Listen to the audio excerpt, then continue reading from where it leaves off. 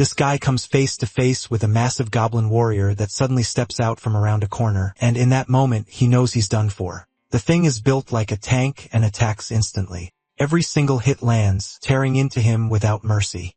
And within seconds, Kang Hyun is reduced to a bloody mess, which the goblin casually drags back to its lair.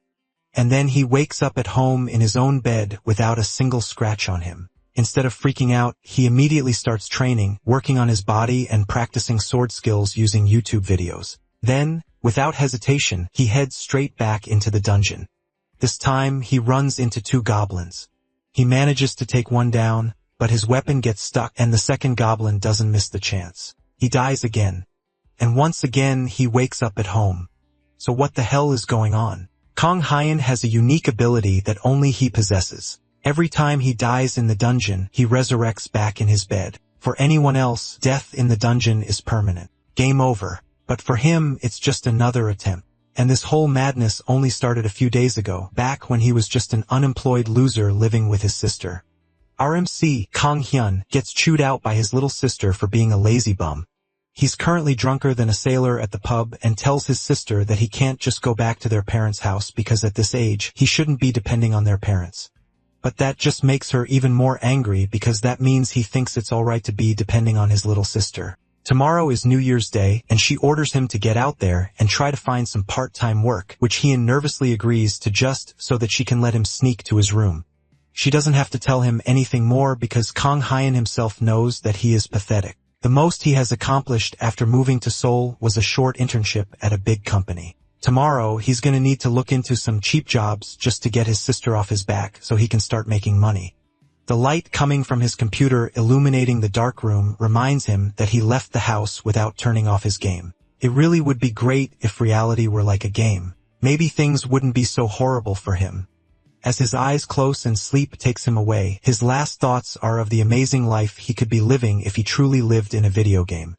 Meanwhile, the Earth detects a connection to the Hawken dimension and automatic defense systems activate. As Hyun sleeps soundly, the defense system temporarily rejects the connection with the Hawken dimension, and the event triggers the start of the tutorial on Earth. Hyun snaps awake and jolts to sit up. All he can see are words in front of his eyes, and it's a countdown timer of some sort, showing the time remaining until connection with the Hawken dimension is complete. Our protagonist doesn't even have the time to process what that could mean before it changes to a message welcoming him to the tutorial. The tutorial will have a total of 8 levels, and death in these levels doesn't affect reality. However, you cannot give up midway through a level, and if you fail, there's no retry. Upon completion, he will then receive a reward along with awakening his abilities in the real world. Hyun takes a moment to absorb everything that's going on in front of him right now, and he comes to the only possible conclusion. This has to be a dream that only a hardcore neat game addict can get, and it's most likely a sign that he needs to touch some grass as soon as possible. The scene changes as the system takes Hyun to the first level and wishes for him to have the courage to save the Earth. Then the message changes to give him information about the first level. To pass this level, he'll have to make it to the end of a bridge, and the failure condition is death. That's an odd clear condition since there is no bridge around that he can see. But everything goes from best dream ever to nightmare real quick as he finds himself on a stone bridge above a sea of lava. He looks around and sees other people who were also been dumped into the challenge, and they all look equally confused and terrified for their lives. Hyun starts to think he's in one very strange dream, then a voice calls his name from just beside him. He turns to see his little sister, Yun, clinging to the wall and staring at him in shock. However, Yun's first instinct is to demand to know why she's showing up in his dreams on New Year's Day. That's exactly what she wants to know as well. But beyond that, she wonders if this really is a dream. Just like him, she was suddenly teleported into an empty space and started getting messages asking her to save the Earth. It's way too much for her to take in, but Hyun cuts into her panicking and tells her not to act like this is her dream, but his sister screams at him since it's not important at the moment. If this really is a dream, then there's no way their conversation could sound so natural. Hyun is still in denial about it. After all, one clear difference between dreams and reality is that you can't feel pain in dreams. So if this really is real life, then he should be able to feel pain. But anyway, our protagonist takes the first step, announcing that he's leaving. The system already mentioned before that they need to reach the end of the bridge, so they can't stay there and keep chatting.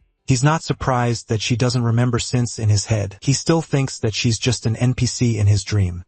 Hyun asks him what he plans to do if he falls, but he doesn't care about that because he believes he'll just wake up. At least, that's what he thought until someone falls right between them, straight into the lava pool below. They both watch as his body touches the hot lava below them. The body melts immediately as soon as it makes contact, and the screams of pain coming from below them suddenly makes this feel even less like a dream. After witnessing that brief nightmare, Hyun starts to think things through. After hearing such realistic screaming, Haeon is terrified, but he still tries to deceive himself into thinking that he won't feel anything.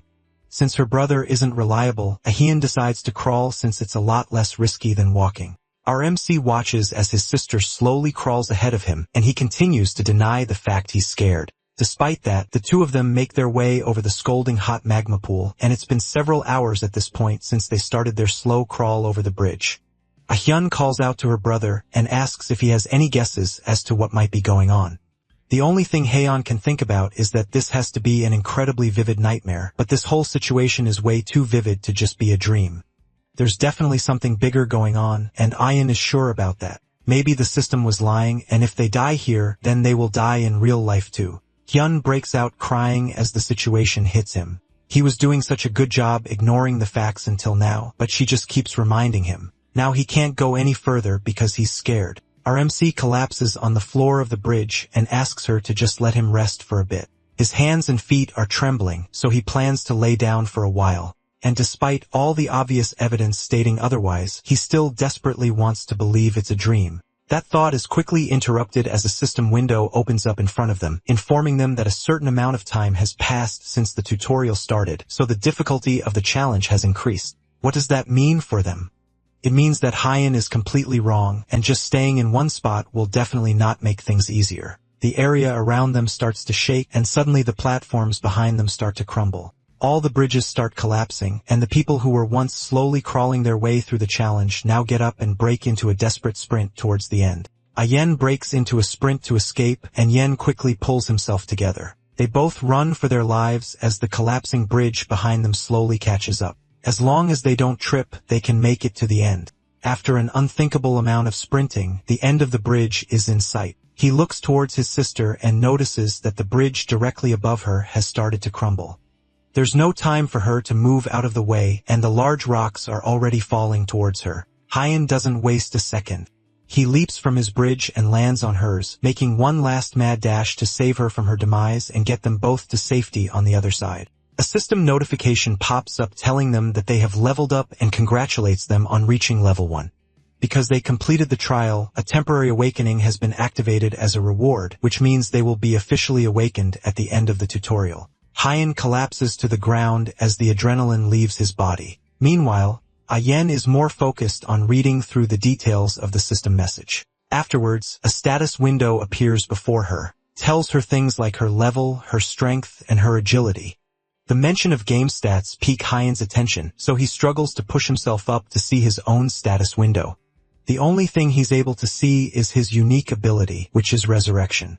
But before he can fully see the rest of the window, he jolts up, awake in bed, panting heavily as he returns to the real world. Online, the rest of the world goes into a frenzy as people start to report that they all also had the same dream. Question boards open on online platforms to discuss lucid dreaming, and people make posts and update their stories with talks of how their entire family had the same dream. News starts to go all over the world, and people are even taking the opportunity to share their experiences from their dreams and try to start crypto scams. The world goes into a panic, and all the while, the time until the Haken dimension connects continues to count down slowly. The two siblings burst out of their rooms searching for each other so they can talk about the realistic dream they both shared where they both nearly died. As they both eat breakfast, Ayun looks through her social media feed, and everyone is talking about the end of the world as well as various other things that are related to the dreams. From information on the internet, it looks like the entire world had the same dream on the same night. And just like what the status window said, everyone who died in the dream woke up unharmed. With all these things happening, Hyun wonders if it's really alright for them to be eating breakfast so peacefully. But there's nothing they can do at the end of the day, so the best thing to do for now is to just eat and think about the complicated things later. The streets are pure chaos as people make a mad dash to get supplies and prepare for an apocalypse. They fight each other and steal to try and stockpile their own supplies, while the more religious population try to use this as a chance to encourage people to repent since judgment has come. Ahayan smartly decides that it's better for her to not go to work for the day. Instead, it's better for them to stay inside and discuss things relating to what they heard and saw in the dreams. Since he didn't get a chance to look at the status window after saving his sister, Ahayan asks her what it said on hers. She uses a check time command to summon her status window so she can check it for herself. The window says that they have 4 years, 354 days, and 17 hours before the connection with the Hakan dimension is completed. Even though everything's a mess, Yen believes that things will calm down pretty soon. For now though, it's better for them to just stay at home and not get too involved with the chaos outside. Aside from the confusion in the morning, nothing else of note occurred for the rest of the day. By evening, most of the citizens had returned to their usual routines, and South Korea had quieted down again in a single day. Just like that, the first day ended, and everyone went to sleep peacefully. Just like before, as soon as Hyun manages to sleep off, he's taken to a new dimension, and a status window is shoved in his face, welcoming him to the tutorial. The window offers to give him an explanation on how to use the basic interface, but there's no need for that, and he goes straight to see the status window. Finally, he gets to see his stats, and they are all pretty average just as expected. He's just level 1, and he has 1 innate ability. But other than that, there's nothing that really stands out as impressive in his stats. There's one stat that catches his attention, and it's called the magic power stat. A stat like that implies that he will be able to use magic eventually. He's not sure if that's a good thing or not, but his attention finally goes to his innate ability, resurrection.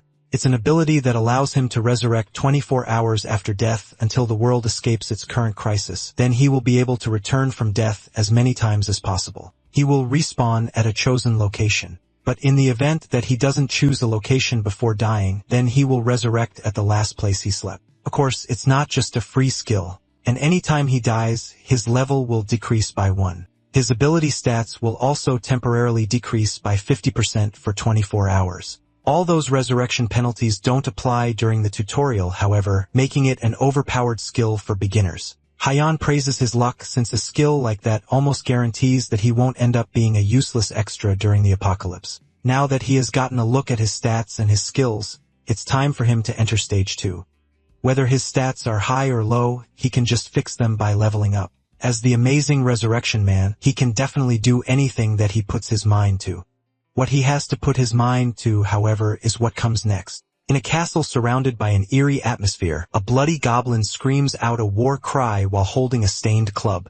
The person he's fighting is none other than our MC, who comes out swinging with a powerful attack, sending the goblin flying backwards in shock. Hyun follows up his initial attack with an overhead swing from his weapon. After a long and tiring struggle against the goblin, Hyun emerges victorious but exhausted. He managed to kill it with his mace by ambushing it, but his whole body has gone numb from the sensation of hitting a living thing.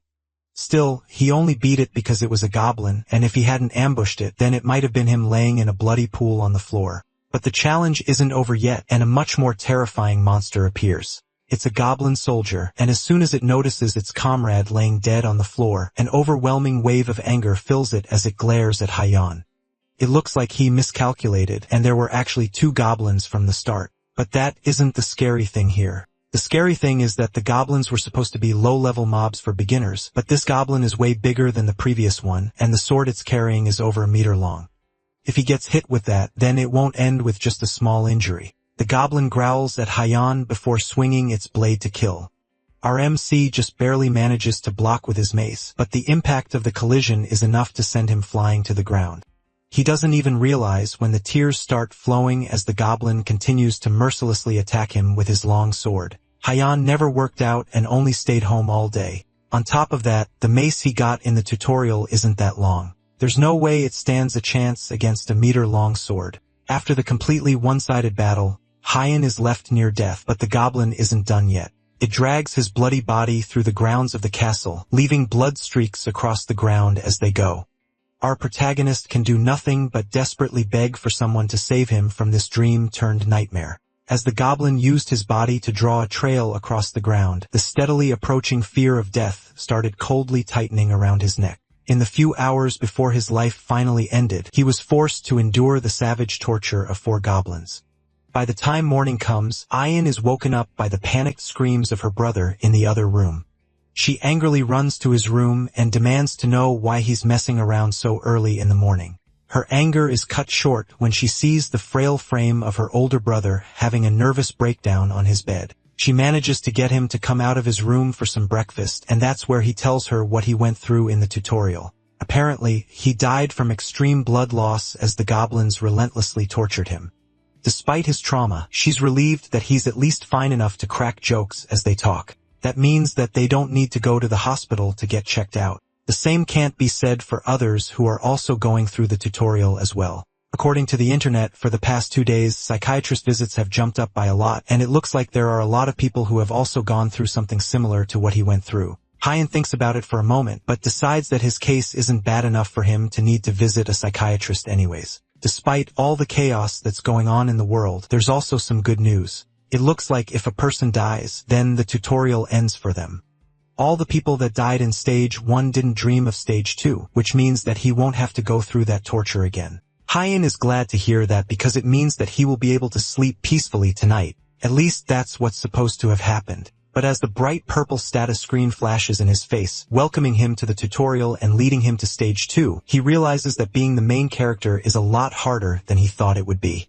All he did was take a nap, and now he has been trapped here for several hours, afraid to go ahead and wanting to die.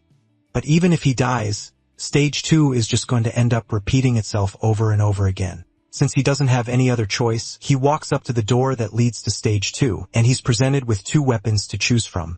The weapon he picked last time was the mace, and he chose it because he thought it would be powerful and easy to use. However, since he's scared of getting close to the monsters, he instead decides to use a crossbow. He also grabs a spear, which he thinks should be better compared to the shorter range weapon like the sword. With his 2 weapons in hand, he sets off to tackle Stage 2 yet again. Instead of charging in for a surprise attack like he did last time, Hyan takes a much sneakier approach and lays down in the shadows to snipe a shot at the goblins before they can see him. He takes aim with the crossbow, and the arrow strikes perfectly in the goblin's head, but the monster takes the hit without a problem.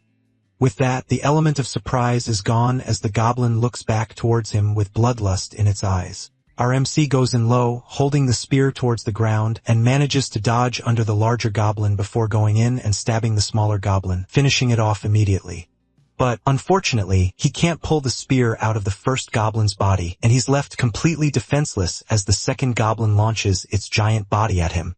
His end is a lot swifter than last time, and he wakes up in bed with a scream. The next night, it's round 3 in the tutorial phase 2, and he's a lot less happy to see the welcome messages from the status screen. Today, he decides to go with the sword and shield instead.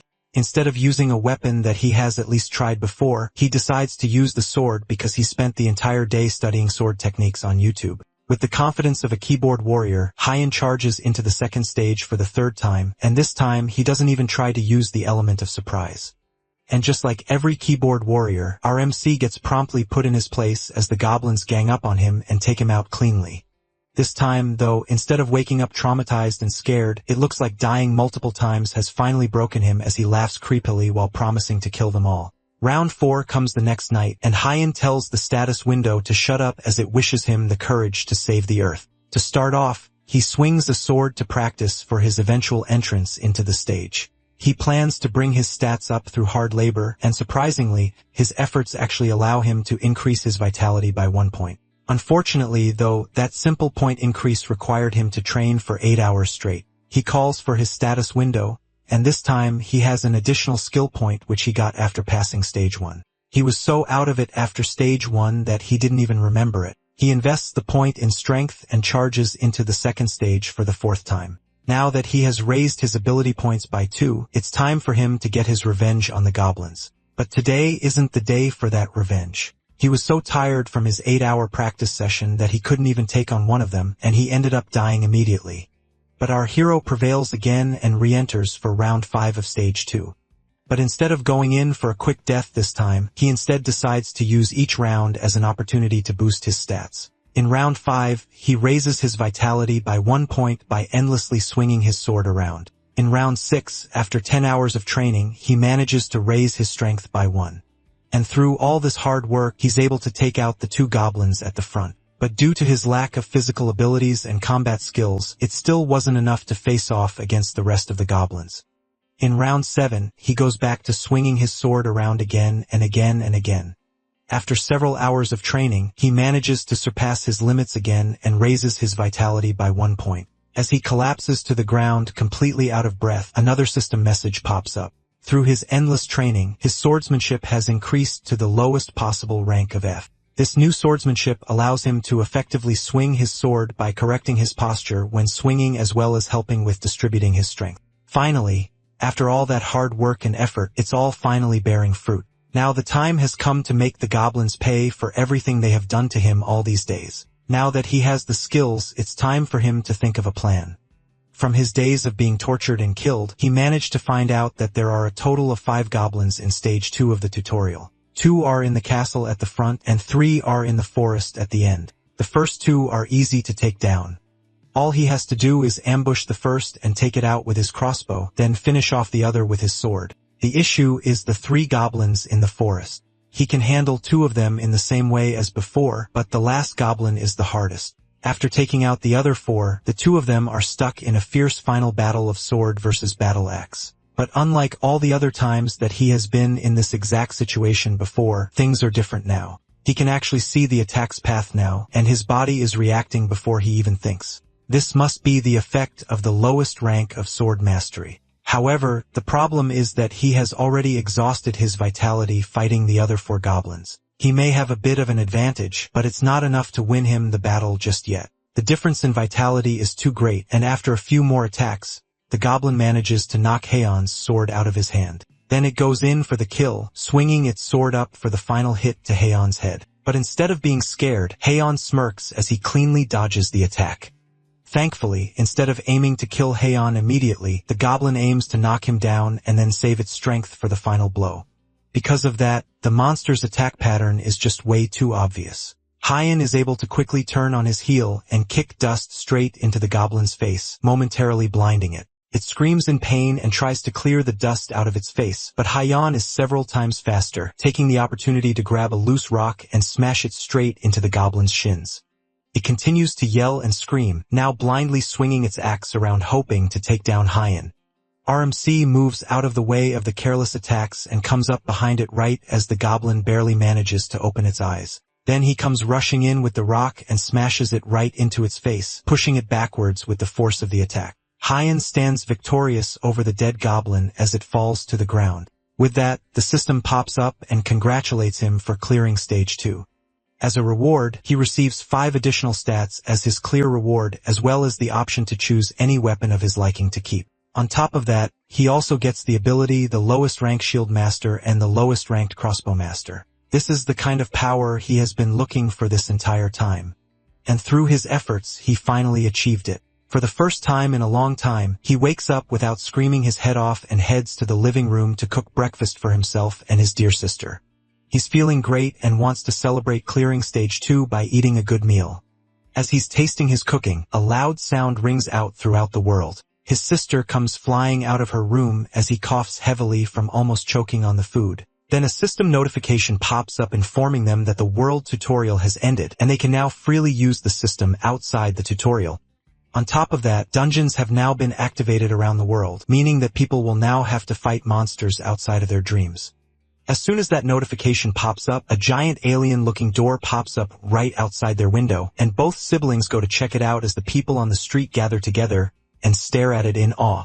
The messages continue and informs them that only awakened talents may enter dungeons. It's not just in front of their window that these dungeon doors have popped up. The doors appear in every country of the world, and it comes with one more message. If the dungeons are not cleared within a set time, then the dungeon gate will open, and the monsters within will flood into the world. Meanwhile, the time until the complete connection with the Haken dimension continues to tick down.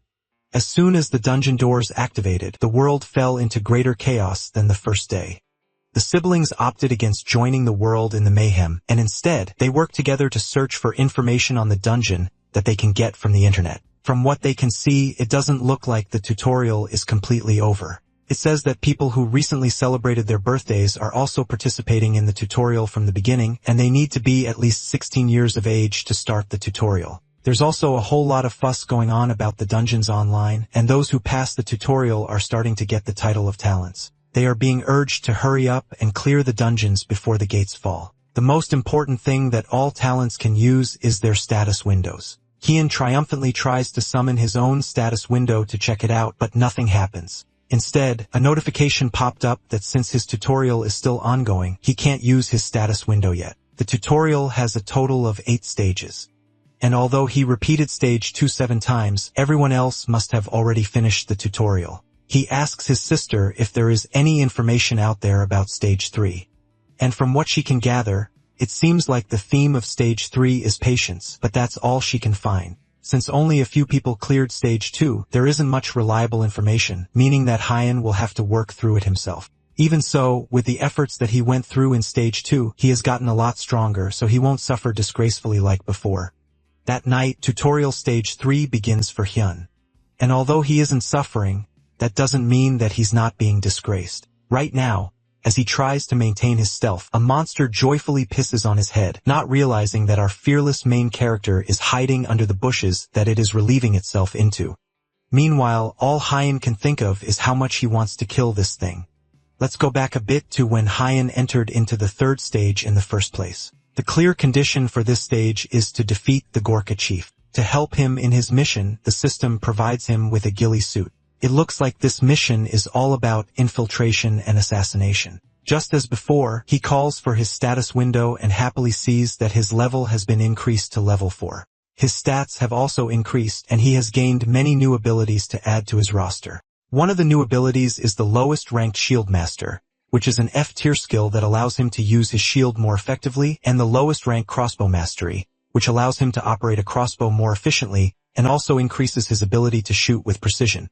He then decides to allocate his additional skill points to Strength and Vitality, and he also puts 2 points into Agility. Now that he has taken stock of everything from his skills to his abilities, the next thing for him to do is to examine there's nothing in it except the shabby longsword that he picked up from the 2nd stage. With inventory management done, it's time to get this mission over with. This mission is similar to what a legendary American Marine sniper called Carlos Hathcock went through during the Second World War. He crawled for 1.5 kilometers to assassinate a general without being seen or heard. He's a figure that Hyan respects the most, especially after what he has gone through in this mission. Since his dream started, he has crawled for about 10 hours before finally reaching what should be the Gorka's village. Out in front, there are 2 guards on watch duty, and he's probably going to have to force his way through them. His pants are soaked in his own piss, and not only is the grass itchy, but there are all kinds of bugs in his clothes. That's not the worst of his problems, though, and he looks above him to see one of the monsters staring down at the patch of grass that he's hiding in. At first, Hyan thinks that he has been discovered, but instead of being dragged out of the grass by the strong hand of the monster, a disgustingly warm and smelly liquid pours on his head as he puts his face down in shame. Hyan finally snaps and summons the sword from his inventory and slams it right into the monster's midsection, killing it immediately. The commotion is enough to draw the attention of other monsters in the village, and they all run towards him to see what's going on. In a matter of seconds, he's completely surrounded by the monsters. But unlike the other times, Hyan isn't scared of them. Since he's already screwed, this is the best time for him to use a line that he has always wanted to say. He screams into the air as the monsters dash towards him, daring them to come and attack him with all they've got. Blood from both the monsters and Hyan soars into the air as he laughs manically. With that, Hyan wastes no time going in for stage 3, round 2. And this time, thanks to his mental breakdown in the first round, he has acquired a new ability called Raging Lion's Roar. The ability reduces the morale and stats of nearby enemies and removes all current debuffs that are ranked D rank and below. This time, he rushes in blindly, throwing the ghillie suit away as he pulls out his sword. After crawling in the first for 10 hours, Kion realized something. The Gorka warriors leave during the day to hunt, and they only return when the sun goes down. In short, the camp is weakest during the day, and they only leave a few skeleton crew behind to guard the place. Thanks to that, he is able to make quick work of all the guards around, and he charges straight towards the central hut where the Gorka chief. As he slides in through the hut's entrance, he sees the Gorka chief confidently resting on his throne, while 2 mages stand guard beside him. Without a word, the Gorka chief points at our MC and orders them to attack, and the mages immediately cast a spell that immobilizes him and roots him to the spot.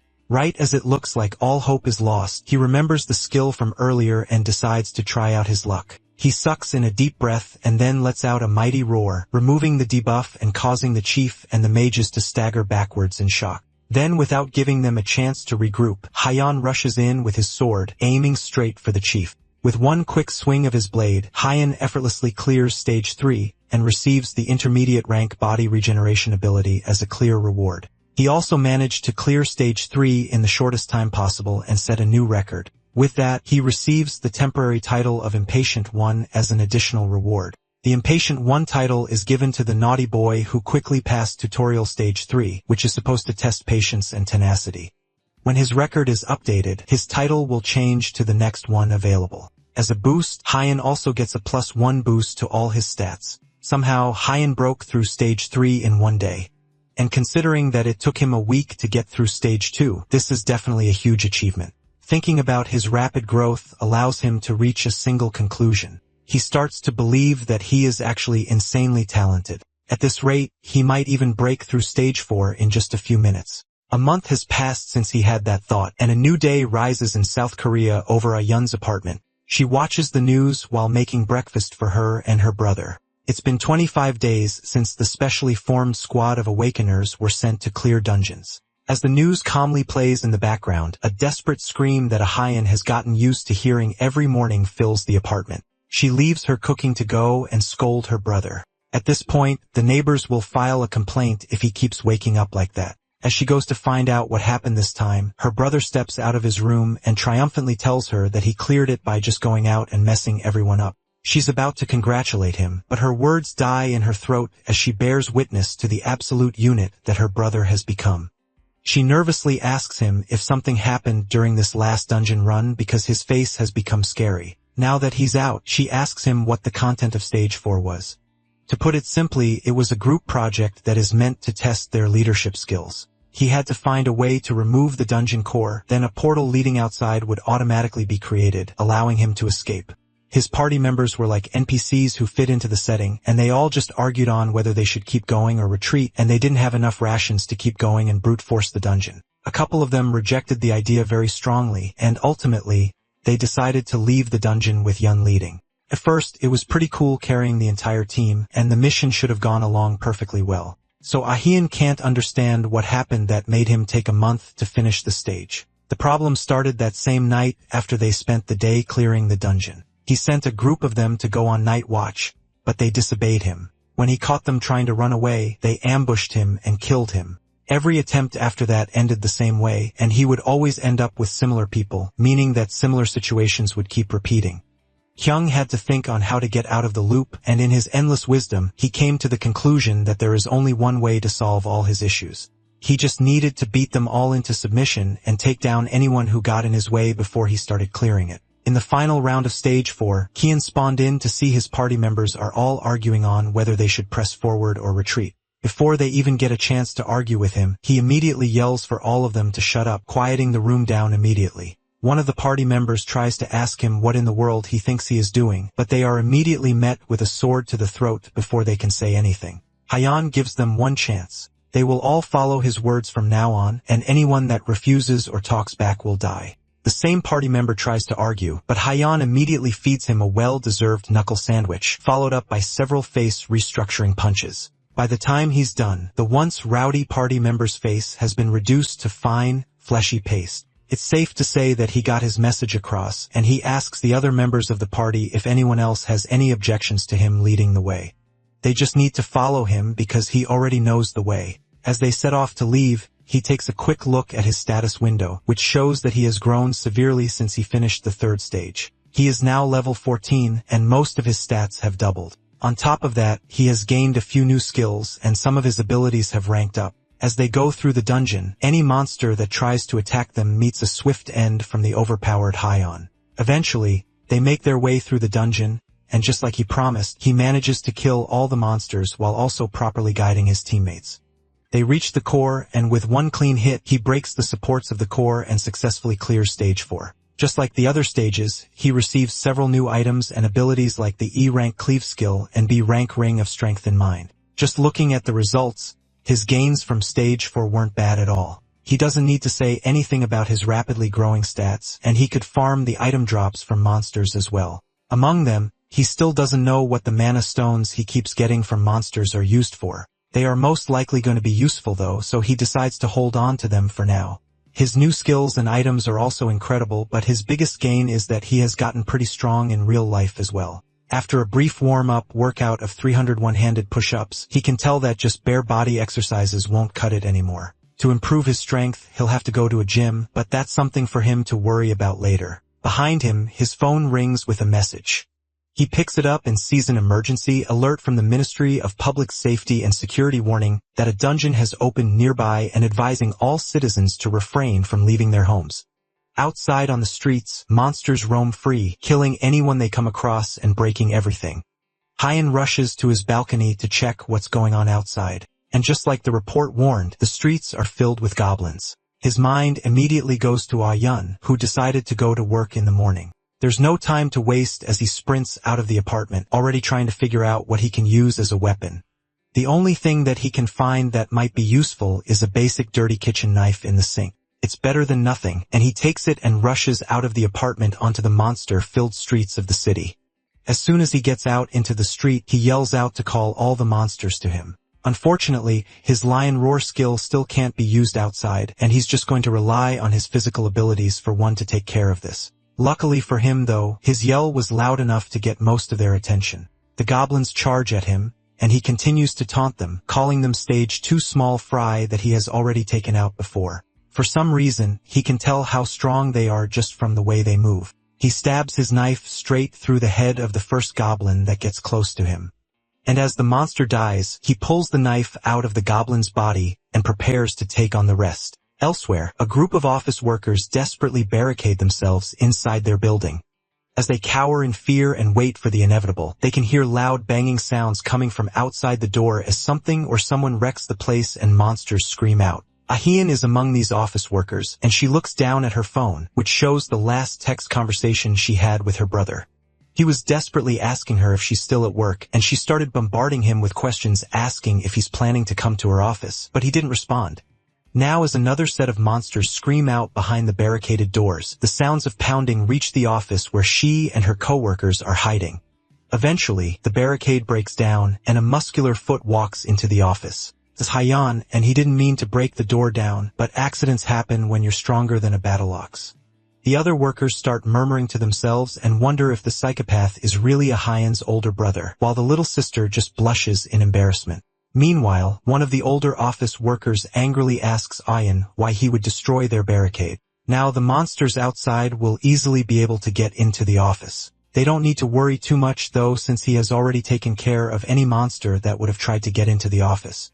Later on, after clearing the goblins out from the whole building, Hyan returns to Hyan's office where she bandages him up and cleans his wounds. Ever since he got his makeover and became buff, he's been acting really tough and letting himself get hit without a care for his safety. In the tutorial, he mostly relied on his insane regeneration skill so he can tank attacks without a care in the world. But since he can't use his skills in the real world yet, his usual fighting style means that he's going to come back with a lot of injuries. If he can't use skills in the real world, that also means that he can't use his resurrection ability. So if he dies, then there's no coming back. Still, even though he's definitely pushing himself, Hyan can't deny that the way he's charging through the danger is kinda cool. Everyone else seems to think the same thing, and one of Hyan's seniors was making a fuss trying to get a chance to be introduced to our MC. That night, they all go to sleep in the rundown office building, and as usual, Hyan is taken to the tutorial level. This is stage 5, and for this level, he needs to prove that he has the wisdom to overcome any difficulty. As the level loads, he's suddenly surrounded by a group of people who are chatting idly with each other. Except instead of being surrounded by a bunch of meddling warriors who can't agree with each other, he's instead surrounded by a group of beautiful women. The clear condition needs him to defeat the succubus, which is a nightmare demon that disguises itself as a human. Hyan is familiar with succubi and knows them as dream demons that suck energy out of men. They usually look like gorgeous women, which should have made it easy to sniff them out, but the issue is that all the women here are ridiculously gorgeous. As he's trying to figure out who might be the succubus out of all of them, one of them approaches him and asks for his opinion on who he thinks the succubus might be. As she talks, he can't even keep his eyes on her, and he looks away while scratching the back of his head. But his attention is brought back to her when a notification window pops up in front of his face. It informs him that his ring of strengthened mind is resisting the seduction attempt from the woman in front of him. It looks like he lucked out and found the succubus right away thanks to his B-rank item.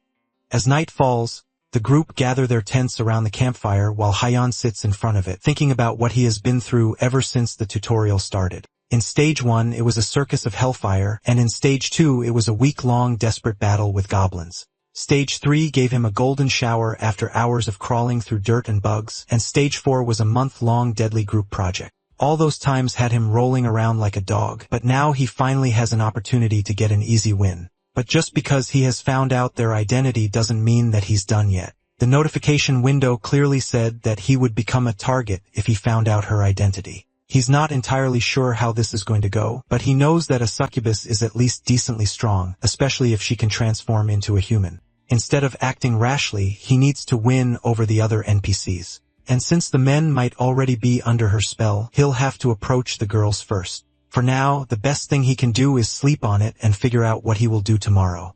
As he wakes up, instead of the open forest sky that he expected to see, what is above him instead is an unfamiliar ceiling. He wakes up with a shout as he realizes that he's back in Ahien's company.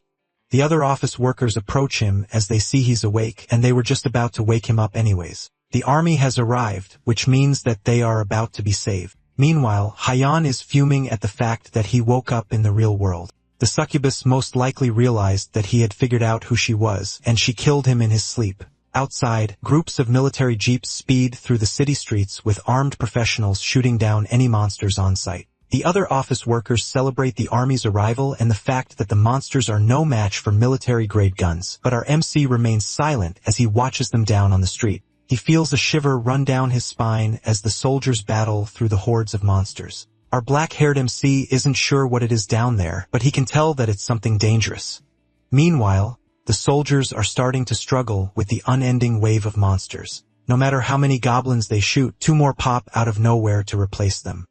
Usually, it's the talents that are meant to take care of the monsters, but for some reason, they are the ones that are stuck with the heavy lifting. The soldiers notice one of the monsters walking calmly towards a soldier while being sprayed with bullets. With one clean swing, it chops off a soldier's head as the gun continues to idly fire. All the soldiers turn their attention towards the new large monster threat, start raining down bullets on it, but the more they fire, the more they start to realize that their bullets have no effect beyond just making the monster angrier. It starts to charge towards them, and the lieutenant orders the driver to step on the gas and get them out of there. But it's already too late, and the monster leaps off the ground, heading straight towards the soldiers who can only stare in disbelief as the monster comes smashing down on them. The car can't take the added weight and it swerves, causing a domino effect as one car hits another, resulting in a massive pile-up. Hyeon watches the whole thing as the goblin starts to pick off the surviving soldiers while the rest of the office workers slowly start to panic. Then suddenly, the goblin stops moving before glaring up towards the office building, making direct eye contact with Hyeon. The few remaining soldiers start to pick themselves up as the signaler frantically tries to call for reinforcements. They don't have any time to catch their breaths as the goblin from before climbs on top of one of the destroyed convoy jeeps and glares down hungrily at them. One of the men desperately asks the signaler where their reinforcements are, and he replies that they are sending a civilian talented.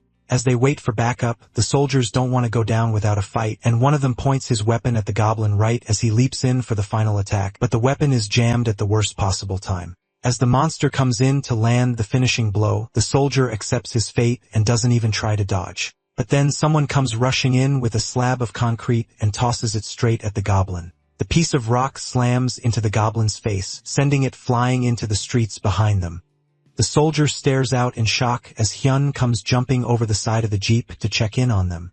He tries to cheer them up while checking on their wounds, but the PTSD of almost dying to a monster makes him mistake Hyun's ugly mug as another monster even scarier than the goblin, and he instinctively points his weapon up at Out MC. Hyun puts his hands in the air in defense, yelling that he's a human and telling the man to put the gun down. The soldier hesitantly puts his gun down and wonders if Hyeon is the reinforcement that they were supposed to send. The soldier thanks Hyeon for his help, but our MC tells him to calm down since he's not here due to any sense of justice or anything like that. He just happened to be in the right place at the right time. The main reason Hyeon came down to help is because of the time their eyes met earlier. The goblin noticed him, which means that it definitely would have come to Hyan's company after the army gets defeated. It'd be better to deal with it here rather than fight with baggage around him. He starts stepping over the railing of the truck bed, while also instructing the soldiers to hold their fire. If they recklessly shoot bullets out while Hyan is fighting the monster, then there's a chance that they might end up putting holes in him too. He also asks them if they have any tear gas on them. Luckily for him, they do, and Hyan asks them to use the tear gas on the monster, much to the shock of the soldier. If they use the tear gas on them, then Hyan is definitely going to be affected as well. The soldier tries to advise him to at least take a gas mask with him, but Hyan has already started moving towards the goblin. He tells them to use it and not ask any questions since he doesn't have time to explain. The soldier reluctantly follows Hyan's orders as he starts charging towards the monster, while also instructing the rest of his platoon members to put on gas masks and stay alert. The field is ready, and Hyan is set to have his revenge. After everything that happened with the goblins in the second stage, he has a pretty serious grudge with them, so he's not about to let a chance of getting revenge pass him by like this. Meanwhile, the soldier tosses the tear gas right between them just as Hyan instructed, and it explodes in a cloud of smoke. The goblin immediately cries out in pain as the gas starts to have an effect, and even Hyan can't help but cough as the toxic gas starts to spread. With the gas starting to really take an effect on the hobgoblin, it swings its axe around wildly, hoping to stop anything from getting close. Hyan pushes forward with tears streaming out of his eyes from the tear gas and rushes to take on the monster while it's distracted. The hobgoblin has skin that is strong enough to deflect bullets, so pain like this from the tear gas must be pretty new to it. Hyan, on the other hand, whose entire fighting style revolves around tanking hits while hitting harder, is more than used to any sort of pain, so this is nothing for him. He takes one large swing at the goblin, successfully slapping its axe out of its hands, and then follows it up with several deadly swings. But even with all of that, the monster still doesn't go down. He continues to attack, pushing through the pain to damage the hobgoblin, all while the other soldiers watch them fight from the side. They are amazed at the power of a talented as they watch him push back a monster that a rain of bullets couldn't damage. Suddenly, someone comes up from behind and asks to know what exactly is happening. This newcomer is the talented that was supposed to be sent by the army initially. And as far as he's been told, no other reinforcements were supposed to be sent in but him. Meanwhile, Hyun is starting to get tired, and his weapon is starting to fail. When he came into this fight, he expected the monster to be tough. But even after several minutes of relentless attacks, our MC hasn't managed to inflict a single injury on it. At this point, he'll just end up getting exhausted. He needs to try and find its weak point before the monster manages to regain its composure. Suddenly, the blonde newcomer from earlier comes rushing past Hyun and slashes at the monster with his dual blades. Despite the impressive display of power and speed, the blonde talented didn't feel anything cut during that attack. It was like swinging at a rock. He calls out to Hyan and tells him that no matter how strong this hobgoblin is, it's only the boss mob of an F-rank dungeon. Since its defenses are abnormally high, it must have a separate weakness. The term F-rank dungeon is new to Hyan, and it means that this newcomer must know a few useful things. He doesn't know who this guy is, but he takes account of his words as they both rush at the monster to continue their attacks. From what the newcomer has seen, he can tell that the monster doesn't have great stamina, which means that it must be exhausted by now. Hyan can tell that as well. But what's the point of exhausting it if they still can't land any solid hits on it? Even Hyan's sword is almost at its breaking point from how long he's been bashing at this rock-hard skin. Hyan realizes that what he needs is a better weapon, and his eyes are immediately drawn to the axe that he hit out of the monster's hand earlier. Our MC manages to grab the axe and rushes back to take out the monster head-on. As he runs, he realizes that the monster's weak point is probably its eyes, but it knows that and is protecting them. That means that he has to look for somewhere else to attack that's just as vulnerable. At first, he considers striking behind the joints where the skin will be weaker, but that might not be enough. He doesn't have a lot of time to think, so he just goes in for an attack in the first place that comes to mind. Blood pools out on the street as the monster's skin is penetrated for the first time. Unfortunately for it, that isn't the only thing that has been penetrated. Both the monster and the blonde talented stop their fighting instinctively as they realize what Hyan has just done. Even though they are opponents fighting against each other, even Hyan is polite enough to apologize after delivering the classic 1,000 years of pain with a rusted battle axe. At that moment, as the fight momentarily paused, Hyan felt a terrible sensation move up the halberd into his hand. As the monster struggled to process the pain and embarrassment of what just happened, a truly brilliant philosophical question filled our MC's mind. Is the behind a weak point?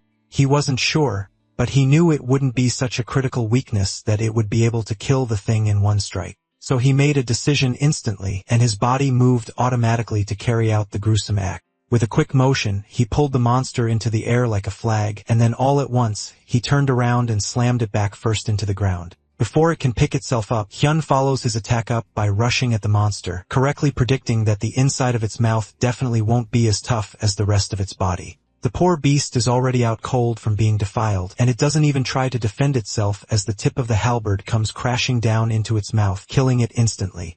The blonde watching the whole thing can tell from a glance that our MC is strong, but the bigger question is where a person like him came from. Since he has never seen our MC before, he can only assume that Hyun must be an independent fighter. As he pulls out the halberd from the dead monster, a shiny golden item pops out from its mouth. Hyun tries to identify it, but the system immediately pops up and tells him that he cannot find out information about the item since the tutorial is still in progress. He doesn't know what it's for, but he decides to take it for now. The blonde talented approaches Hyun from behind, but our greedy MC thinks that the guy just wants to share his hard-earned drops. He decides to run instead of sharing his drops, and before the blonde man can even ask a question, he gives a flimsy excuse about being busy and runs away, leaving the halberd behind. In an instant, our MC is gone just as mysteriously as he came. And as the blonde man takes off his mask, he's left wondering just who in the world that guy was. A few hours after defeating the hobgoblin, the situation in the city seems to have finally wrapped itself up by around sunset. Hyun and his sister walked through the ruined streets, looked like the set of a disaster film, and only after the sun had fully set did they finally return home, or at least what is left of their home anyways. Hyun dryly asks her brother if he remembered to close the door behind him on his way out to play hero. She doesn't need an answer from him anyways, and their wrecked living room is all the answer she needs. She sighs in disbelief and tells him that they should clean up before they eat, and Hyun doesn't object to that. Later that same evening, after cleaning the house, the two of them sit down to a nice dinner while Hyun checks the news on her phone. Something catches her eye, and she quickly turns the screen to show her older brother. It looks like someone recorded the fight from the street and the office. The comments have somewhat positive feedback, and Hyun cracks the creepiest smile possible as the attention hits him. His sister can barely take another bite of her food after seeing his face. She starts to talk about how horrible his face looks, and he can't even talk back to her because even the comments are mocking his villainous-looking face. Hyun has no choice but to accept that his face truly does look as bad as she has been telling him. Later that night, it's time for them to head to bed. And before his sister can go to her room, he calls her back and asks her to turn off the light and close the door for him.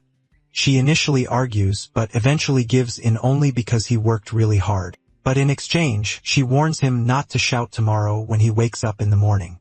With that, she wishes him good luck and turns off the light for him. His thoughts go back to the strong man that he fought with earlier that day as he slowly falls asleep. The succubus from yesterday was really pretty, and although she killed him, he's a little excited to see her again. But as he opens his eyes, instead of a beautiful group of women, he sees a monster staring curiously up at him. He doesn't waste any time and punches it right in the face, knocking it out immediately. A notification pops up in front of him with a different clear condition than the last time he entered this stage. The tip for this one is that the cave goblins have dim sight but excellent hearing, so he needs to find a way to divert their attention. It's terrible timing that the system is only telling him about their great hearing now after he screamed and punched a goblin in the face. Within seconds, he's already surrounded by several goblins who were probably drawn to the commotion. Although that's a valid question to have at a time like this, the better question that Hyun wants answered is why the tutorial changed again to this goblin slaying quest. The next morning, Hyun screams as he wakes up and his sister screams back for him to shut up. Elsewhere, in a deserted office building, a man gets punched in the face and flies back onto the floor. The man asks, through bloody lips and a broken jaw, how a normal person can be stronger than a talented, but his questions are left unanswered as the man stomps on his head, quieting him down immediately. The man snarkily tells the talented that nothing has changed. It doesn't matter if he has awakened and gotten a little stronger if at the end of the day, he doesn't know how to fight. Now that he's done beating up this group of nobodies, the man licks his lips as he realizes that there are some interesting talented out there for him to fight. Back with Hyan, he enters stage 5 for the third time, and once again the tutorial's conditions change. This time, the clear condition is to defeat the doppelganger, which is a monster that eats humans by hiding in crowds. The failure condition is death, and his tip is that holy knights and mages can use a special ability once a day. This one is more similar to the first round, except instead of a succubus, he's looking for a doppelganger. He sucks in a deep breath and uses his lion's roar skill to call everyone's attention to him. They all come towards him to hear what he has to say as Hyan clears his throat and announces that everyone that moves from now on is a culprit. Of course, while doing that, he forgot something important. In a game of Mafia, the one with the biggest mouth is the one that dies first. Now that he thinks about it, he has never won a game of Mafia before. And as such, he never saw this ending coming as he woke up startled the next morning. Kian tries not to think about it and decides that for now, he just needs to eat something. And just like that, the struggle to pass stage 5 would carry on for an embarrassingly long time. He would end up making the same mistake for over a month with absolutely no progress at all. One day, in a fit of insanity and desperation, he decides to change up his look, leaving his room dressed in a suit and dorky-looking glasses. His sister comes back from work and nearly dies of shock from seeing her brother dressed in such a weird getup. She just got off work, and now she has to be forced to witness such a horrible sight. Hyan, meanwhile, is trying to become smarter in hopes of clearing stage 5, and he wants to start off with his looks. Right now, it's the 53rd day that he has died in the 5th stage. He has to try and do something different or else he's going to be stuck there forever. The only hint they gave him was that he should use wisdom to pass, but the clear condition is different every time. That night, once again, he returns to stage 5, and as usual, things have changed. The condition is to completely clear an F-rank dungeon's Terrence's incubator. The failure condition is death, and the tip is that the spitting tarmac guarding the incubator is level 20, so he has to find its weak spot to defeat it. After walking through the cave dungeon for a while, he finally sees the spitting tarmac that the game was warning him about. Clearing a dungeon is the perfect condition for him since he doesn't have to use his brain. He rushes towards the monster, preparing to fight it head-on, but it defends itself by spitting out venom from its mouth. The venom quickly coats his hand, turning it a deep purple as it starts to spread to the rest of his body. Before it can get too far, he chops off the infected hand without a moment's hesitation, and even the spider is shocked by how daring he is. Then he continues his mad dash towards the spider, sliding under it before it can shoot out another poison shot. The notification window pops up right in front of him, reminding him that he needs to find the spider's weakness, and he cops the monster in half right through the notification window. Just like that, the monster drops dead before it can even do anything against him, and it's all thanks to the fact that he ultimately decided to jump in head first. He doesn't have to worry about finding its weak spot or its weakness. The system finally congratulates him on clearing stage 5 right as his severed hand regrows. And as a clear reward, he receives a B-rank ability called Titan Strength. His new ability, Titan Strength, allows him to strengthen his muscles using mana, and it in turn increases his strength by 12 for 10 minutes. The next day, in a school somewhere in Korea, some students look through the internet for information about the tutorial and their awakening. One particular student is especially distressed because it's his 18th birthday, which means that he has started facing the tutorial. There are no good tips for any stage after stage 5. They say that you are in the 1% of talented if you manage to get past stage 4, but those that did also definitely hid some good information somewhere for themselves. Eventually, the student finds some good information from an anonymous poster. Apparently, they cleared stage 7, and they are about to go for stage 8. However, after reading through the tips for the next few stages, it's hard to believe that it's actually real. The first tip is for stage 4, which has a theme of leadership. It advises them to make all the party members surrender with their strength. Stage 5 is wisdom, and they advise to use their muscles as the greatest source of wisdom by growing strength. Stage 6 is about being cold-blooded, so one should destroy everyone from enemies to allies. Stage 7 is dedication, where one must focus on destroying their enemies. All the advice sounds horrible, and the kids write it off as just a troll. Even the rest of the comments on the post are mocking the poster for making such a pointless guide, and they all write it off as just a troll post. The original poster, our very own MC, Hyan, yells at the phone as he realizes how ungrateful people are despite his excellent advice. His sister passes by and mocks him for giving useless advice. Our MC smirks and tells her to just wait and see what happens. Once he clears stage 8, then he will be the 3rd tutorial graduate in the nation. When that happens, then he will be on the same rank as Guildmaster Han Xian of Dangon Guild or President Choi Dongwu from Allegiance of Skill. Despite his confidence, there's no way he can compare himself to even being close to the geniuses who cleared the dungeon in one go when it's taken him over 4 months to get to this point. He nervously tells her to shut up and reminds her that he cleared stage 6 and 7 in one go too. With that, the sun sets and night falls, and it's time for the final stage. As he goes to sleep, the system congratulates him on completing stage 7 and asks if he would like to enter stage 8. His reward for stage 6 was a B-rank weapon called Biljin's longsword. It's described as a longsword of Biljin, the mercenary who spread his name for over 30 years on the battlefield. His stage 7 reward is Ronald's armor, which is the armor that the knight errant, Ronald of Aldous Kingdom, wore throughout his life. The armor has a self-restoration ability, which means that it can repair damaged areas on its own. With all these buffs and equipment, Hyan is finally ready to clear stage 8 and start using the system and his inventory in real life.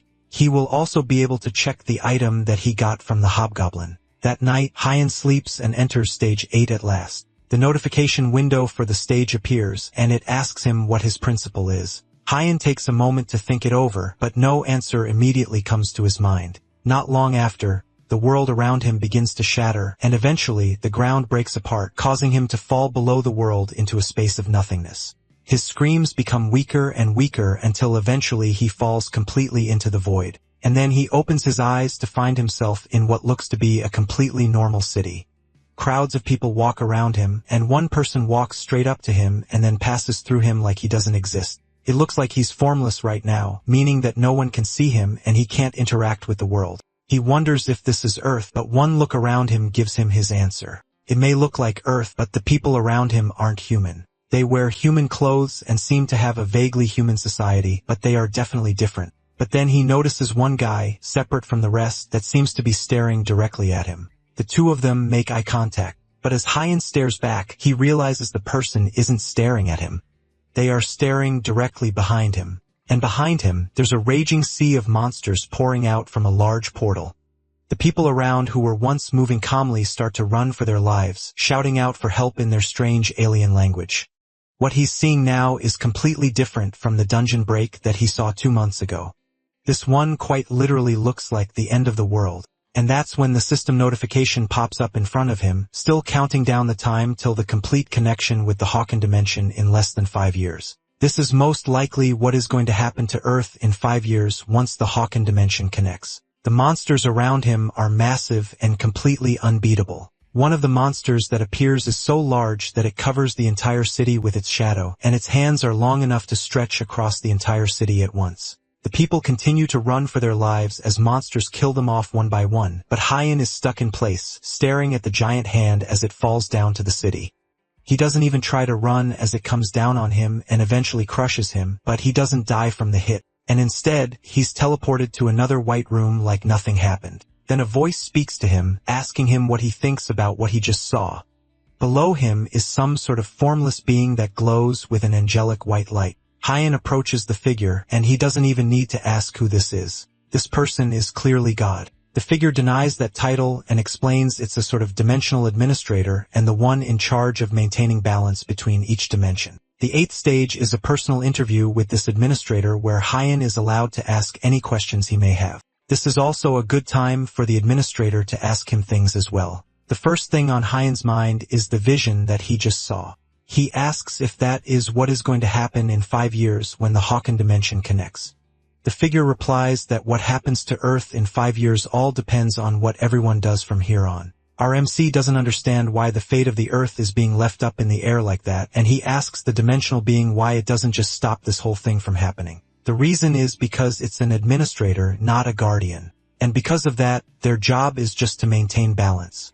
Giving humanity access to status messages and tutorials are the best form of assistance he can provide. Hyan is lost for words, so the administrator asks its own questions. It asks for the reason Hyun has lived their entire life and what principles they follow. The administrator has been observing humans recently since the events of the tutorial started, and they really sparked its interest. All forms of intelligence are fascinating to the administrator, but humans are even more fascinating in comparison. Our MC tells the administrator that they must not have observed enough if they are asking for something grand like a principle. No one lives their lives thinking about stuff like that, or at least no one around Haiyan does. Humans are just doing their best to survive since they just happen to have been born. At the end of the day, they just endure each day and try to make it to the next. The administrator changes their question and asks Yen if there is something that he wishes to protect. He wants to protect his little sister and his parents. After dying a few times, Haiyan has learned his place in the world. Being a hero isn't for him. Even the administrator agrees that heroism is about innate talent. And from what they have seen, Haiyan is closer to a dunce. But personally, the dimensional being is a fan of Haiyan. If the administrator enjoyed watching Haiyan suffer, then they must be some sort of sadist, which could mean that the future of Earth is doomed. Beyond that, however, Haiyan realizes something else. He asks the administrator about Stage 5, which had a theme of wisdom and why it changes its subject every time. Suddenly, the bold and eccentric administrator goes silent before a notification screen pops up in front of his face, telling him that his time is up and he has successfully cleared Stage 8. Haiyan barely has any time to understand what's going on as the administrator continues to talk, telling him that the tutorial is just a tutorial and there will be many more ordeals from now on. Meanwhile, our protagonist starts to realize that his intuition was right and the administrator really was the one that was messing with his Stage 5 run. He tries to run at the dimensional being, but it's already too late as he's being teleported out of the realm. But before he leaves, the administrator tells him that whether he wishes it or not, Yan has it in him to become the hero that saves Earth. And with that, as he is teleported back to the real world, the administrator congratulates him on beating the tutorial. That makes him the 62nd person in the whole world that has graduated from the tutorial, and it gives him the prestigious title of tutorial graduate. Haiyan continues to scream at the administrator right until he opens his eyes again in the real world. Except instead of screaming out loud like he normally does, there's something stuck in his mouth. He spits it out and almost barfs as he sees one of his old socks. Haiyan knew that he would start yelling first thing in the morning, so she stuffed his mouth to shut him up this time. The fact that he woke up screaming most likely means that he failed again, and she snarkily asks him how long he thinks it's going to take to beat the final stage. Hyun smirks and then summons his status window in front of her, proving that he has finally completed the tutorial. With that, he gives a hearty laugh and proudly proclaims that he's now a talent too. That's convenient for them since Hyun can now go out and make some money. To commemorate the special day, Haiyan makes him a special breakfast. And after telling him about it, she leaves the room to go about her day. Later that day, Haiyan sits on the couch looking through his status window while his sister heads out to run some errands. The title he got from the 8th stage isn't that amazing, and all it does is give a +2 effect to all his stats, which can be useful, but it's ultimately not that impressive. On top of that, he also can't use more than one title at a time. And outside of the title that is currently active, the rest of the title will have their effects hindered by 50%. Naturally, he decides to use the tutorial graduate title, which when added with the Impatient 1 title gives him a 2.5 point boost to all his stats. Now the most important thing that he has been waiting for all this time, it's time for him to take a look at the item that dropped from the hobgoblin.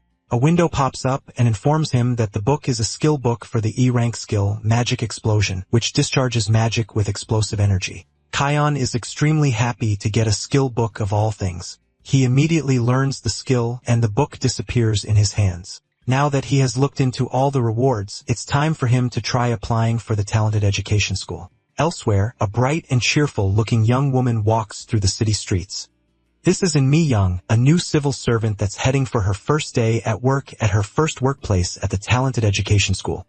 It's a place where awakeners who have just finished the tutorial go to obtain certifications. After 4 months, Korea was one of the first countries to set systems up to manage the emerging talented. As for Mi Young, she's just proud to be working in such a prestigious position. Even though the talented coming to register are just newcomers, they are also the future heroes of the world. Watching their development is definitely a worthwhile endeavor. At least, that's what she thought just a few hours ago, but now she's face to face with one of these future heroes, and she's terrified. Tears stream down her face, and she struggles to speak to the thuggish-looking figure that is our beloved main character. She nervously asks him to show his ID because the picture on the ID that he gave her doesn't look like the current Haiyan at all. He tilts his head and asks her what the issue is with his ID, but every single move he makes looks menacing and hostile, and it causes her to shrink back in fear. Hyun just watches her, confused as she starts to break down in tears and asks him why he is doing this to her. Our MC waves his hand, trying to get her to calm down and stop being so scared around him, but the damage has already been done. People behind him start whispering about him intimidating her, and some even start taking videos of the incident. Hyun still tries to assure her that he isn't doing anything to her, but she is already curled up into a ball and isn't listening to him anymore. Then someone else joins the commotion and asks to know what the issue is. This new person is instructor Kim Lee-hyun, and then Mi-young cries out to him for help when she sees him. Lee-hyun comes over because he could see that the line is being held up for some reason, and he wants to make sure that nothing is happening that is holding up the line. As he gets to the front desk, he and Hyun make eye contact, and immediately, a wave of recognition washes over both of them. They don't immediately recognize each other though, and Lee-hyun goes to check out Hyun's documents. The first thing that stands out is that Hyun looks a lot different from the picture on his ID, and our MC hurries to explain that he looks different because of a skill that changes his appearance. He even suggests that they take a fingerprint or DNA test, but Lee-hyun is more interested in the fact that Hyun claims to have completed the tutorial up to stage 5. Hyun is trying to act weaker than he actually is by hiding his strength, so he wrote down his level and accomplishments to be lower than they actually are. The only problem is that he also claims to be level 12, which is much too high for someone that has only cleared up to stage 5 in the tutorial. The only explanation is that Hyun has been illegally raiding dungeons before coming for official registration. The interview seems to still be going on as Lee-hyun takes him away from the crowd to talk quietly in another corner. From what Lee-hyun remembers in the tutorial, talents usually get their skills at stage 3, an accessory at stage 4, and after stage 5 they get another skill as a reward. He wants Hyun to show everything that he got from those stages right in front of him. Hyun thinks that this might be unnecessarily thorough, but he doesn't argue and does as asked. First, he shows off the body regeneration ability he got from stage 3 by biting off a huge chunk of flesh from his arm. The wound heals up, immediately proving the effectiveness of the skill. Then he shows the mind-strengthening ring he got in stage 4. And finally, it's time for him to show off his 5th skill. He wrote Titan Strength as Manly Strength and wrote it as his unique ability instead of his Resurrection skill, so he will have to show a different skill instead. He picks his Lion's Roar skill to show and explains that it's a skill that lets him scream and terrify his enemies. Lee-hyun gives him the go-ahead to use the skill, and Hyun prepares himself. Meanwhile, in the crowd, a blonde man with piercings looks bored as he stands in line. He notices Hyun taking a deep breath and notices that our MC looks familiar.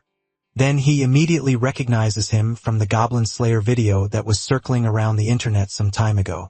Realizing that Haeon is most likely preparing to use a sound-based skill, the blonde man covers his ears to protect himself. Not long after he does that, Hyun uses his Lion's Roar skill, causing everyone in the room to instinctively flinch and cover their ears to protect themselves. Just like he said, everyone in the room is filled with a sense of dread as they struggle to find the source of the sound. Even Lee-hyun has to cover his ears due to how loud and overwhelming the sound is. After letting out his voice for a while, Hyun coughs for a bit before calming down. The instructor stares at him in shock as Hyun asks him if everything is alright now. Lee-hyun nervously confirms that what he has done is sufficient. With that, he approves the papers and tells Hyun to proceed to the first floor of the building for the next steps. Meanwhile, the blonde man from earlier lets out a creepy smile as he realizes that he has found exactly who he was looking for. Hyun is taken to a class elsewhere where he is surrounded by other talents that are set to start their own classes to get certified. Just like before, he sticks out like a sore thumb, but for all the wrong reasons. People say that he shouted at a woman and made her faint. Hyun, who can hear all their annoying whispers, starts to realize that he's screwed up. Meanwhile, that creepy guy from earlier continues to watch him from the back row. Eventually, the instructors enter the classroom led by instructor Kim Lee-hyun. The blonde instructor introduces himself to the class as the one in charge of the Songnam branch of the Talented Education School. The curriculum for the school is for 10 days, and during that time, they will be doing theory training in the morning and practice in the afternoon. It's only been half a year since the world changed. And even now, new information keeps coming out about dungeons and the monsters within them. Because of that, tactics and strategies of how to deal with dungeons are also still being developed. So in other words, the things that they are going to be learning aren't the absolute correct answer. With that, the classes start in earnest and the students begin their lessons. Time passes by uneventfully and the first period ends, giving them a little bit of time to take a quick 10-minute break. By this point, Hyun is bored out of his mind, and he's going to have to endure these grueling classes for the next 10 days. As he's trying to prepare himself for the mental slug of the next class, one of the other students comes over and introduces himself as Guaxuil. He reaches out a hand for a handshake, and Hyen is at first hesitant to take the musclehead's hand, but he does it anyway. As soon as he gets Hyen in his grip, Guaxuil lets out a devious smirk as he tightens his grip around Hyen's hand. Ever since he made a fuss during the registration period, Guaxu hasn't liked RMC. Now it's time to put him in his place, except Yun is barely even reacting despite Guaxuil gripping his hand with all his strength. Under his breath, Yun activates his skill, tightens strength, and his muscles immediately strengthen with magic. Guaxuil can barely believe that he's losing to someone at a test of strength. He put all of his stats into his strength, and now he's getting beaten by some nobody who has been doing nothing but causing trouble. He continues to squeeze his arm as tightly as he can, trying his very best to intimidate Hyen. But eventually, the strain is too much for his body, and his entire arm bursts. As the blood splatters everywhere, the two men barely even react to it, and the rest of the class is left horrified. The only person who looks happy in this situation is the blonde creep who has been watching Hyen this entire time. Later that day, an ambulance pulls out of the school's courtyard carrying the muscle head from earlier. Meanwhile, Kian is in the instructor's office trying desperately to defend himself from the accusation that he was the one that caused what happened to that man on purpose. He tries to explain that the muscle head approached him first and wanted a handshake, then suddenly, his arm swelled up and exploded on its own. That kind of excuse is really hard for instructor Lee Hyun to believe, but whether or not he believes it, that's the only truth that Hyen has. If it wasn't for his unique ability, Extreme Strength, which increases his strength, then Hyen could have been the one to get badly hurt. He even tells Lee Hyun to go and check the CCTV footage if it's so hard for him to believe. Lee Hyun's attention is shifted to something else, though since he remembers Hyen saying that his unique ability was called Manly Strength, but now he's saying it's Extreme Strength. Hyun nervously plays it off and corrects that it's indeed called Manly Strength, but there's even more inconsistencies with Hyun's story that he finds it harder and harder to play off. The blonde gives the man a long, hard stare, but ultimately sighs in annoyance. With nothing else to say, he tells Hyen to return to his classroom for now. Hyen goes back to his seat and sighs in exhaustion. It's just the first day, and he has already been caught in multiple unnecessary controversies.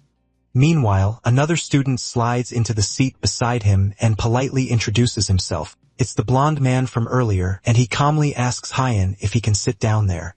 Hyen tells the blonde kid to do whatever he wants, but he's cautious about the fact that he keeps getting approached by weirdos. The blonde man introduces himself as Eun Yu-sung and shakes Hyen's hand. He asks to call Hyen his brother and reveals that he just recently turned 18 and came to the school after completing the tutorial. Yu-sung changes the topic and asks our MC how he did what he did earlier. From the younger kid's perspective, Hyen must have used some kind of skill to pop the muscle head's arm. From his enthusiasm about popping someone's arm to the creepy face he's making, Hyun can tell that something is definitely wrong with this guy as well. RMC explains that he didn't do anything to that muscular guy, but their discussion is interrupted as Lee Hyun comes in to start the second period. Since the class was delayed, the instructor starts the next lesson immediately. Currently, dungeons are classified into two types. There are ordinary dungeons and irregular dungeons. Ordinary dungeons are the ones that appear the most, and they are normally created around the world. They break after 4 weeks, so it's easy to keep track of them and monitor them. As all the people in the class should know from experience, a dungeon break is when monsters inside a dungeon start pouring out of it. Then there are irregular dungeons which have an unpredictable break time. They could break either earlier or later than the usual 4 weeks, so they need to be treated with caution. To stop a dungeon break, there are two main ways of doing so. One way is to destroy its central core, also known as the main core, which will clear the dungeon. Another way is to get rid of its normal core periodically, which won't clear the dungeon, but only delay its breaking. However, talents that go into dungeons also need to be cautious about the order that they attack the core. Lee Hyun's lecture is interrupted by a loud groan from the back of the class. Yet another musclehead loudly asks if he needs to know all this useless information just to kill a few monsters. He didn't come to the school just to listen to long and boring lectures. Hyun is annoyed by the number of muscleheads that seem to be in this classroom. Just like the guy from earlier, this guy also looks like he's going to cause problems. Our ever-brilliant MC doesn't realize that he too is a musclehead, but let's leave him be. One of the instructors steps up to try and calm down the rowdy student, but Lee Hyun holds him back calmly with his hand. He tells the student to come down to the front of the class, and the older-looking muscle-head laughs at the provocation from the shorter man. He steps up to the front of the class, ready for a fight, and Lee Hyun pulls out his phone to start a timer. He tells the student that for 1 minute he will only evade and block the muscle-head's attacks. But if one attack even so much as grazes Lee Hyun even a little, then the muscle-head graduates immediately. However, if the man fails to hit him within the time limit, then he will get expelled. Seeing the instructor acting so cocky only makes him even more enraged, and he prepares to launch himself at the blonde man. With one large jump, he closes the gap between them in an instant, swinging his sword in a wide arc that Lee Hyun easily dodges. The man gets even angrier and turns to launch another attack, but all he manages to hit is Lee Hyun's aftershadow. The man takes out his anger and swings towards the instructor. But no matter how powerful and fast his attacks are, he's just swinging aimlessly, and Lee Hyun is easily able to dodge everything without any problems. The muscle head throws in a heavy attack, which Lee Hyun easily dodges. And before he launches the final blow, he gives the man one last lesson, telling him that a powerful swing is not always a good move because his movements will inevitably become exaggerated. With that, Lee Hyun launches his first counterattack since the spar started, kicking the man's weapon into the air and lodging it in the ceiling and causing him to fall to the ground. Then he shows the man his phone, confirming that 1 minute has passed, meaning that he failed. Hyun once saw a video of a professional boxer avoiding an ordinary person's punches just by weaving. But for him to do that against an awakened, it just proves that there's a massive gap like that even among fellow awakened. The agility and reaction speed he showed were so impressive that even Hyun, who has raised his stats quite a bit, would struggle. But that only makes him want to square up against the blonde instructor even more, and he's not the only person that feels that way. The curriculum for the Talented Education School is theory class in the morning and practice in the afternoon. For the day's practice class, the students will be training their weapon skills. Lee Hyun tells them to come one by one and receive their training weapons. First, they will be given the opportunity to train in their own way, and then an assistant will come and correct them. Before they step up to start the training, he explains to them that due to a lack of manpower, they are unable to do one-on-one coaching. Hyun picks up one of the training blades, and he's immediately disappointed. The blade is rather dull, and just training by themselves sounds boring. Yusung comes up behind him and asks if he feels like having a short spar. But as if reading their minds, Lee Hyun tells them that fighting is prohibited until day 6. He watches the other students training. And although he didn't expect much, everyone's average level is lower than he expected. He doesn't need to practice, but at the very least, he can do a little as a workout. He takes the sword and does some basic sword moves, moving around fluidly the way he would have done in the tutorial. Lee Hyun watches as our MC moves his sword with precision, but doesn't say anything. One of the instructors comes over and tells Hyun not to move like that. He gives some advice about the sword angle and his stance and tells him that he seems to be showing off, but the way he's moving is useless in real combat. Hyun has no idea what this guy is yapping about, and he wants to fight, but it's better to let it slide. As they are talking, Lee Hyun comes over and gets everyone's attention. Once everyone's focus is directed at him, he tells the class that Hyun and the instructor that was just correcting him will give a quick fighting demonstration. Lee Hyun tells the assistant instructor to fight Hyun in the way he just advised him to, while our MC will continue to fight as usual, and the both of them will aim for each other's swords. The two step up to fight each other, and Hyun is beyond excited as Lee Hyun begins a countdown to start. Their swords clash, and immediately the difference in their strength is clear. With Hyun's technique that has been refined over countless deaths and revivals, he's able to completely overpower the instructor, pushing him down to the ground and causing his sword to land limply behind him. With this brief learning opportunity, Lee Hyun explains to the other students that the weapon skills that they are currently training are to prepare them for real combat, but it's also to train their body's ability to react to attacks immediately. Hyun doesn't understand a single thing about what just happened, but he's just happy that he's getting praised and he got to fight an instructor. The teacher goes to help the fallen instructor back to his feet and also apologize for putting him in that kind of situation. The other man doesn't take it too personally, and he's not offended by it. Lee Hyun still apologizes anyway, but tells him that the reason he did this is because he needed to confirm something. Over the next few days, things pretty much go the same way for Hyun. To keep track of things and not lose his sanity, he starts keeping a training diary. On the first day, he writes about the events with the buff guy that destroyed his arm, and has his introduction to the weirdo Yusung. The second day wasn't too different from the previous day, and in the morning, they learned about tactics while also practicing with more weapons. Yu-sung specifically seemed to enjoy the weapons training a lot, but it would probably be best to avoid that guy for now. The days pass by completely uneventfully, and Hyen is bored out of his mind. He's so desperate for something exciting to happen that by day 6, he tells Yu-sung to go and cause some trouble.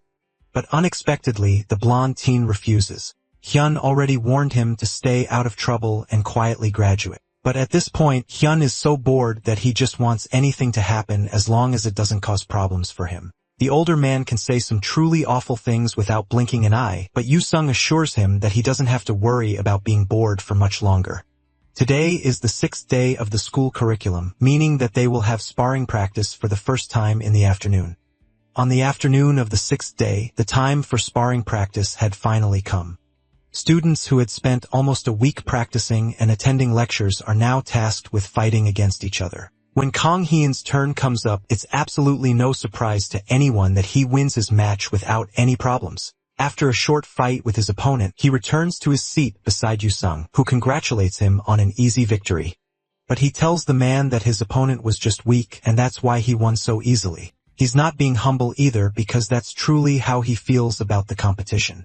Watching them fight is like watching children play, and overall, the skill level of the talents isn't that high at all. He doesn't know about certified talents, but regular people are probably very low level. They said that sparring practice will continue till the 8th day, so he will have to go through 2 more boring matches before the end. The 2 people on stage are nearing the end of their fight, but something seems to go wrong. One of the fighters seems to panic and forget how to block a direct attack with his sword. The crowd watches in anticipation as the man prepares himself to get his head chopped off, but he opens his eyes to see the sword hovering just short of his face. Lee Hyun got there just in time to stop a terrible accident from happening, and he declares the end of the match and announces the winner, all while maintaining his calm expression. Hyen knows that the instructor is skilled, but if he has to fight anyone, he would rather fight Lee Hyun after seeing the way he moves and fights. The next pair is called out, and Yu-sung stands up to take his turn. He smiles deviously, and it catches Hyun's attention for a moment, but he doesn't say anything.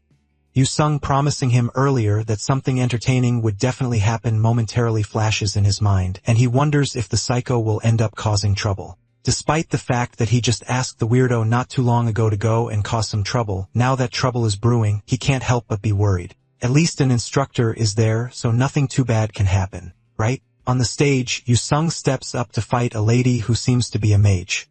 Lee Hyun explains that the lady will not be using her training weapons because she's a mage, so she will need to use her personal weapon to make up for the spatial disadvantage. Yu-sung doesn't have a problem with this, but the instructor notices something odd. He's using a mace instead of the sword that he usually used during the actual training sessions. There's no rule against using more than one weapon, so it's not like using a mace is prohibited, but the instructor still finds it rather strange. Regardless, the 2 talents take their positions, and instructor Lee Hyun starts a countdown for the fight to start. At the count of 3, the mage wastes no time in firing some long-range spells at Yu-sung. The psycho easily uses his mace to bash through the crystal projectiles without breaking a sweat, and he smiles cockily while enjoying the thrill of the battle. Meanwhile, Hyen is thoroughly impressed because this is the first time he has seen someone actually using magic in the real world. That means people could also learn magic depending on how they clear the tutorial. He hasn't seen this mage throughout the time he has spent in the school, which means that they were most likely being trained separately. The woman starts to get anxious and charges up a powerful spell towards Yu-sung, who still hasn't moved an inch since this entire fight started. The crystal goes flying at her opponent, who takes a moment to glance at Lee Hyun. Then he winds the mace like a baseball bat and smashes it into the large crystal. But this time, instead of shattering it, he uses the mace to redirect the magic blast and change its direction. It goes flying straight towards the instructor, who has to take a moment to dodge it. But in that brief moment of distraction, Yu-sung is able to make a mad dash towards the girl and clobber her with his mace before she can make any attempts to stop him. Blood goes flying everywhere, and both the instructors and the audience freeze in shock as Yu-sung stands with a fist held high after winning his battle. The only thing that Hyen can think of right now is that this guy is definitely a lot crazier than he originally thought. The instructors move quickly once the initial shock wears off, and they rush over to assist the girl who hasn't moved since being attacked. One of the instructors calls 911 and informs them that there is someone with an open head fracture that needs immediate medical assistance. While all this chaos is happening, Yu-sung watches them try to revive the girl with a sadistic smile on his face. Lee Hyun immediately confronts the blood-soaked psycho and points his sword straight at the student's throat, demanding to know what in the world that little scene was. The blonde plays dumb, and the instructor has no choice but to call a forced break for the class, all except Yu-sung, who he orders to follow him. Hyun watches them leave and stares specifically at the instructor's dagger. That's definitely the same dagger that the blonde talent used when they fought together to take on the hobgoblin. Despite the incident, the sparring practice continued as normal for the remaining 2 days, and Yu-sung wasn't expelled and continued to participate in training. But it seemed like his fights are given special interest because multiple instructors stand guard to keep an eye on him. Although he mostly ended up winning through forfeits more than anything else, they even have a healer on standby to make sure that anyone injured can get immediate medical assistance. Thanks to all of their precautions, the 8th day passed uneventfully, but Hyun noticed Lee Hyun looking particularly anxious for the rest of the day. Later that night, he heads over to Lee Hyun's office with an offer to have a match with real swords. The instructor, who is already stressed enough and stomped with work, calmly tells his student that not only is he not supposed to barge into an instructor's office unannounced like this, but this period of time is particularly exhausting for him to deal with. Hyun doesn't understand why he's so tired and asks the man if he isn't tired of playing this childish game. He can tell that the man is really itching for a fight, and just reading and filling out paperwork isn't his thing. On top of that, Hyun reminds Lee Hyun that the two of them have already met each other before, a fact that he is very sure the instructor should remember. That's enough to convince him to follow Hyun back to the training stage. Lee Hyun had some suspicions, but it's confirmed now that he has heard it from Hyun himself that they fought together during the dungeon break incident. It's a bit late considering how much time has passed, but the instructor thanks our MC for helping to prevent additional casualties. But beyond that, Hyun claimed that he stopped at stage 5, yet the sword that he's holding is a reward for clearing stage 6. Hyun lies and says that he found the sword on the ground, but even Lee Hyun comments that that is a pretty lazy excuse. That's fine by him, though, since it's clear that our MC has no intention of answering honestly no matter how much he's asked. Lee Hyun pulls out his dual daggers from his inventory and prepares for a harsh battle. Without wasting a second, he moves so fast that he seems to disappear and immediately appears behind Hyun. Just before his attack lands, Hyun turns and blocks the hit with his sword before the attack can land. The teacher thought that Hyun was all strength, but it turns out that he's quick on his feet too. Despite his large size, Hyun made sure to assign his stats evenly so that he wouldn't just be good at only one thing. He tells the instructor that there is no need to hold back since he has a healing skill, and Lee Hyun happily takes him up on that offer. In a second, he flies off again, coming down for multiple consecutive super speed attacks, which Hyun skillfully manages to block and parry. Lee Hyun, who is going at near full strength at this point, can't believe that Hyun is actually managing to withstand all this. Hyun, on the other hand, is slowly going mad with bloodlust. His healing skill is just as good as he suggested, so Lee Hyun decides to go a little bit rougher. He readjusts his sword and rushes over to Hyun at a different angle. This attack is completely unavoidable and should be just good enough to create an opening. Except this is exactly what Hyun was looking for. He brings up an arm and takes the dagger head on. It seems like it's stuck between his bones, keeping it firmly lodged in place. With nowhere to run, Hyun pulls Lee Hyun closer and smashes his large head into the instructor's face, knocking him backwards and immediately beating him. Later on, after treating the heavy hit to his head with a cold ice pack, Lee Hyun and our MC sit down to enjoy a drink together and talk about the fight. They both acknowledge each other's strength, but Hyun decides to be honest and call this match a draw. They were not supposed to use skills during the spar, but Hyun ended up using his. Since that's the case, Lee Hyun decides that they should call it a win for him, and Hyun tries to argue that passive skills can't be helped. Once they are done drinking, Lee Hyun gets up and thanks Hyun for allowing him to distress with this sparring session. Now he can head in and get a good night's sleep with less worries to think about. They are definitely going to need the rest too, since the next day is set to be a practice dungeon raid. Meanwhile, a cloaked figure approaches the doors of the dungeon that they are meant to take the next day. He looks around to make sure that no one is watching him before quietly using an invisibility skill. The doors of the dungeon slowly open as an invisible figure steps in and closes it behind him. And the night goes on with no one aware of what has been set up in the dungeon. The next day, the students gather in front of the dungeon that will be used as the training area by the Talented Education School. The dungeon is an F-rank dungeon known as Kika's Forest, and the monsters that spawn there are known as Kika. They are stronger than the average F-rank monsters. But even so, The place was specifically chosen as the training dungeon for their class for 2 reasons. The first is because it's a field-type dungeon, which means that there is no danger of traps or anything other than monsters. Secondly, it's because Caicus don't live in flocks, which means that they can lure the monsters out and fight them one at a time.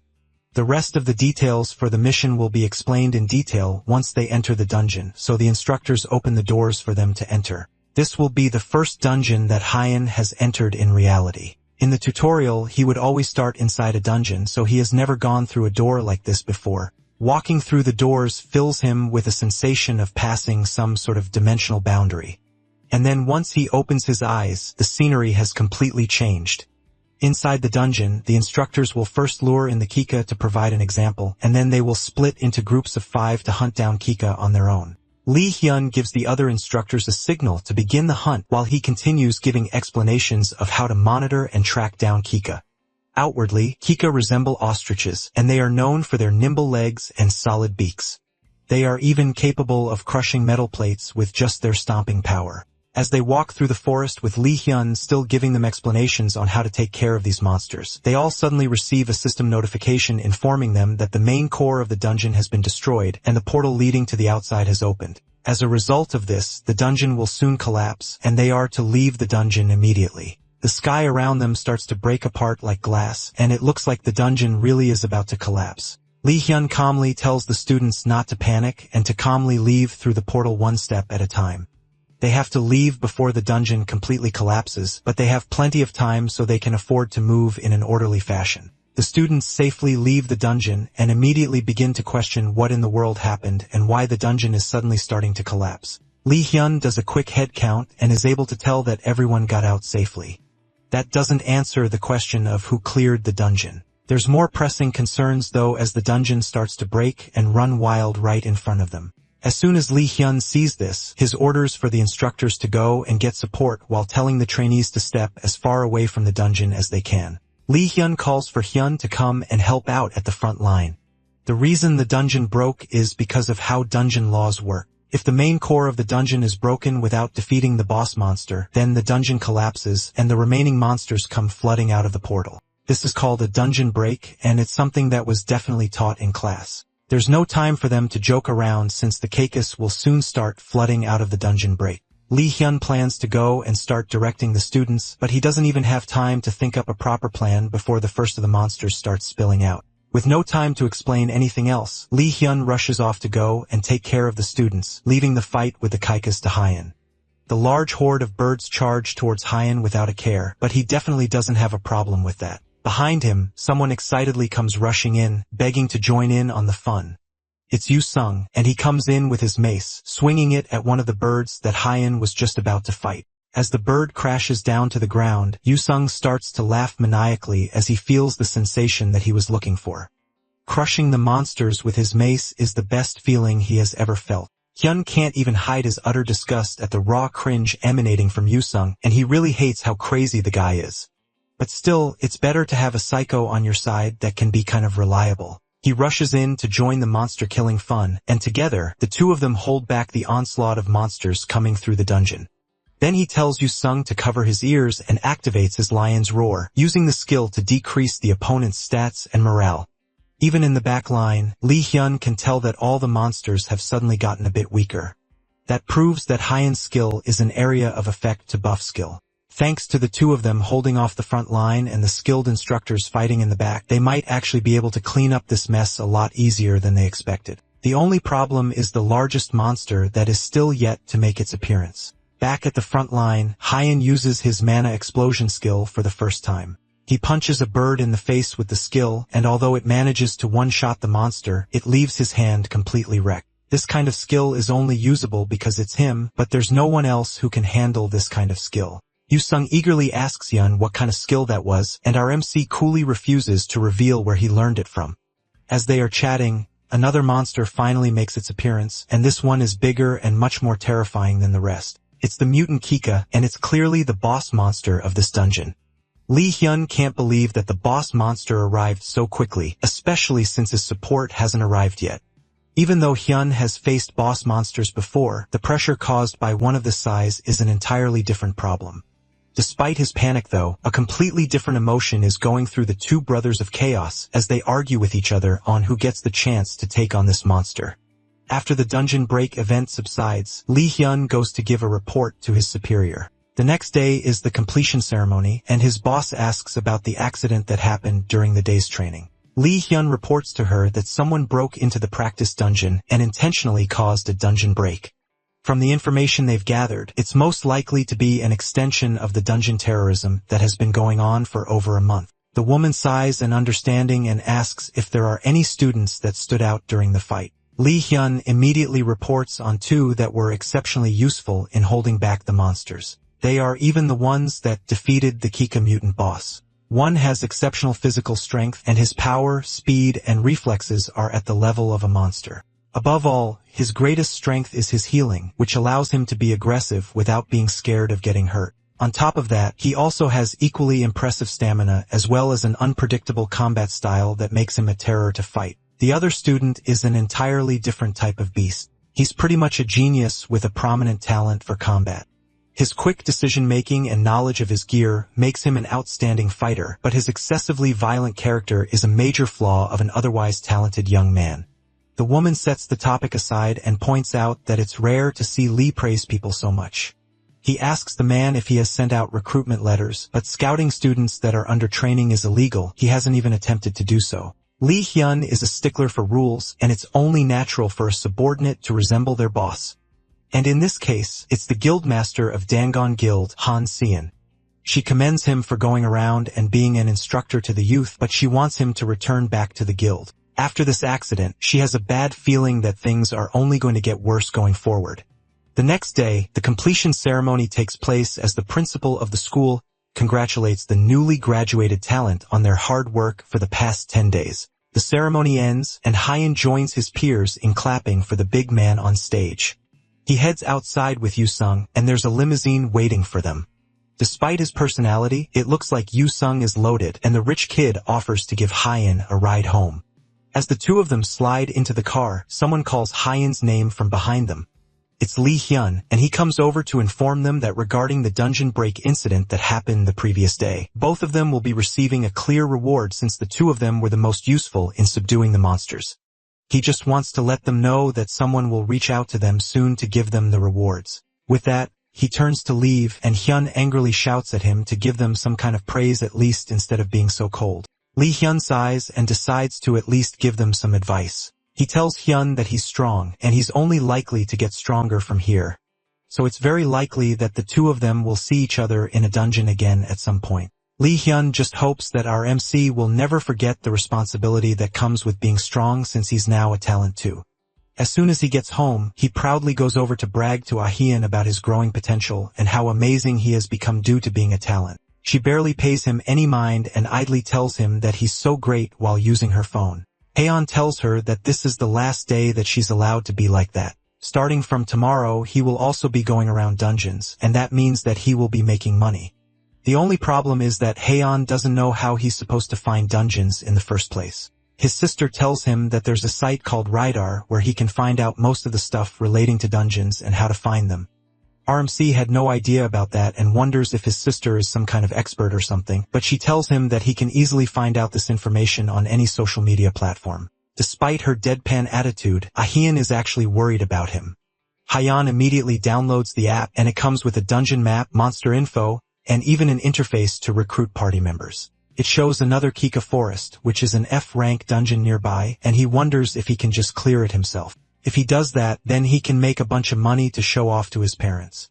And that's what he does for the next 1 month, dedicating all his time and energy to working as an independent talent and clearing all the dungeons he can find. They say the lowest ranked dungeons have a clear reward of $20,000, and new energy sources like the Mana Stone are also attracting attention. Those Mana Stones, as well as items dropped by monsters, are a bit of extra money that wouldn't be too easy to obtain. In a small apartment somewhere in Korea, a man asks his wife if they have heard from their son, Hyun, lately. The last time they spoke to him, he said that he got a degree in something during the last month. His wife calmly tells him that Hyun sent him $10,000 in pocket money recently, and it also looks like he bought a used car as well. The man accepts that his son most likely makes more than him now. Even though their son is sending them money, Hyan's mother can't help but be worried about him. They say a lot of people get hurt and die in dungeons, and she doesn't want anything to happen to him. Hyan's dad tells his wife to just let the boy do what he wants. After all, it's better than a full-grown man being jobless. Apparently, they group up into parties to raid dungeons together, so he's sure that Hyan won't do anything reckless, and he should have everything under control. After all, the Hyan they know has always been a bright little boy. Unfortunately, the Hyan they know has dedicated all his intelligence points into muscle, and bright wouldn't be the right word to describe him these days. But those points he dedicated to muscle are really working overtime as he cuts his way through yet another dungeon with ease.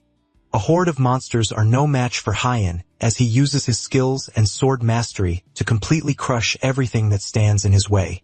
Meanwhile, in his new Burnley car parked outside the dungeon gate, his phone desperately rings with a call from his mother. His father tells her that Hyun must just be asleep and warns her not to wake the boy up when he could be busy. His mother reluctantly agrees and goes back to washing the dishes. Although the things she wanted to talk to him about weren't too important, the main things she wanted to mention are the gates that appeared around their town. His dad shuts the idea down since there's nothing that Hyan can do about that. He's sure that the government will do something about it, and they don't need to be senselessly calling their son for these sorts of things. Little do they realize that their worries about the gate are actually incredibly valid as the doors to the dungeon open slowly and an army of orcs and orc warriors come pooling out into the city streets. Following closely behind them is the dungeon boss, clad with iron armor and a screech that sends shivers to whoever hears it. By the next morning, the central core of the dungeon Hyan was just raiding is finally removed and he exits through the exit portal. He manages to clear the dungeon in one day and wonders where he should go next. Maybe an E-rank dungeon, although even he thinks that it would be a stretch for him to take on that kind of dungeon solo. He starts to think that maybe it's better to be careful, especially since he hasn't confirmed whether his resurrection ability works in real life yet. For now, he'll just go home and get some rest and then make plans to eat beef with his sister the next day. As he opens his car and picks up his phone, he sees 36 missed calls from his sister, Ayun. She calls him back immediately and asks what happened to make her call him so much, and he's immediately greeted by a raspy voice. She calms herself down and tells him that they are in a lot of trouble. Their mom and dad are in danger. Hyan listens carefully to what she's saying, but he's not paying attention, and a wave of anxiety and anger fills him as he thinks about his parents' safety. The news reports on the dungeon break incident happening in Hangray country where their parents are. In response to what is going on there, the government has announced that they are doing everything they can to quickly resolve the situation. The Ministry of National Defense is working with civilian talent organizations to try and blockade the Hangar Ed country area to prevent further casualties. There are also growing concerns regarding the residents that have been isolated within the cordoned-off area. As the news broadcast plays in the background, Hyan laces up his shoes and prepares to leave. His sister worriedly watches him as he prepares to leave. Not only is her brother going to a very dangerous place, but he's also going in alone. He tells her not to worry though and assures her that Kang Hyan, the tutorial graduate, will be alright, so all she has to do is stay there and wait for him. She still tells him not to get carried away or try to show off as he gets up to leave and hurries to save their parents. As soon as he leaves the apartment, the excited and confident Hyan is replaced by a man with an uncharacteristically calm seriousness as he gets in his car and prepares to go. He reaches the Hangray country border, and he's immediately stopped by 2 soldiers who are guarding the perimeter. He's told that he can't go any further and that he should turn back, but in return, he flashes his talent ID card in hopes that they will let him through once they see that. But even though he's a talent, he's still just an individual without a party, and they don't want to let him charge into this dangerous situation by himself. However, as they are trying to turn him back, their superior informs them from their truck that they should let him through. All talents are allowed in, so he can enter without restrictions. However, they won't be responsible for whatever happens to him afterwards, so they tell him to be careful as he goes in. Hyan salutes the guy and tells them that he understands the risks before driving in. The guy that let him in definitely isn't a soldier, so he's more likely to be a supervisor of some sort. Regardless of what he is though, it works for him as he zooms through the streets on his way to his parents' place. From what he can find online, there are 5 confirmed dungeon breaks in the area, and even some E-rank dungeons have been mixed in with the mess. He just needs his parents to hold on till he gets there. But the question is if he will make it in time. So long as he doesn't encounter any monsters along the way, he can probably make it there in 2 hours. Right as he thinks that, a giant boar comes charging in from the forest, slamming itself into Hyen's car and knocking it over. Hyen comes charging out of his newly destroyed Burntly, determined to avenge it by taking down the giant beast. His bravado is immediately challenged as he realizes that this monster is surprisingly bigger than he thought it would be. Just before their fight can start, a stampede of goblins come running down the road straight at them. Hyen must have burned down a goblin kingdom in his past life, because just when he barely manages to forget his screwed-up past with these annoying monsters, they always end up showing up right in front of his face at the worst possible time. Defeating them isn't a problem for him, though. The real problem is if he has enough time to take them all on. Instead of starting a fight that he doesn't have the time to finish, Hyen decides to head on his way and leave the two groups of monsters to fight between themselves. The pig yells in outrage that Hyen would just leave in the middle of their fight, but a rain of arrows from the goblins proves that it has way more pressing matters to worry about. The goblin's attack is the perfect distraction he needs to escape before the boar monster can give chase. His Burnley was destroyed, meaning that he can't waste any more time. He has to make the rest of the way on foot. By nightfall, he's still running through the forest, trying to get to his parents' place in time. As expected for him, though, trying to get there on foot in a single day is tough. He also needs to conserve his phone battery, so he can't even use the flashlight. Had he known that things were going to turn out like this, he would have taken the main road with streetlights. Behind him, something charges in to try and ambush him from behind. Hyen notices it in time and cleaves his sword through whatever was coming at him. A dislooping wolf appears out of nowhere with a deep gash from Hyen's sword. It looks like there are now monsters that can turn invisible, which means that having a comfortable journey all the way to town is out the window. Suddenly, the monsters appear out of nowhere, and he is left completely surrounded. They aren't a match for him though, and he makes quick work of them, killing them all off immediately. Hyen takes a deep breath as he prepares for a long fight, inviting the wolves to give him all they've got. By the next morning, the forest floor is bathed with blood and Filipino wolf corpses. Hyen rests on a tree above the carnage and sluggishly wakes up from a terrible rest. Since he spent the entire night fighting, he couldn't get much sleep. Now that he's awake, he starts his journey again to reach his parents as fast as possible. Back in his parents' place, Hyun's mother asks her husband if it's really alright for Hyun to come to this place when it's so dangerous. They've been trying to call him, but he hasn't been picking up, and his mother suggests that it could be a problem with the cell towers. His dad once said that things will be alright, but now he's starting to have doubts. Orcs have appeared in the city, and he thought that they could be easily handled given their level, since the news said that they came from F-rank dungeons. However, the real problem is if Hyen can defeat the monster that just appeared and wiped out all the monsters. Little do they know that the monster that they are most terrified of is actually their own son. Hyen laughs like a maniac as he kills the monsters with ease. After all, he's someone that roams F-rank dungeons alone, so defeating 15 orcs at a time is a breeze for him. But before he can catch his breath, there's already more of them approaching from behind him, except these aren't ordinary orcs. These are orc warriors, which are usually boss monsters, but there are a lot of them.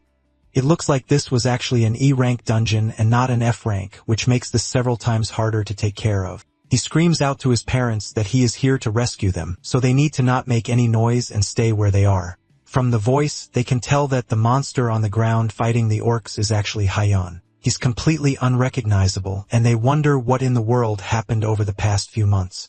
Hyen rushes in to take on the orc warriors, and his sword clashes with the closest one as the rest of them fall in.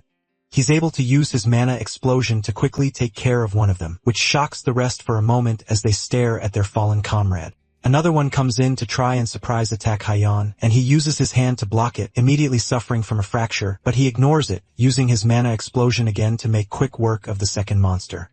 Then he uses the body of the second to take out the third. Once the last one is on the ground, he puts his fist in the monster's mouth and uses mana explosion to kill it quickly. Blood splatters everywhere as Hyen struggles to catch his breath after the hard fight. But in the time it took him to kill these few monsters, he has already been surrounded by more orcs and orc warriors. They stomp their feet while keeping him trapped in a circle of bodies. All the while, a larger and much more terrifying orc makes its way through the circle, and this one is an orc great warrior, which is several times stronger than any orc Hyen has faced so far. It's also several times more ugly than anything Hyen has faced up till this point. Our MC was planning to save his mana for regenerating, but in a situation like this, he has to finish things quickly without wasting any time. He activates his Titan strength and then uses his lion's roar on the monsters, prepared to go in and finish things up once and for all, only to get absolutely bodied by the stronger monster. The other orcs don't allow him to escape, and they push him back to the fight anytime he gets knocked down. He's out of mana, so he can't regenerate, and he is already exhausted from fighting too long. At this point, he has been beaten up so badly that the orcs are just toying with him. It's still unknown whether he can resurrect in the real world now, but it looks like it's time for him to finally find out. Even though he's definitely going to die and there's no way out of this situation, Hyan is determined not to abandon his family.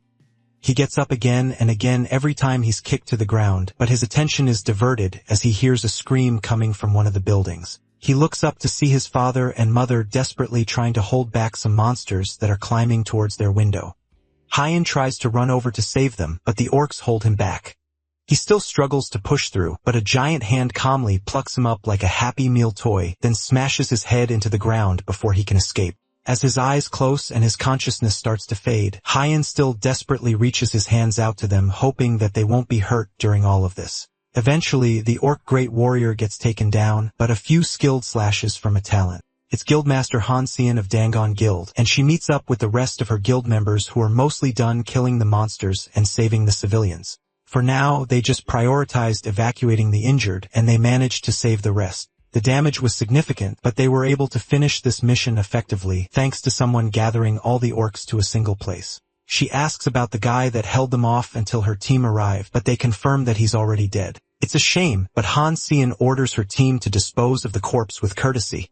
At least that's what they should have done, but the corpse has somehow disappeared. Elsewhere, Hyun wakes up with a start, alive and uninjured.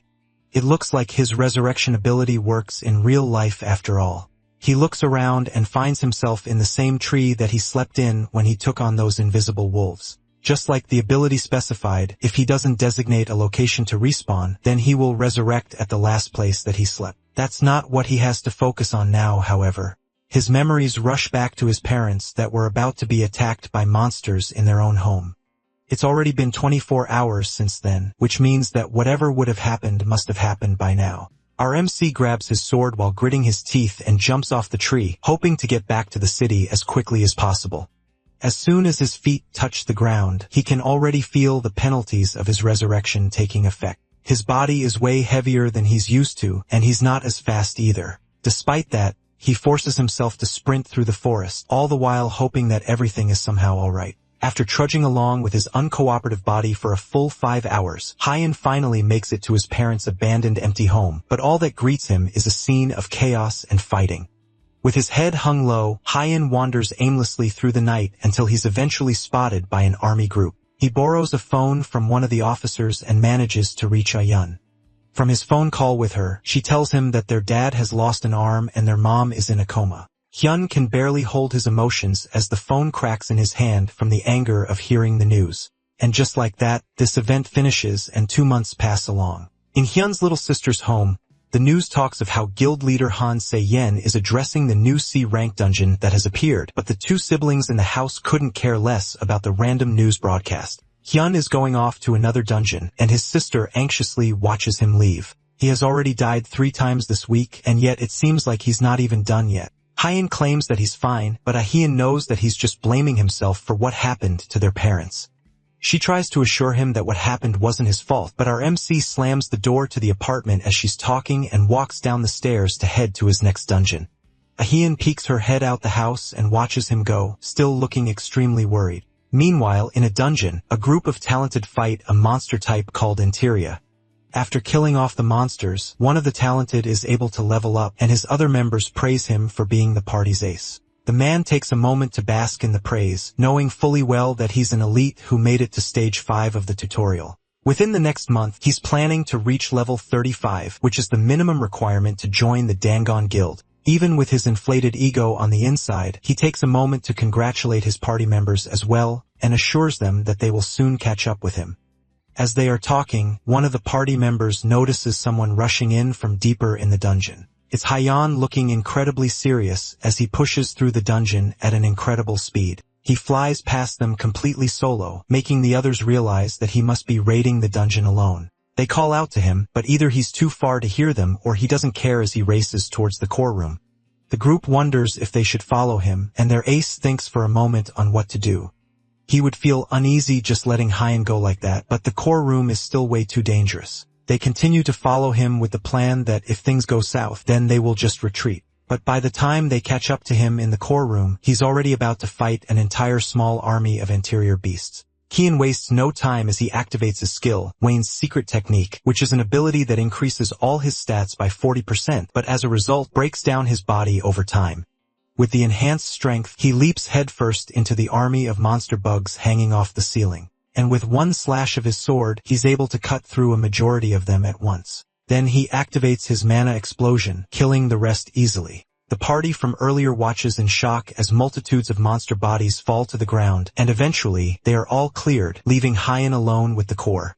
The Wayne's secret technique skill that he acquired the previous day goes very well with his body regeneration skill since the degradation of his body can easily be repaired, and he would have been in trouble had it not been for his now advanced rank body regeneration, which is now a rank. The other party nervously approaches him to ask him if he's alright after going through such a tough battle. But when Hyun nonchalantly tells them that he's fine, they all seem to be too stunned for words to say anything else. Since they have nothing else to say, Hyun takes the normal core and makes his way out of the dungeon, but they stop him and ask if he's not taking the mana stones from the bodies of the monster. Hyun doesn't have any reason to take them, so he tells the party that they can have it. And with that, he leaves them alone. They don't waste any time and immediately start trying to gather as many mana stones as they can. Meanwhile, Hyun mutters to himself that he has no need for mana stones or money at the moment. All he needs to do is try to get stronger. As the party leaves, they wonder just who that mysterious muscle head from earlier was. The party ace tells them not to worry since, thanks to him, they managed to make a fortune in monostones. There are all types of weirdos in the world, and it's best not to think too much about them and instead move on. What's important for them now is that thanks to that person, they have earned several days' worth of pay in one swoop. One of the party members has an idea that it might be the person who has recently been sweeping through dungeons and clearing them alone. There's no way that rumor can be real though because the person is usually known to clear F-rank dungeons, and the dungeon they are currently in is an E-rank dungeon. Even Guildmaster Han Si-yen or Choi Dong wouldn't be able to clear an E-rank dungeon alone. As they are still talking about it, a notification window pops up informing them that the central core of the dungeon has been removed, and they are all to head to the exit portal as fast as possible. Deeper in the dungeon, Hyun stands over the body of the dead dungeon boss as he stares at the exit portal. That marks another dungeon clear for him, and he even managed to get a new skill book that grants Antria's integument, which hardens his skin when activated. With all his other skills together, his mana is already running low, so adding this skill on top might make things difficult in the future. Having many skills doesn't necessarily make someone more proficient. For example, the Berserker ability that he gains from Bilgeon's longsword. It increases his strength, but impairs his judgment, and severe after effects occur after using it. The best abilities become useless if you can't use them at the right time. He remembers the fight with the orcs to protect his parents and thinks to himself that even though the situation was urgent, if he had kept his cool during that fight, then things might have gone very differently. There's no point in regretting it because there's only one thing that he needs to do right now. He needs to focus all his energy on becoming stronger at all costs.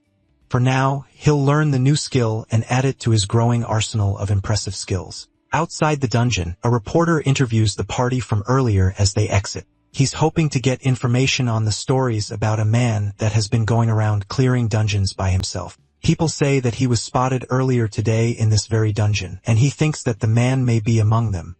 The party nervously tells the reporter that the solo dungeon clearer is not them, and instead, he's still in the dungeon. Just as he says that, someone comes walking out of the dungeon triumphantly. Hyun scratches his neck as he walks out of the dungeon, already thinking of his next goal, when suddenly, he's immediately flooded by the blinding light of several cameras.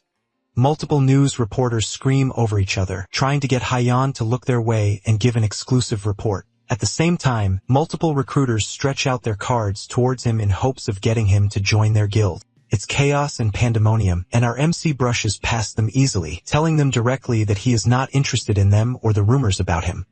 As he makes his way through the crowd, he bumps into one of the reporters, and the man angrily asks Hyun what he thinks he's doing. Immediately, Hyun turns around with a look of rage on his face and dares the man to do something if they really bumped into each other. The reporter is left completely unable to talk as Hyun stares him down, and he's only able to mutter a brief apology as our MC grunts and walks away from the mess. When he leaves, the group starts to whisper among themselves. The expression on Hyun's face made him look like he was about to kill someone, and some of the reporters start to speculate that he might even be a gangster or someone with a criminal record. Hyun makes it to the parking lot and uses his key to find his car, Bentley number 2. He's still grumbling about how the annoying reporters wasted his time when someone calls his name from behind. It's a man dressed sharply in a nice suit, and Hyun immediately demands to know who this person is. The man calmly tells him not to be so wary since he is here to help our MC out after all. With that, he hands Hyun a card showing that he's a talented association member named Sun Yoon-ho. The talented association has been keeping their eyes on him for some time, and Sun Yoon-ho came over to personally promise Hyun that if he chooses them, then they will use all the resources they have to aid him. Then he tells our MC that he doesn't have to give an answer right away, and instead they would be thankful if he gives them a call at any point. With that, the man bows his head and leaves Hyun to continue his business. Hyun watches the man leave while staring down at the card. The Talented Association is definitely a group that Hyun has heard of before. The Talented Association was the first guild founded to promote the rights of talents. Unlike other guilds who focused on making profits, the Talented Association put their talents above everything else. Hyun wasn't aware that they recruited people like this, but it's not a bad change of pace from people shoving cards in his face. They also said that he doesn't have to contact them immediately, so he has time to make a decision. As he's eating his noodles in peace, a little girl walking by asks her mother if our poor misunderstood MC is a monster, only to get shushed by her anxious mother. After Hyun finishes his meal, he takes a moment to think over what his next plan should be. Right now, his biggest problem is mana. His mana is being spent almost entirely on Wayne's secret technique and body regeneration. That's why he's always so low. Adding in the Antria's integument that he just obtained, he won't even be able to freely use his current attack skills. What he needs now is an item that can help him overcome this mana shortage. With that thought, he opens his phone and goes into the Rider app to look for items to buy. After a bit of initial scrolling, he doesn't see anything that would be particularly useful. Everything so far that he can see is just accessories that can be worn for their effects, but those are just cheap trinkets that will raise his stats by 1 or 2. He needs to buy something that's actually good. Then he notices a notification from someone offering info about a dungeon that drops a ring that increases magic power. Hyun takes that one up, and the next day he follows the advice of the person that posted the message on the board. They direct him to an E-rank dungeon called the Goblin Village in Hanam. Inside that dungeon, shamans appear that have a somewhat high chance when killed to drop a ring that gives a 1 or 2 point increase to magic power. They can also rarely drop a ring that gives a 4-point increase in magic power. The dungeon's boss is the Goblin Great Shaman, and there's a high chance that it might drop an even better ring when killed.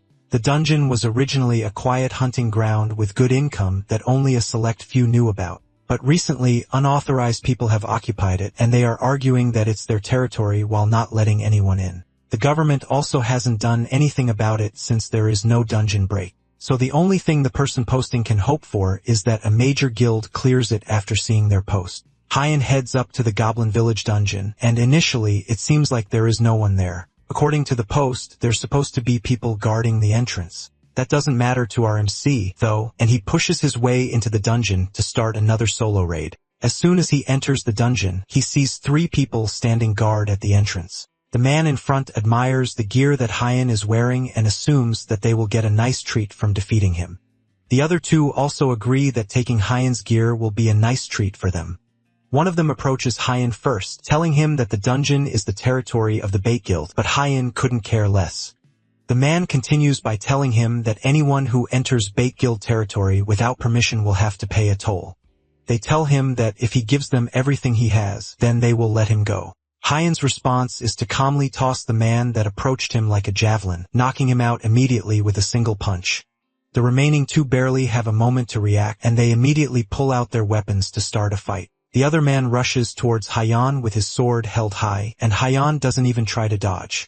He catches the sword with his bare hands and shatters it, then kicks the man backwards, sending him flying. Then, as he walks towards the man, he tells the group that he likes people like them because no matter how many times he hits them, he doesn't have to feel bad. As he's stomping on the man that just tried to attack him, a blast of magic hits him in the back, causing him to pause and glare back at the caster. It's the woman who is the only one remaining, and she trembles as her hand still smokes from casting Mana Explosion. This shows him that Mana Explosion has been a long-range skill this whole time, and he has been blowing up his own hand for no reason. Hyan thanks the woman for teaching him something new and tells her in exchange he will teach her something as well. Most people would let the girl go, but our main character is a figure that promotes gender equality. He grabs her hand with his and shows her how he has been using Mana Explosion for himself. Then his hand glows a pale blue and blows up, sending the woman tumbling to the ground in pain. This group is just filled with a bunch of nobodies who try to prey on the weak. As he's dealing with this initial group, another set of nobodies comes storming out of the forest, most likely drawn in by the sounds of fighting and screaming. They don't look too happy about the fact that Hyan has spent the last 5 minutes crippling their fellow party members, and the leader among them reaches into his inventory to pull out his weapon. He tells Hyun to give up on returning home alive as his sword glows with bright energy, and the other party members around him also prepare for a fight. Meanwhile, this is fantastic news for Hyun.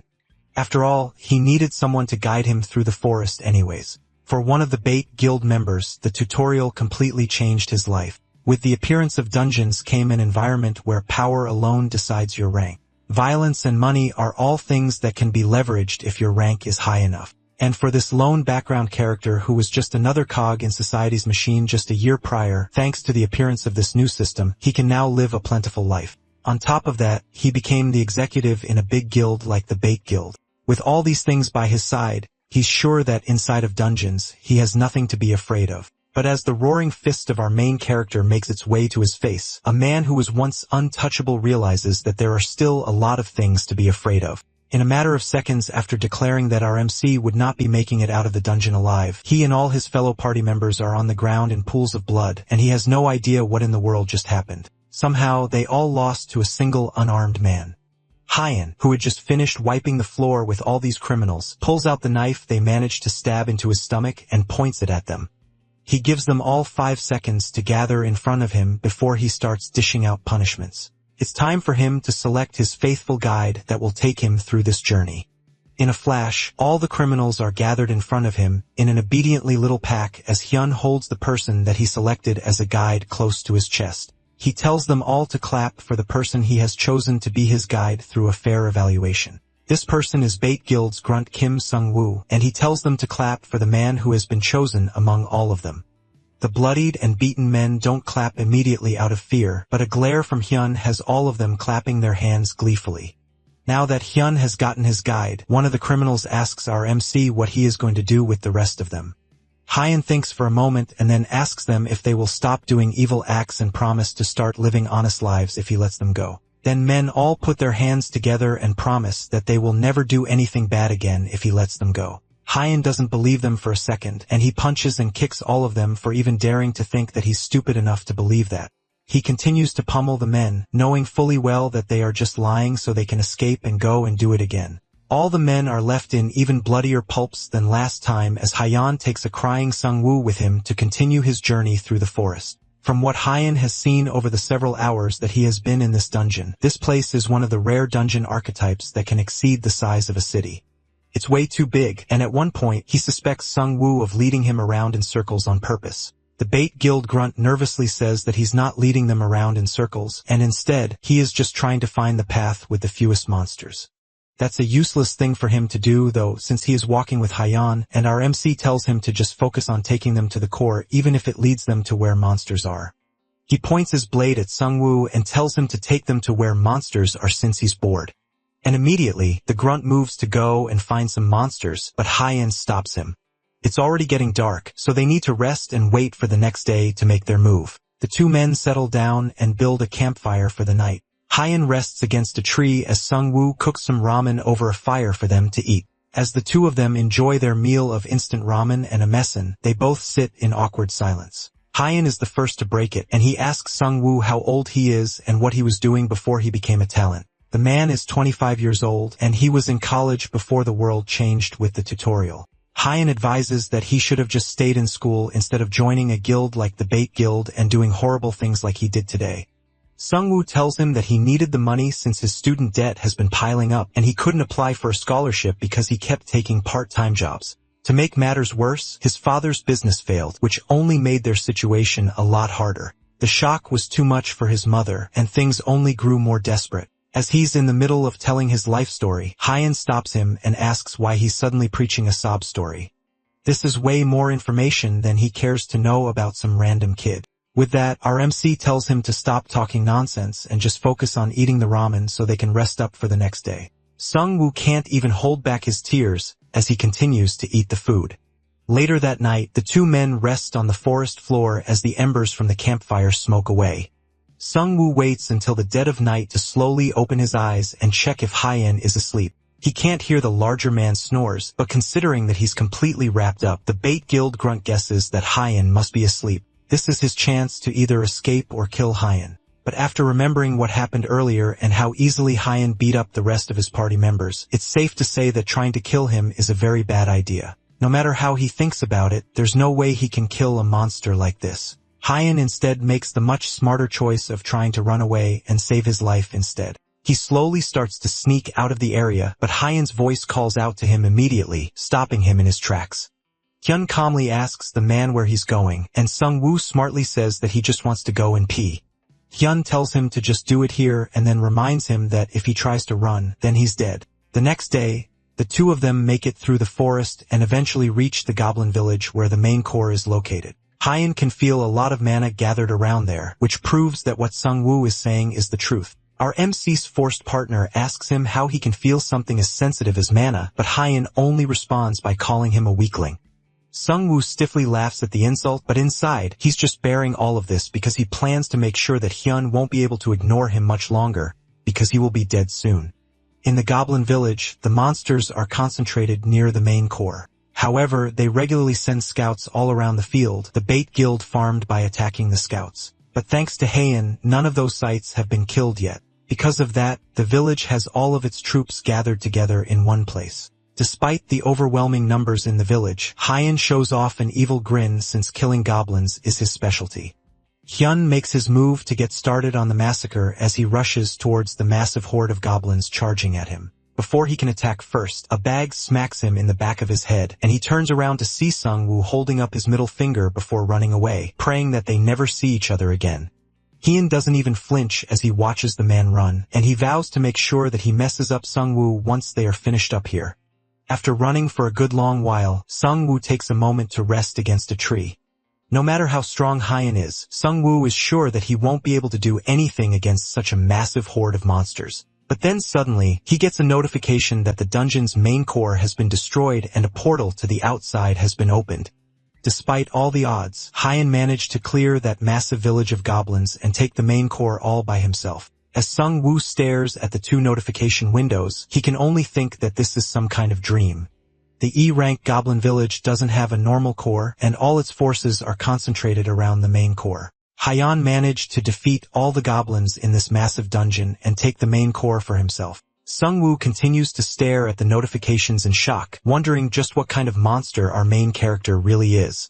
What kind of strength do you need to win against an overwhelming number of enemies? Is it the firepower to wipe everything out, or is it great strength and endurance? Although those things are part of Hyan's strength, it doesn't really match the way he fights. What's most important isn't any of those, but instead, it's overwhelming defense and decisiveness in the face of waves of enemies. If he was able to endure their attacks and take the most optimal path to the commander, then it's not impossible that Hyan could have won on his own. That's a dangerous tactic that could lead to failure if there is even the slightest hesitation. But for a madman like Hyan, it's not impossible. Sungwoo thought he was just stupidly good at fighting, but it looks like he has ended up offending a true boss monster. He must be some sort of exceptional strategist, and now Sungwoo is absolutely terrified. Meanwhile, Hyan, after defeating the great goblin shaman, receives the boss monster's magic stone as well as a D+ rank ring, which grants an additional 4 magic power as well as 10% mana regeneration speed. With that, Hyun has achieved his goal, and now it's time to take on his next mission of messing up his dear Sungwoo. As he steps out of the dungeon, he's immediately confronted by a massive group of people who are almost likely from the Bait Guild. It looks like since they couldn't beat him by themselves, they decided to bring in all their men and gang up on him with the whole squad. This large gathering of people isn't what he's looking for though, and his eyes dart through the crowd until he eventually spots his lovely Sungwoo hiding out in the crowd. Hyun stretches his shoulder as he walks towards his target, intent on starting out with 30 hits and then saving the rest for later. Before he can move in to attack though, someone cuts him off, claiming that this whole thing must be a misunderstanding. He turns to see a man dressed in a fine suit approaching him calmly. He tells Hyun that they are not here to fight him, and instead, they just want to talk. The man introduces himself as Young Yui Yoon from the Bait Guild and asks to know Hyun's name. Our MC immediately denies the request and leaves Yui Yun's hand hanging. He isn't interested in pleasantries and tells the man to stop beating around the bust and get to the point before he gets really pissed off. Yui Yoon reluctantly folds his hands and decides to be more direct with his offer. He tells Haeon that he officially has an invitation to join the Bait Guild. If he joins, he will receive fame, and anything else he needs throughout his career as a talented. They will even give him the position of an executive. Yui Hyun wants to recruit this powerful talented who's not yet publicly known. If they can get him as a figurehead, then the Bait Guild will grow to become one of the most significant guilds in the world. Hyun listens to their request and then flat out denies it. Yui Hyun didn't expect him to accept the offer immediately anyways and offers him a golden business card and hopes that our MC will take his time to think about the offer. Hyun looks it over for a moment and then cleanly rips it in half right in front of them. The big guy's personality may be trashy, but even he isn't bad enough to move around with scumbags like the Bait Clan. Yui Hyun stares at the blatant refusal in shock, and his mouth twists into an angry grin. But as soon as Hyun sees that, he rushes in close with a manic grin of his own and asks if he wants to fight. Yui Hyun nervously declines the option to fight it out, saying that he simply wanted them to speed properly for now, and offers another chance for them to discuss again given the opportunity. Hyun pushes past him and spits at the offer of even having another chance to talk it out. And with that, he starts to make his way through the crowd of Bait Guild members. With no one left to take out his anger on, Yui Hyun approaches the person that brought them into this mess in the first place, Sungwoo. As Hyun walks home, he thinks back to the fact that he was almost messed up there for a second. There had to have been at least 300 of them gathered there, and he was low on mana. If they actually ended up fighting him, then he would definitely have died. And in all the chaos, he forgot to beat up Sungwoo, all because of the Bait Guild master, Young Yu Yoon.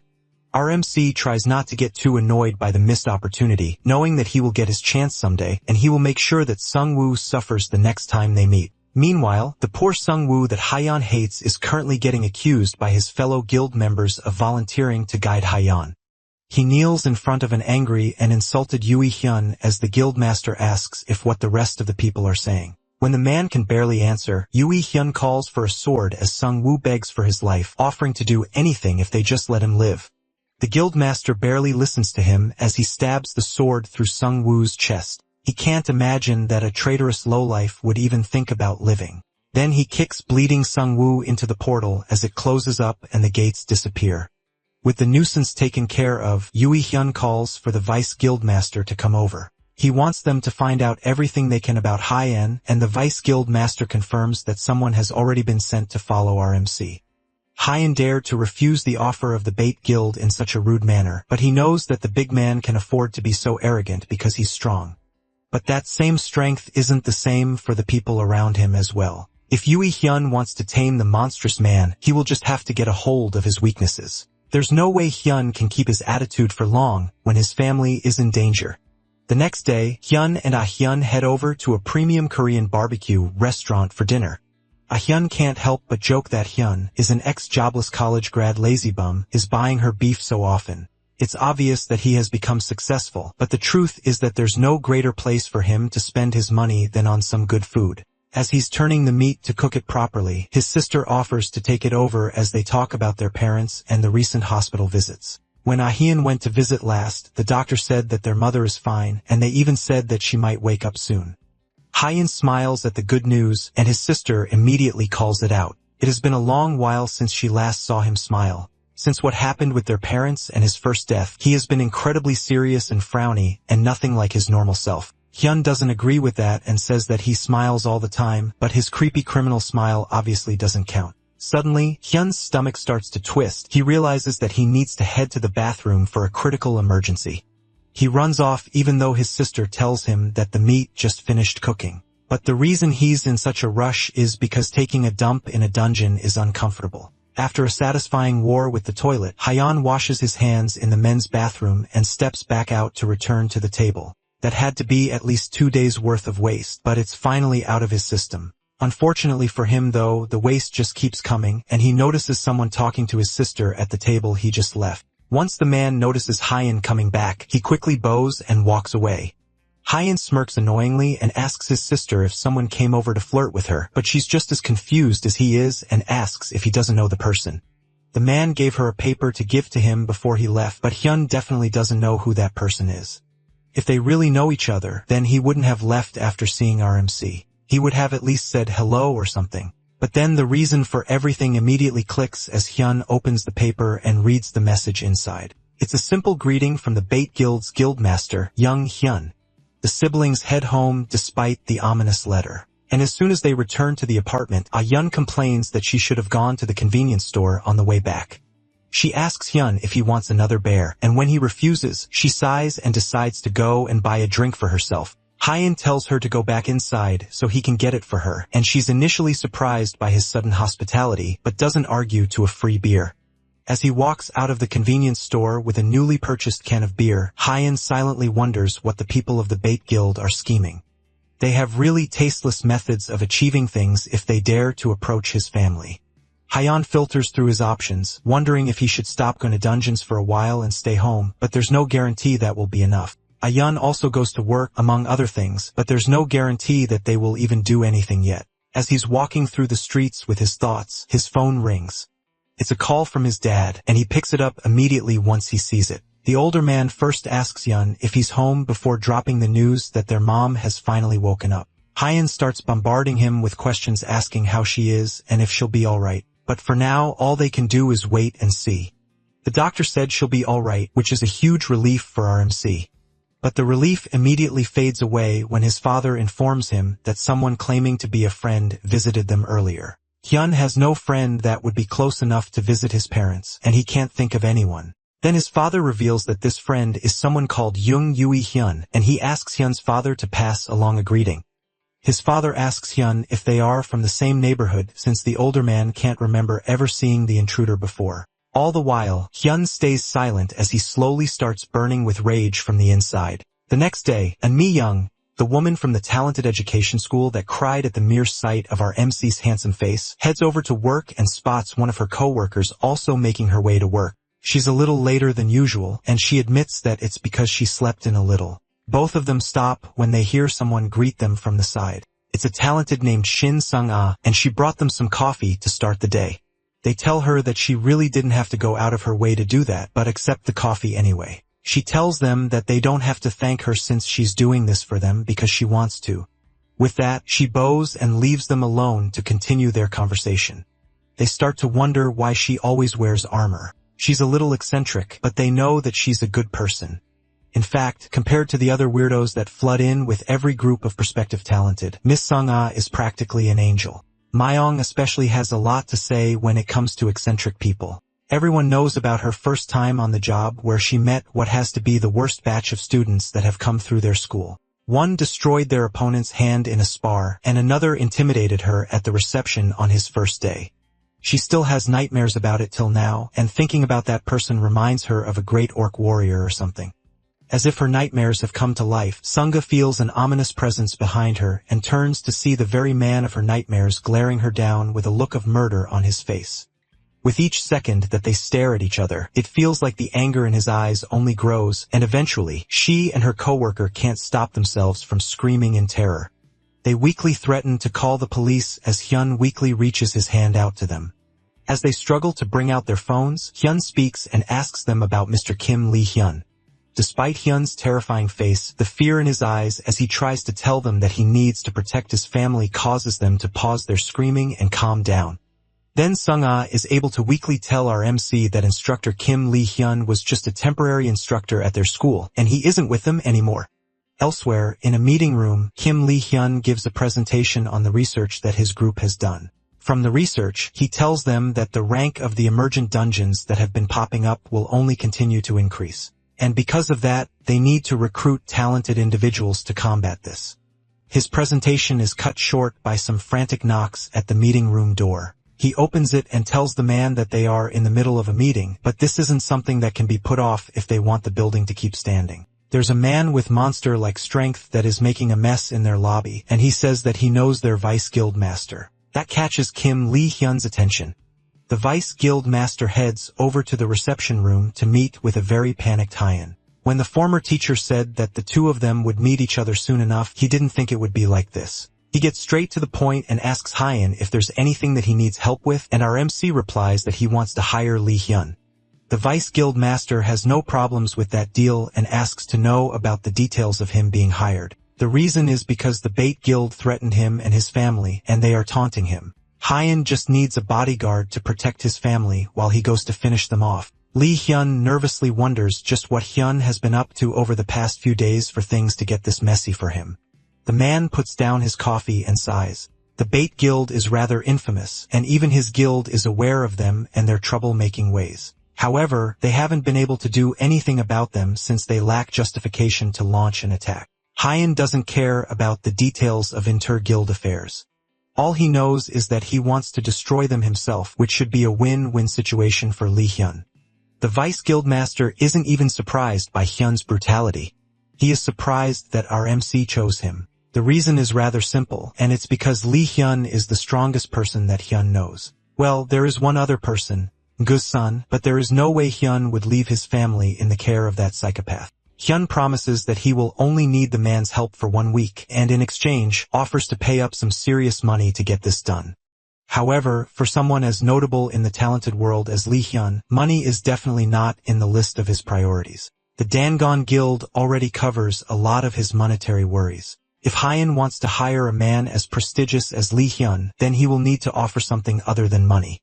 Hyun thinks for a moment and wonders if Hyun is after his body for some reason. The absurd idea of that is almost enough to end the negotiations right there. Lee-hyun smartly realizes that he will go insane if this conversation continues and decides to drop his offer first. He offers that if this job finishes without any problems, then he would like Hyun to meet with the Dangon Guild Master. Hyun will still have to provide some monetary payment, but if he agrees to this condition, then the entire Dangon Guild will help him with his issues. The answer to that offer is a no-brainer for Hyun, and in an instant the Dangon Guild provides all the support that Hyun needs. They place 5 bodyguards in his mother's hospital ward and 5 more in the company where his sister works. That's rather generous of them, but in situations like this, it's better to be safe than sorry. The real problem child here is Hyun and his plan to dart into a guild as large as the Bait Guild to cause chaos. Hyun isn't worried at all and even points out that the Bait Guild doesn't seem as large as Lee-hyun's guild, but the Vice Guild Master reminds him that a guild isn't determined by the size of their office. The Bait Guild has an abnormal number of dungeons, so there's no doubt that they have some kind of powerful supporter. Haeon called them and made an appointment on the day that he received the ominous note, so they've definitely prepared all their available forces. It would have been better if Haeon ambushed them, but after getting the note, he called them in a desperate panic, saying that he would do anything they want him to. He had no choice back then, especially since his family came first. But thanks to that, he managed to buy himself some time to meet with Lee-hyun. Now that they are done talking, Hyun hands Lee-hyun his wallet and instructs the confused man to park the car at his place. For Hyun to make that kind of request, Lee-hyun can only imagine that he has a plan to sacrifice himself, but our MC assures him that it's not like that. He can't explain the situation in detail, but he assures Lee-hyun that he will be back the following day alive and well. With that, he heads over to the Bait Guild meet with a very smug-looking young Yui-hyun, who welcomes him along with a group of very well-equipped talented. Hyun gets straight to the point, seeing that so many people have come just to welcome him and immediately offers a fight. But Yui-hyun calmly explains that the members of the Bait family simply came to welcome him. The word family coming from this man's mouth makes Hyun laugh hysterically. Hearing that is enough to push Hyun over the edge in a fit of rage, and he activates his mana explosion, using it to completely destroy the building around them. The talented around him are completely caught off guard as the floor explodes, but Yui-hyun laughs at his attempts. The floor is made from reinforced steel, which Hyun is already aware of as he pulls out his sword. He knows that his mana explosion isn't enough to destroy the floor, but with the activation of his skills, Wayne's secret technique, Titan Strength and Swift Strike, he's able to cut through the floor with ease, sending all of them plummeting through the ground. Hyan pushes himself through the debris and appreciates the effects of one of his new skills, Antria's integument, which hardens his body. Behind him, Yui Hyun casually drops down into the room to meet with the man that just destroyed his office. He advises Hyun to be rational, still not giving up on the hope that they can be allies and not enemies. Hyun, on the other hand, says that the guildmaster has already crossed the line and removed his right to ask for any sort of partnership. Yui Hyun apologizes for visiting his family before, but then he lays out his offer for Hyan. If our MC joins the Bait Guild, then they can work together to bring down even the Dangun Guild. The arrogant guild master, Han Se-yun, would be brought down to her knees and the large guild would be toppled from the ground up. Yui Hyun asks our MC if he understands the gravity of what they are discussing, but Hyun is not invested in this conversation at all and just wants to fight. Yui Hoon laughs and tells of the audacity of this man. There are currently over 200 guild members in this building alone, and the members in the country is several times that number. Even with this huge size, the Bait Guild is only missing a figurehead. They need an absolutely strong person who can be the vanguard of the Bait Guild members. With Hyan in that position, then the Bait Guild could expand beyond Korea and go to take over the rest of the world. Hyan's answer to that is to grow the largest spitball from the back of his throat and hawk two-eye it straight at Yui Hyun's unsuspecting face. This entire ramble felt like he was listening to an elementary schooler's presentation. He advises the man to become an extuber instead of coming around and spouting nonsense to him. Yui Hyun takes a moment to wipe the spit off his face and stare at it in his hand. Then the mask of politeness that he has been trying to keep this entire time finally falls. He knew from the very beginning that there is no way a lowly peasant like Hyan could possibly understand his grand aspirations. Hyan's face twists in amusement before he bursts out laughing. The man really thinks he's so large that he called Hyun a peasant of all things. That's certainly a weird choice of words for someone living in the 21st century. Hyun starts to poke fun at the man who has already long since reached the end of his patience, and eventually, Yui Hyun can't take it anymore. The other guild members gather as the guildmaster gives them the order to kill our MC. Several of the mages all start by casting various mind and status effects to bring down Hyan, but all of them get cancelled out as Hyan activates his Lion's Roar skill.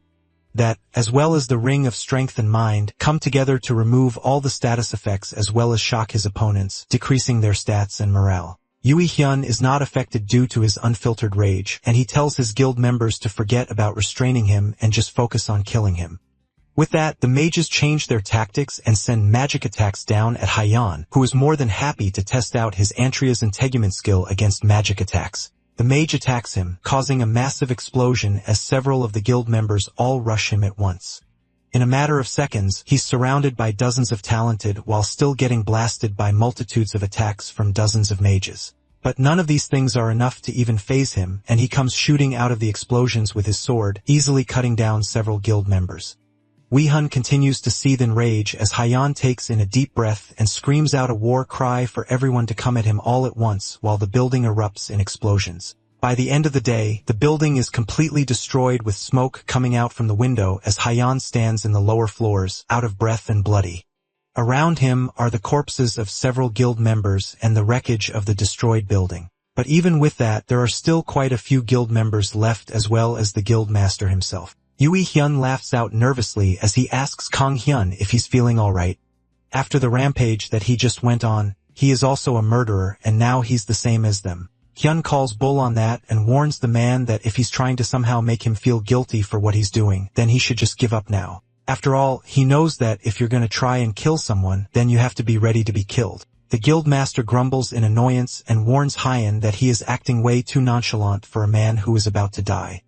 Even if he pretends to be alright, it's obvious that he's tired. As Yuehun says that, tentacles spring out from the ground and restrain Hyan, who is too tired to resist it. Before he can gloat about how much energy he has left, he stares down at his own reflection in the sword sticking out of his chest. With that, Hyan finally accepts that he's done for, but at least he lasted long enough to deal some damage. Wee-hyun commends his vice guild master on the good job of incapacitating Hyan and tells the man to back up so he can deal with the finishing blow. Even though things worked out for them in the end, Wee-hyun can't help but praise Hyan in the back of his mind. He went up against hundreds of other talented, and even with his many injuries, he's somehow still alive. The level of strength is so absurd to the point where Yui Hyun wants to replace every single person in the guild with just him. Despite that though, he calmly mocks Hyun, asking him if he has any last words.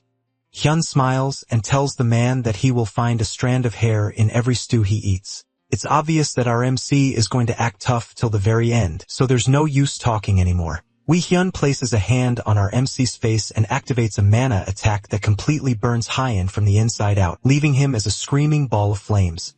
With one of the biggest messes in the guild's history taken care of, Hyun takes a puff of a freshly lit cigarette to celebrate a job well done. He asks one of the guild members to give a rundown of the situation.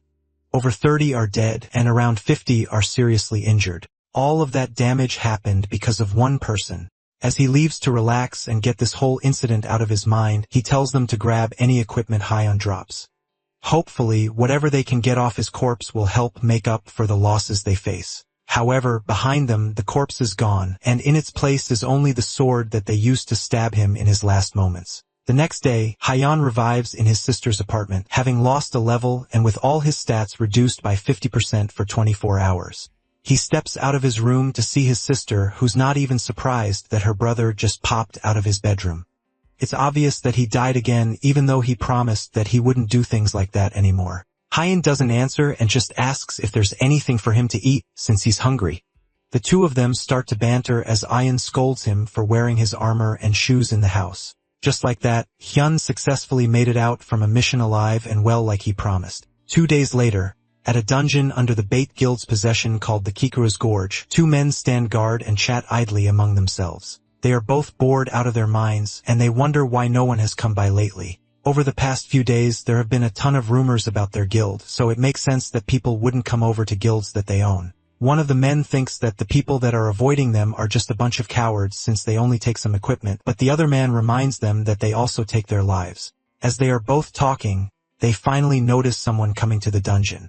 Whoever it is dressed like a stereotypical burglar, and for a moment, the two men are so shocked that they just stare at this weirdo and his strange outfit. Hyun learned something after breaking in so recklessly into the Bait Guild. He can keep trying, but it'd be no different than hitting a rock with an egg. With an infinite amount of eggs, that wouldn't be the worst idea. And Hyun does have an infinite amount of eggs in this case, but he can't keep putting up with the resurrection penalties from dying multiple times. If he wants to take down the Bait Guild, then he will need to defeat them one at a time. His current plan is to go inside the Bait Guild's dungeons and take out anyone he sees, destroying them all one at a time.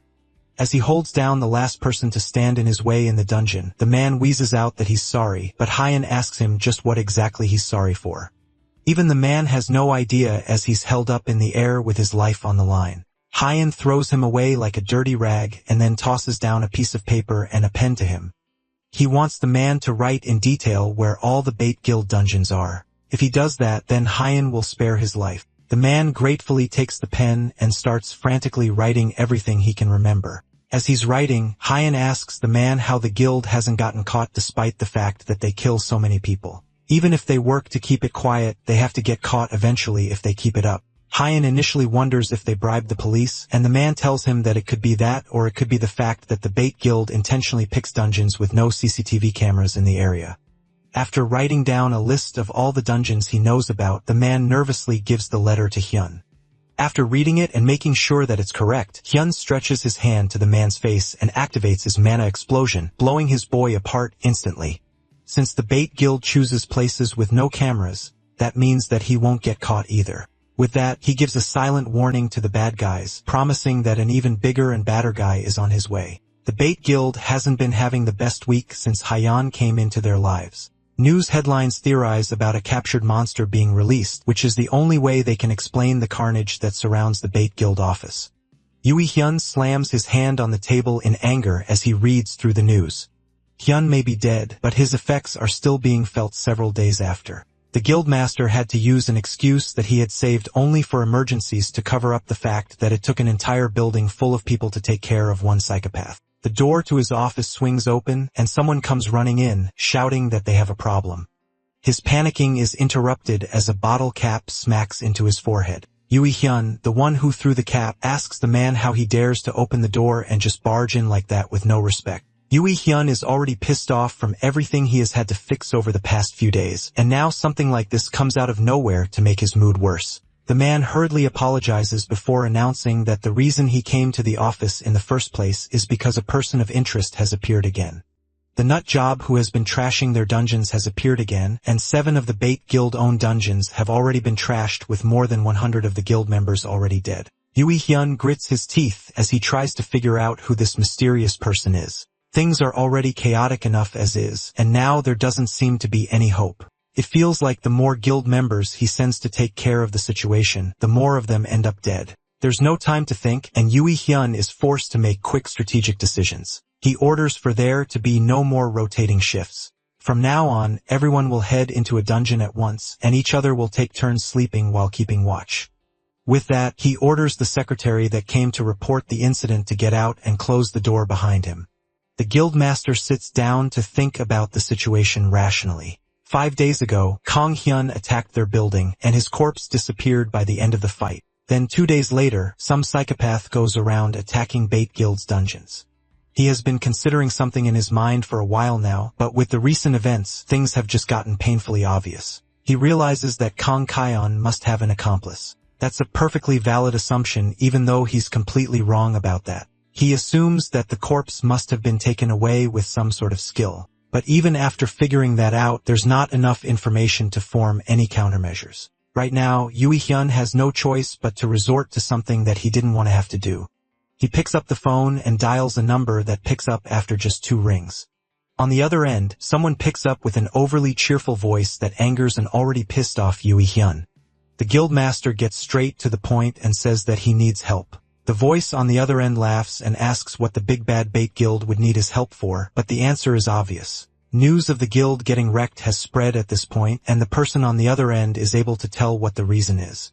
Since there's no need to question what his motivations might be, the next question is what the person on the other end has to gain from helping the Bait Guild since they are way richer. Yui Hyun offers them a fight in return for their services. If the person on the other end helps them, then they will likely get into a fight with someone that definitely isn't just an average guy, and that should give them the entertaining fight that they are looking for. A hooded blonde man smiles at the request and wonders if he should just give the man the benefit of doubt and go for this potentially satisfying fight. Later that night, as usual, 2 men stand guard at the entrance of another one of Bait Guild's dungeons. The hooded blonde man is one of the guards, and he asks the other person what his name is. The second guard's name is Kim Il-woo, but the blood man doesn't care and decides to rename him as Yoo Hyun's Grunt. He asks Yoo Hyun's Grunt when this powerful guy is going to show up and if they are sure that he will even be here. If the hooded blonde guy is forced to wait for nothing here, then things will get ugly once he gets bored. That doesn't need to happen though, as our MC makes his triumphant entrance to the area. The hooded blonde smiles in glee as he feels something that he hasn't felt in a while.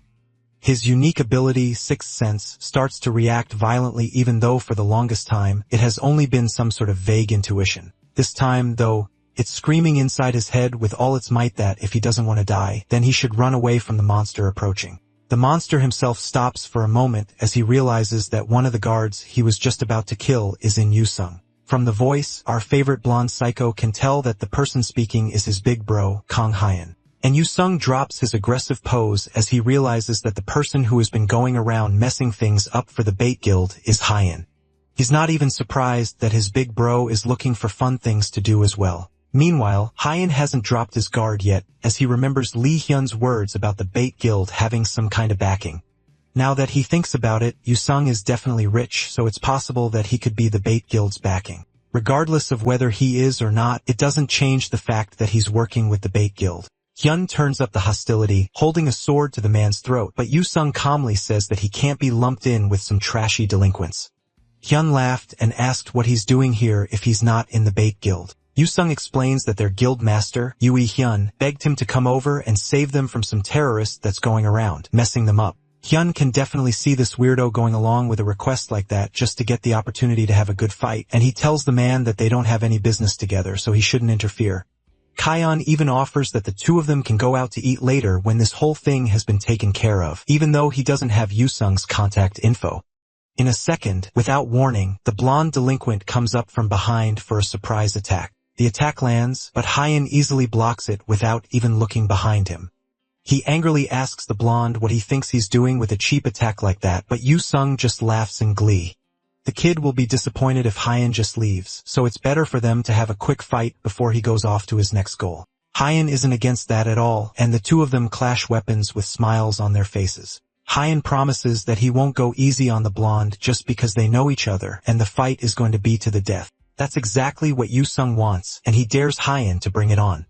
Our MC activates his Titan strength as well as Wayne's secret technique, immediately taking his strength to the next level. Then he launches his sword for a quick stab attack, which Yu-sung is quick enough to dodge. The attack was still fast enough to leave a cut on his cheek, and the psycho has the nerve to laugh at that. It's clear that Yu has become an even bigger monster than the last time they met. It looks like Yui Hyun wasn't lying when he said that Yu-sung would get a good fight from coming here. The two continue to clash weapons manically. And although Yu-sung is clearly enjoying himself, this fight is just a hindrance to Hyun's plan.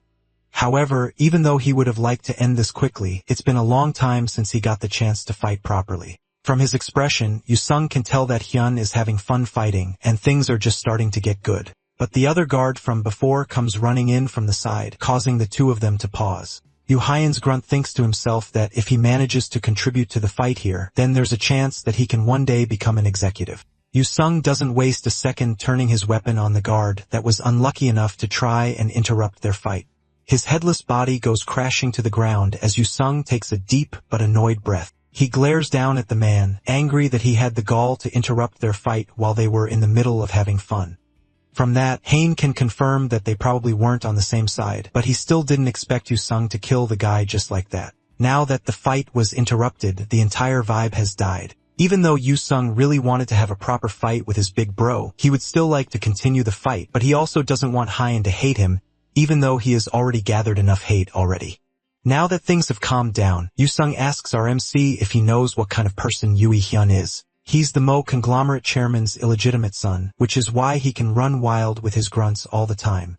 This all sounds like some kind of cheesy drama to Hyun, and he doesn't care who Yui Hyun is the child of. Just because his family is loaded doesn't mean that he's immune from Hyun's rage.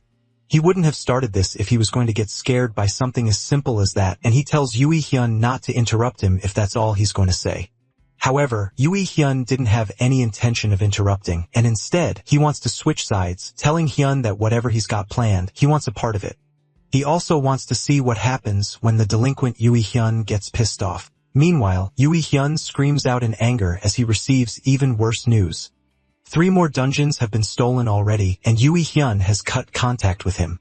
Things are only getting worse, and it feels like every single one of his guild members is completely useless and can't carry their own weight. His secretary, who is rocking a fresh bandage from the last time he got punted in the head, watches nervously as his boss trashes the office.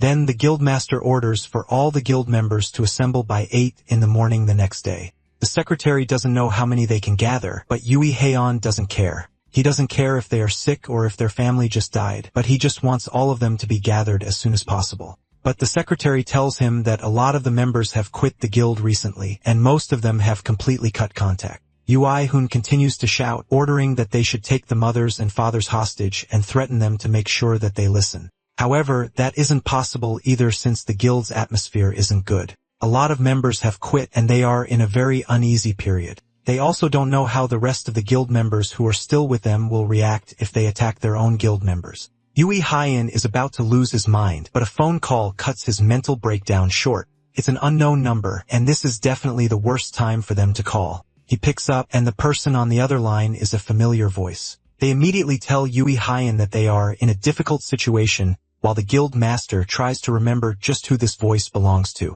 If this person is who he thinks they are, then there's a chance that the situation might be resolved more easily than he expected. Meanwhile, the news of what's going on with the Bait Guild continues to spread. Internet forums come together to discuss what's going on, but the news of what exactly is going on with them hasn't been publicly spread yet. Hyan is certainly having an effect, especially after he and Yu-sung went around destroying dungeons for a week. The two of them walk out from a freshly cleared dungeon as they talk about what to do next. It's about time for them to wrap things up, even though Yu-sung was having a lot of fun with all the chaos. Now it's time for them to think up a plan for the finale.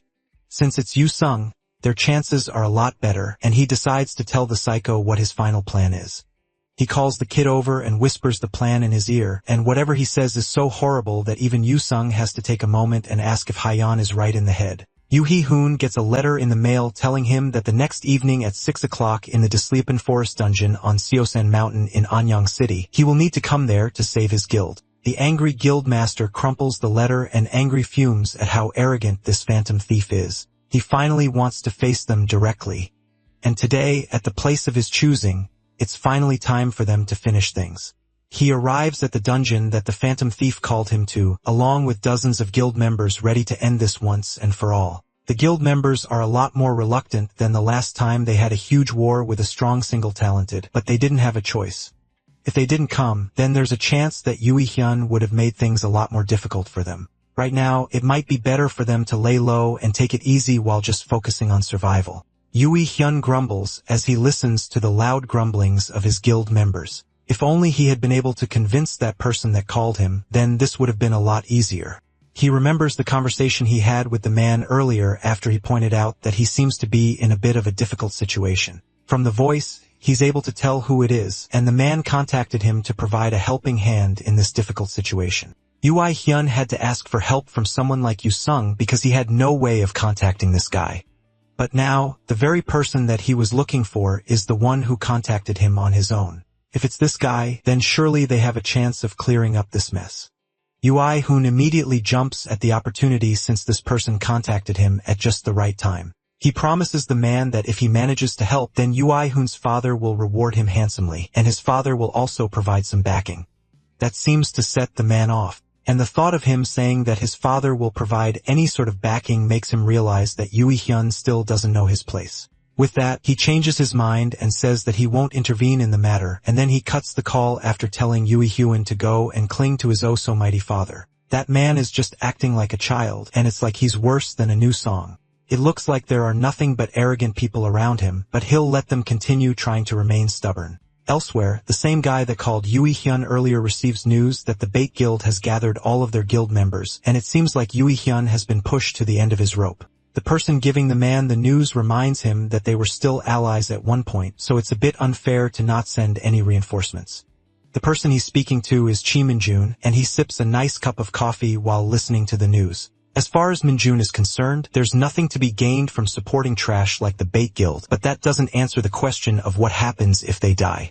There's no way President Jang Song-soo will sit still if something like that happens. As soon as the man says that, tentacles made of energy stretch out and wrap themselves around the man's throat, choking him out as he struggles to breathe. The tentacles are coming from Min-jun, who is angry at the fact that the man would imply that he has to crawl on eggshells just because of the old president. Through his choked throat, the man struggles to apologize, and Min-jun drops him once the point has been made. He coughs as the choke hold on him is released, and Min-jun tells him that he can continue with what he was working on before.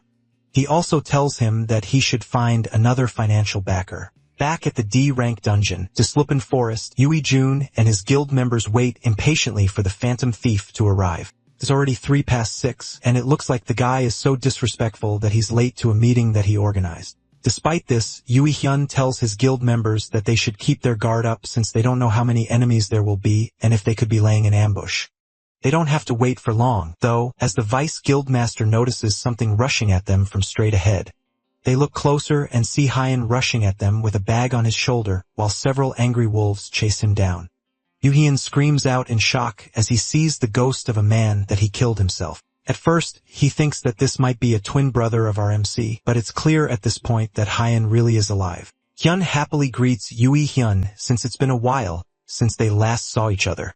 And since they meet again, he has a gift to present. Hyun reaches into his bag and pulls out an adorable-looking Deslepen pup. The guild members are immediately frozen by just how cute the little guy is, but they don't have time to admire it as Haeon winds up and throws the pup towards the Bait Guild members. Even the hardened talented for the guild can't ignore such a cute pup in danger, and they drop their weapons to save it. One of them is able to catch the pup, and they all coo at it as it starts to tear up in the man's hands. Then they turn their outrage to Haeon, the person that threw the pup in the first place, and they are even more motivated to kill him now after he put such an adorable creature in danger. However, Yoo Hee-hyun tells them to shut up as he realizes the true reason that Haeon threw the pup. He didn't just take one, and instead, he kidnapped a whole bag of pups, which in turn brought all the Deslepens towards them. Hyun throws the bag of pups into the air, and the guild members rush to catch them before they fall. But in their rush to save the pups, they are unprepared for the pack of Dislupins charging towards them.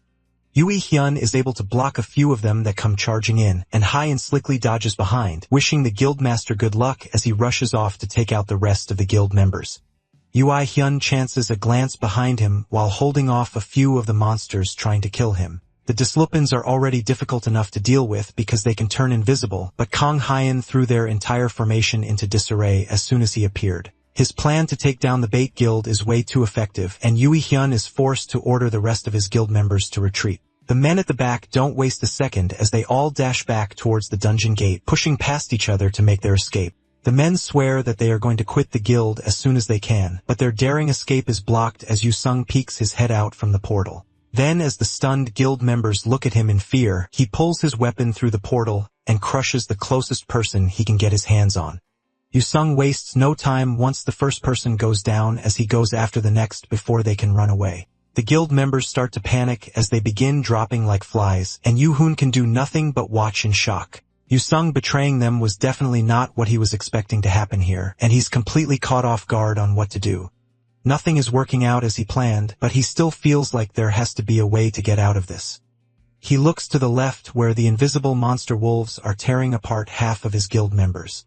And to the right, Hyan is doing the same to the rest that are not being torn apart by Yu-sung. Despite his determination, this is clearly a checkmate for him. There's no way for him to get out of it, and there's no clear exit for him. Since things have come to this, then he has no choice but to use his last resort. He charges his energy into his fist and prepares to launch a final attack. Hyan cuts his sword through an unfortunate talented, and the blood splatters around him.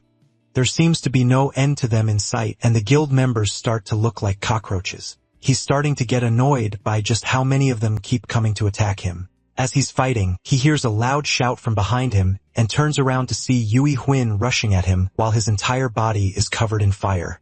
He's using his last resort skill called self-immolation, which turns him into a powerful flaming fireball. The fireball expands and even starts to engulf the other guild members that haven't been taken down. This skill endangers Yui Hyun's life, and its firepower is excessive. But with this, he believes that not even Hyan would be able to survive. However, even as the flames rip apart his skin, Hyan reaches through the fire and grips Yui Hyun by the face. As if to taunt him, he tells the man that the fire is just a little warm and just this much is nothing. With that, he kicks Yui Hyun away, sending him crashing into one of the dead wolves and putting the fire out immediately. Then he tells Yui Hyun to sit there and watch while the two psychos destroy what's left of his guild. Hyun plans to make sure that he's the last person to die since he can't let Yui Hyun off so easily after everything he went through. Then Hyan rushes off to take care of the rest of the guild members while Yui Hyun can do nothing but sit down and contemplate life. Everything he has built and everything he knows is all over, all because he messed with the wrong guy. As the end of his life closes in, he can't help but burst out into desperate maniacal laughter. His laughter continues to ring out, echoing through the entire forest for the rest of the day into the late evening when all his guild members and the wolves are dead. Yu-sung goes over to him while he's still laughing, and Hyan says to leave him be since he's most likely having a nice dream. All the while, Yui Hyun continues to think about how everything is finished. But then at the last moment, he realizes that he shouldn't think that way. He doesn't want to die like this in such a pathetic way. He was an illegitimate child and a bastard son who was treated like a stranger by everyone, especially his siblings. They ignored him and didn't care about him, but they also pulled him into their fight for a role that he never even wanted to play. His father was the only one who sympathized with him and supported him plentifully, but to them, even that was another excuse to tear him apart. And then one day, the world changed when the tutorial started. Talents appeared right alongside dungeons, and the world began to run on a society where might makes right. His yapping is cut short by a clean slice to his neck, and Hyan stares down at the dead body of the man that had been a terror to him for far too long as his head rolls away. Meanwhile, he asks himself why villains feel the need to have such long, unnecessary monologues. Yu-sung laughs and says that they could have at least listened to his last words, but Yun doesn't want to. Now that everything has been taken care of, Yun thanks Yu-sung for helping him out, and Yu-sung doesn't mind at all since this whole thing was fun, so it doesn't really matter. Now Yu-sung asks him how it feels to get his long-awaited revenge. Hyan isn't sure, but he's heard that vengeance leaves you feeling hollow. But Hyan doesn't agree with that at all. He killed people that deserved it, and it may not feel the most amazing, but it does feel refreshing. The next thing to figure out is what to do with the items that the monsters and hunters drop. Hyan offers to sell them and split the money in half, but Yu-sung doesn't need the money. If that's the case, Hyan won't say no to more money and more loot. Money isn't something that Hyan has been obsessing over recently.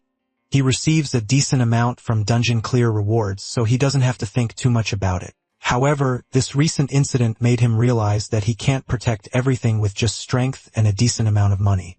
He needs to gather as much money as he can so he can make his own guild. As the gate fades away, taking with the last remnants of the bait guild, Hyun wonders what to do next. He asks Yu-sung what he would say if Hyun suggested making a guild. Before our MC can even finish his sentence, Yu-sung immediately agrees to join without missing a heartbeat. If his big bro is making a guild, then it'll definitely be a fun experience for the blonde. Hyan laughs at the idea and tells Yu-sung that he hasn't even agreed to let him join, and the two men continue to joke as they make their way down the mountain back into town.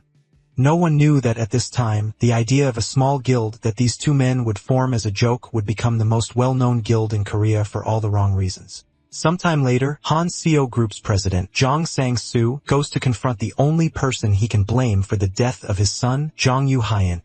The man entrusted Choi Min-jun with the responsibility of taking care and raising Yoo-hyun, and now the man is dead. This is a breach of contract, but Min-jun doesn't seem to care.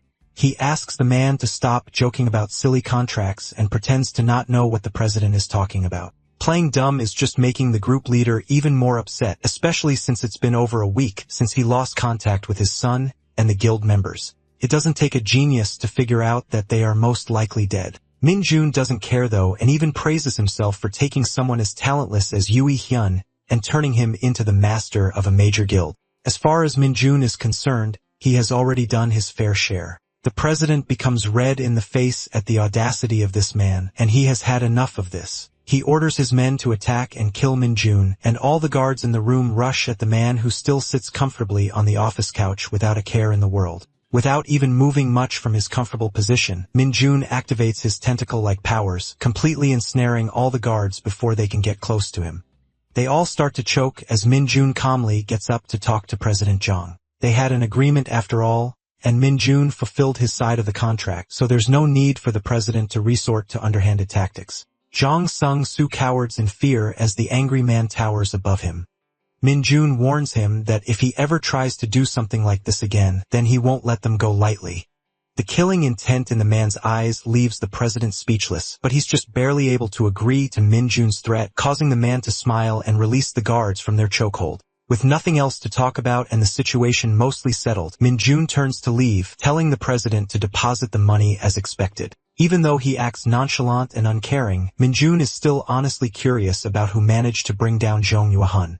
With the fall of the guild master, the bait guild vanished, and the sudden disappearance of a major guild sparked numerous rumors and horror stories. Raider and the media both went into an uproar for a while, but over time, the bait guild name slowly became forgotten amidst the numerous emerging guilds and talented. Hyun and Yu-sung meet up again for a nice meal and a chat. They thankfully didn't face any consequences from destroying the bait guild, especially since Yu-sung killed everyone who annoyed him.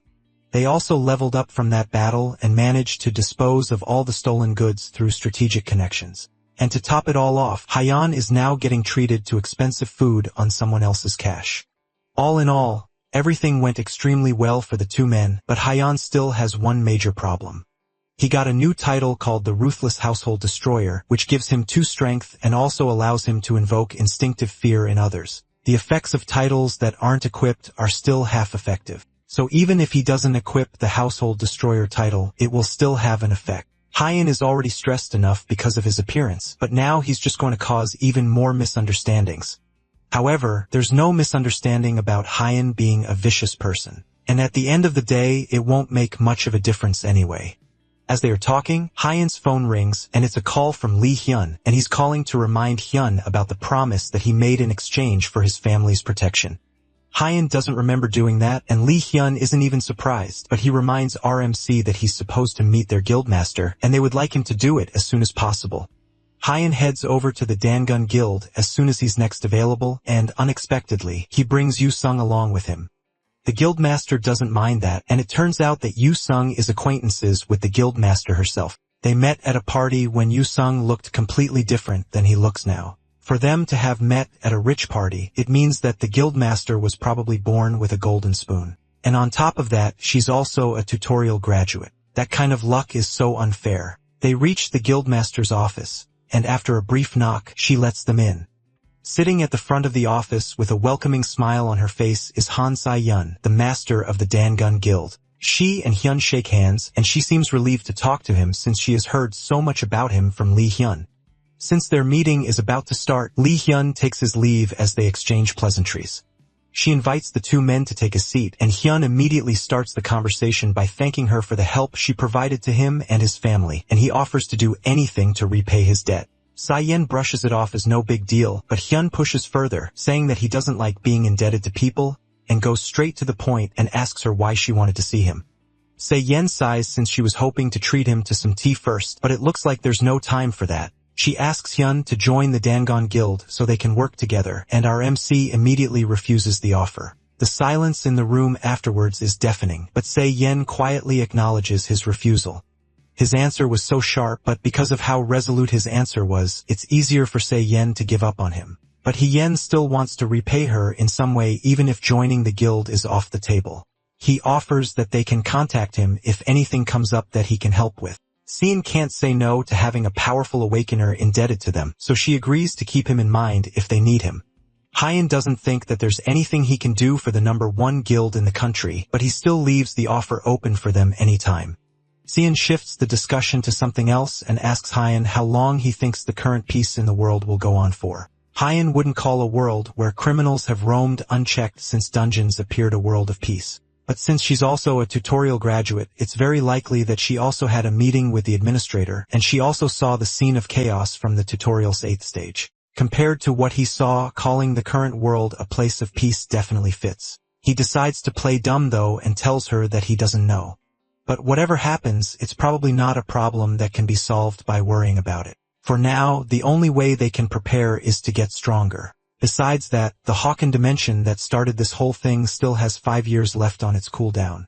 Se-yeon's eyes darken as she tells him that within 3 years, some countries will start struggling to survive. And in the grand scheme of things, they haven't been given a lot of time to figure things out. He asks her why she's so certain that this would happen, but she tells him that she can't reveal much in detail. Instead, she just tells him that there's a godlike entity that knows everything about the situation, and the Dangun Guild has an awakener on their side that can communicate with this being. The being she's talking about is most likely the administrator, but he never knew that there could be a being who can converse with it. She continues the conversation, asking him if he has experienced how the difficulty range of the dungeons has been increasing recently and the growth of awakeners has been stagnating in comparison.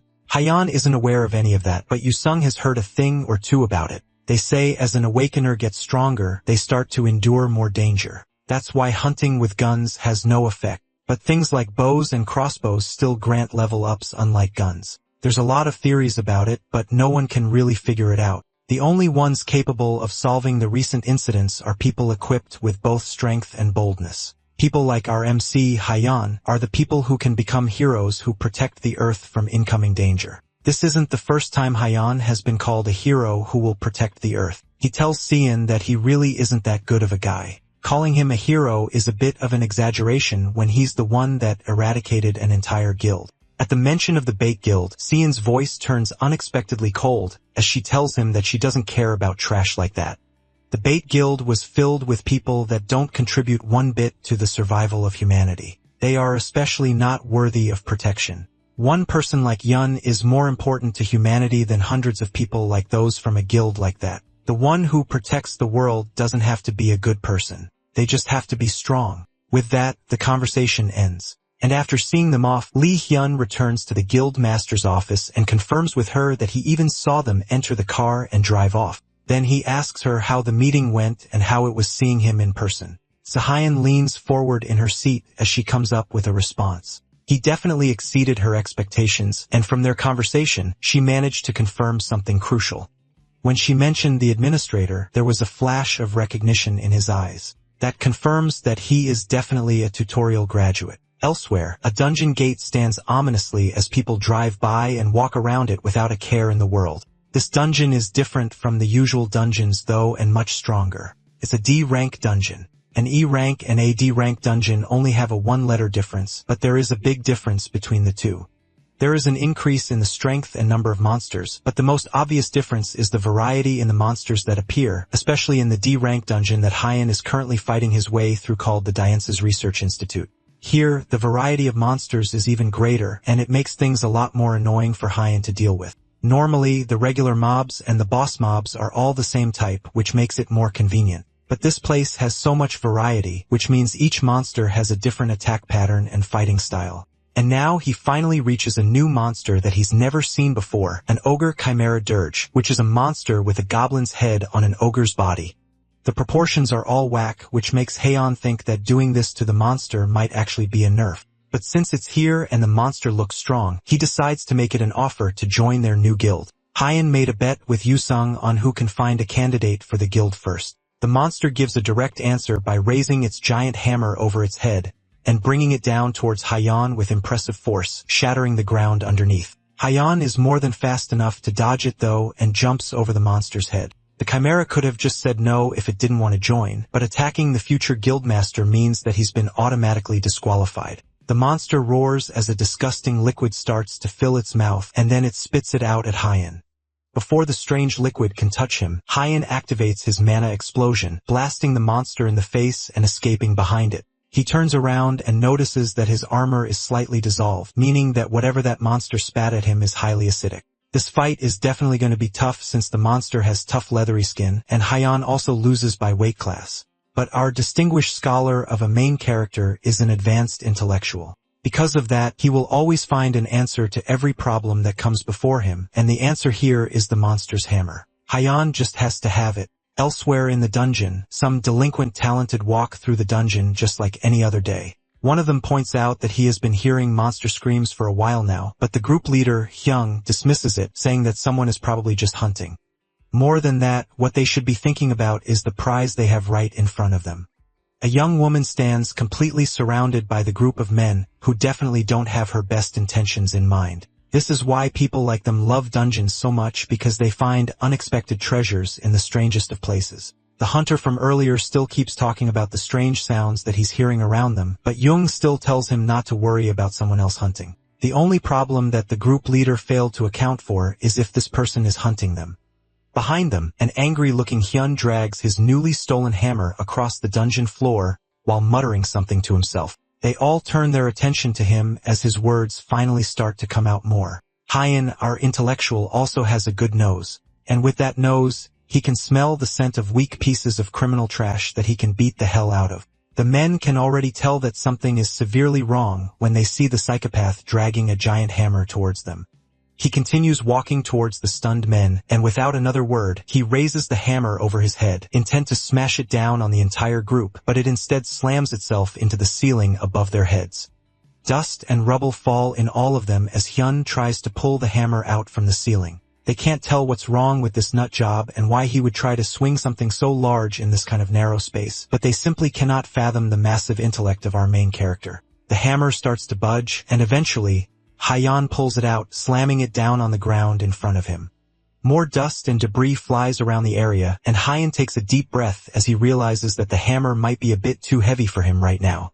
It'd be impractical to use as his main weapon, so he puts it away for now. The group continues to stare at him, completely dumbfounded, until their leader speaks again.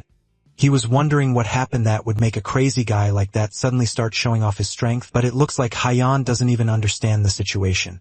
For him to put the hammer away and disarm himself in front of so many people, he has to be completely stupid. The man rushes towards Hyan, ready to finish him in one blow, but a swift slap to the face sends him flying before he can even think about seeing Hyan move. In an instant, the man is on the ground with a swollen cheek and broken dreams. Then Hyan picks up the criminal and holds him up by the hair with a knife pressed to his neck. He tells the man's teammates to drop everything they have if they want their friend to stay alive. Instead of trying to save their friend, the men waste no time as they charge at Hyan and attack together. Even Hyan is surprised that they would decide to attack together despite the hostage.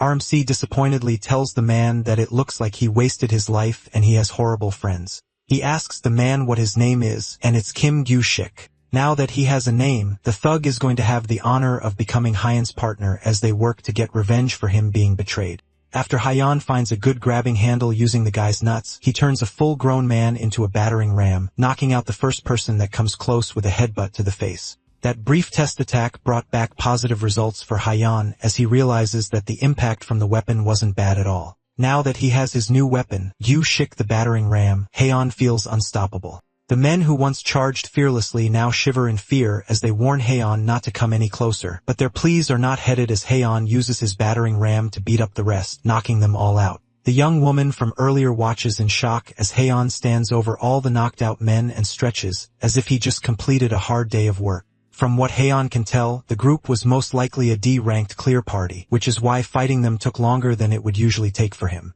A soft voice calls out to him from Bing, and it's the woman from earlier who wants to thank him for his help. If Hyun didn't appear when he did, she would most likely have met a terrible fate. Hyun waves her thanks off, telling her that beating them up was fun for him at the end of the day, so there's no need for her to bow to him. Then the woman introduces herself as Shin Sung-ah and asks for his name in return. Hyun can't help but blush at how polite she's being with him, but he introduces himself to her anyway. But then Sung-ah continues, asking our MC what she must do to become as strong as him. Hyun stares at her in confusion while she looks back at him with determination. This right here was the historic moment when South Korea's worst troublemakers were united, but it would still be a little while before they realized that. Hyun scratches his cheek as he tries to come up with a good answer to her question on how she should become stronger. The only thing Hyun can think of to tell her is that she should work hard and put in effort. But in terms of effort, Sung-ah has also put in a lot of work. Of course, not all effort is equal after all. For her to reach the level of power that she wants to achieve, she has to quite literally be willing to die for it. Sung-ah seems to take those words to heart, but Hyun feels weird telling her that kind of thing when he has the power to revive, so death doesn't mean anything to him anymore. He has nothing else to tell her, so she tells her to be careful on her way out of the dungeon and to do whatever she wants to the guys that he beat up earlier. As he walks away, Hyun pauses for a moment and comes back to ask her if she can even leave the dungeon by herself. Sung-ah tells him that she can't, and even though it would be normal for her to ask for help in cases like these, she doesn't. Hyun would like to help her find her way out, but he came to clear the dungeon, and he doesn't have any intention of leaving until he does so. In that case, Sung-ah offers to accompany him for the rest of the time he spends in the dungeon. Our MC is shocked by her proposal and thinks that it might be because of what he said earlier about being willing to die. He starts to tell her to forget what he said, but she cuts him off and tells him that it's not because of that. She knows her place well, and she will be content to follow him as silent as the dead while also working to mine mana stones for him. She also promises to not be a nuisance to him, and even says that all the mana stones she mines will be for him alone. At the very least, she may be weaker than him, but she's still a talented, so she can protect herself easily. Hyun thinks about it for a little bit more before finally relenting and telling her to follow him. The two of them make their way through the dungeon towards the main core, all the while leaving a trail of monster bodies behind them. As Hyun drops the last monster, Sung-ah commends him on a job well done, and then brings out a knife to start collecting the mana stones. She skillfully cuts through the monster corpses as Hyun watches her. Just like she said, she's skilled enough to protect herself, and she doesn't get in his way. It also looks like she has some sort of stealth skill because when combat started, she fell back and occasionally supported him with her bow while never obstructing him. She even takes care of the monostones, which he normally leaves behind because he can't be bothered. All in all, clearing this dungeon became a lot easier with her help, and he doesn't regret bringing her along. Now the next step is figuring out what to do from here. With the amount of energy he's feeling in the air, the boss room should be up ahead, and it will definitely get more dangerous from here on. Sung-ah's decision to follow him till the end still hasn't changed, and she has no reason to not continue along with him. However, as they are talking, they both get system notifications that the dungeon's main core has been destroyed and the portal to the outside has been opened. Hyun wonders if someone beat him to it, but he quickly realizes that he can still feel this boss's energy. That means that this is a dungeon break and not just an ordinary dungeon clear. And this is a D-rank dungeon, which means that this is Korea's first ever D-rank dungeon break. The incident reaches the news immediately and is reported as a phenomenon in a Seoul suburb. Approximately 10 dungeons opened at once, and this is regarded as another monster wave. The incident occurred on February 8th, and it's the third occurrence nationally of a monster wave in the country, following the blockade of Hangrae County. Unlike the previous two incidents, though, this wave was artificially created by terrorist acts according to professional analysis. In the hallways of a guild, a man rushes down towards an office at the end of a hall. He barges into the room, screaming for the association president, but the man is already fully geared up and ready to go. He knows that the man barged into the office because of the dungeon break, and he has already finished his preparations to head out. This man is talented association president Choi Dong-woo. However, as prepared and calm as he is, even he isn't prepared for the news that the man brought with him. According to the reports that just came in, there is a D-rank dungeon among the dungeons that broke. Dong-woo wastes no time and asks for the location, and the man reports that it is in Gyeonggi-do, Suwon, and the dungeon is Dian's Research Institute. That's a terrible place for a high-rank dungeon to break since it's a heavily populated area.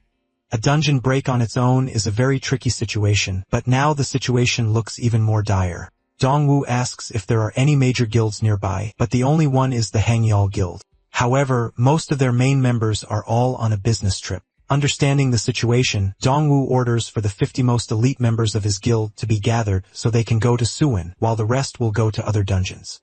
Elsewhere, in the Dangon Guild, Se-yen is also fully geared up and heading out to attend to the dungeon break incident. From the reports she's getting, she knows that Dang-woo will be late if he wastes too much time, and she wonders if there are any guilds that can defend until everyone arrives. Ignoring the Hungyun Guild that has all its members abroad, the only guilds available are smaller guilds. However, there is one talented that is already on the scene and working to eliminate monsters quickly. Lee Hyun smirks as he tells the guild master that he has a massive longsword, a muscular body, and a brutal face that is difficult to differentiate from a monster's.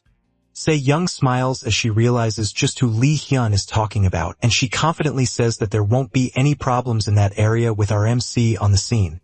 Over in Suwon, Hyun pants heavily as he stands over the monsters that he just barely managed to take out. Other talented who came over to help out watch on, completely surprised that just one person managed to kill all these monsters on his own. One of them tries to come over to thank Hyun for helping them since they all managed to survive thanks to him. But before they can ask for a way to repay him, Hyun yells for all of them to get out of the area as fast as they can if they don't want to die. The talented can't understand what he means by that, but Hyun knows that things are about to get very bad. The dungeon break hasn't closed yet, meaning that the boss monster is still inside. He tells them that the boss monster still hasn't come out yet, and if he stays there, then they are all going to die like dogs. The hunter that came close to him before gulps in fear, but swallows it and walks forward, reminding Hyun that regardless of how they look, they are all still talented, so they want to at least offer a little bit of help. Hyun wastes no time and asks the one talking how many chimeras he has killed so far. The man is unable to answer, and Haeon presses him more, asking if he has even managed to kill one. If all the hunters stay and try to fight, then they will only end up becoming nuisances, so they need to instead focus on evacuating the civilians. The rest of the people around start to mutter to themselves, wondering why he wants to do all of this on his own. Even if he is strong, at the end of the day he's still just one person, and there's no way that he is stronger than all of them combined. However, one look at Hyun's desperate and terrifying face makes it obvious that there is no room for discussion, and they all decide that it would be better for them to back out now. As they walk away, the only person left is Sung-ah, who looks hesitant about leaving like the rest of them. Surprisingly, Hyun asks her if she can handle sniping with her bow. He's going to be counting on her for cover, so he wants her to find a place to hide on her own, so she can provide support from afar. She is startled for a moment, but quickly agrees to do it. An ominous dark energy starts to flow out from the portal, and eventually, entirely new monsters step out onto the streets. 3 huge chimeras step out from the dungeon, coming directly towards Hyun and completely towering over him. Each one of them is on par with the ogre that he fought earlier, and from the energy still leaking from the portal, he can tell that the boss is coming as well. A cloaked skeleton figure reaches out of the dungeon and floats above all of them as the portal finally closes up behind it. The skeleton takes a look around and unexpected talks, marveling at how strange the buildings of a human society look. This is the first time Hyun has ever seen a monster that can talk, and it looks down at Hyun. It asks our MC if he really plans to stand against all of them by himself, and Hyun fearlessly pulls out his sword, more than ready to smash the monster skull in and use the pieces to make a puzzle. The boss monster acknowledges Hyun's arrogance, and just from looking at his body, it can tell that Hyun would be quite useful to have on its side. But Hyun instead cuts to the chase and offers the skeleton to have a leader's duel. He wants to have a fight with the boss while the minions stand to the side. The skeleton boss immediately refuses, causing Hyan to scoff. He wasn't expecting it to agree anyways, and he prepares for a fight. Without wasting a bit, Hyan grips his hammer and rushes towards the monsters. But before they can pull themselves together and fight back, he sucks in a deep breath and activates his raging lion's roar, immediately bringing down the defense of the monsters. While they are frozen, Hyan leaps into the air and raises the hammer above his head, bringing it down on the first chimera, causing a huge shockwave to spread out from the impact. The skeleton is impressed, and it can sense that Hyan has no mana left. That means that this amount of power Hyan is showing is nothing but his raw strength. Despite his arrogance, the skeleton knows that it would be a waste to kill Hyan. Instead, he plans to keep our MC alive and instead make him a slave. The monster's helmet starts to crack, and eventually, it explodes, leaving behind a very dazed-looking large goblin. It falls down, completely knocked out from just that single hit from Hyan. However, because he's already severely weakened and out of mana, the hammer that was already heavy before now feels even heavier, and his knees buckle from supporting its weight. The skeleton boss, who is still interested in preserving Hyan as a slave, immediately uses its mind control powers on him. His eyes change into a sharp rainbow color, indicating that the mind control worked. And with this, he is completely within the skeleton boss's grasp. Now that the fight is seemingly over, the skeleton welcomes Hyun as his newest slave and orders him to bow and prove his loyalty. Hyun starts to move his hand and raises it high up in the air as the mind control clears, showing the skeleton his middle finger in retaliation. The mind control was unsuccessful thanks to the Ring of Strength and Mind. The skeleton is impressed that he managed to defend against his mind control using a simple item, and it resolves to kill Hyun since there's no other way to take him as a slave while leaving his body intact. The tiger chimera rushes in as soon as its master's will changes to something lethal, and Hyan is just barely able to activate his Antria's integument skill, which hardens his body and protects him from the would-be fatal blow. The force from it is still heavy enough to send him flying, however, and Hyan crashes into a nearby building, causing a small explosion in the process. They walk towards where Hyan crashed into, but they fail to notice an arrow come flying in from an unknown direction until it sinks itself into the tiger's head, causing it to tumble over. The skeleton looks around wondering if Hyan has a companion, but regardless of whether he does, the level of that attack is not something that he feels like he should concern himself with. Hyan, however, sees that arrow as the perfect thing he needs to regain the upper hand in this fight. He takes the hammer again and leaps out from the wrecked building, gripping it tightly in his arms and using it to slam the arrow lodged in the tiger's head like a nail, causing it to dig its way right into the tiger's head and straight through the brain. The beast falls instantly, defeated by Hyan's quick thinking and Sung-Ah's perfect timing. However, there's still one more chimera beast left, and its sharp tail comes darting towards Hyan in an instant, pierces its way straight through his chest, causing him to cough up blood and drop the hammer. But instead of falling to the ground, Hyan uses the last of his strength to grab the snake creature by the tail and fling it into the air before slamming it down into the ground as hard as he can. Then he pulls out his sword from his inventory before it can get up and ends its life with multiple quick stabs, which takes out the final chimera creature. The skeleton watches silently as Hyun stands over its defeated minions and wipes his blood from his face. Now that everyone else has been taken care of, there's only one bald enemy left to bring down. The skeleton doesn't fall for his arrogant bluff though, and it knows that Hyan is completely spent. He's even more tired than he was when this whole fight started, and on top of that, his mana is completely drained. There's no way he stands a chance against a boss monster in the state that he's in.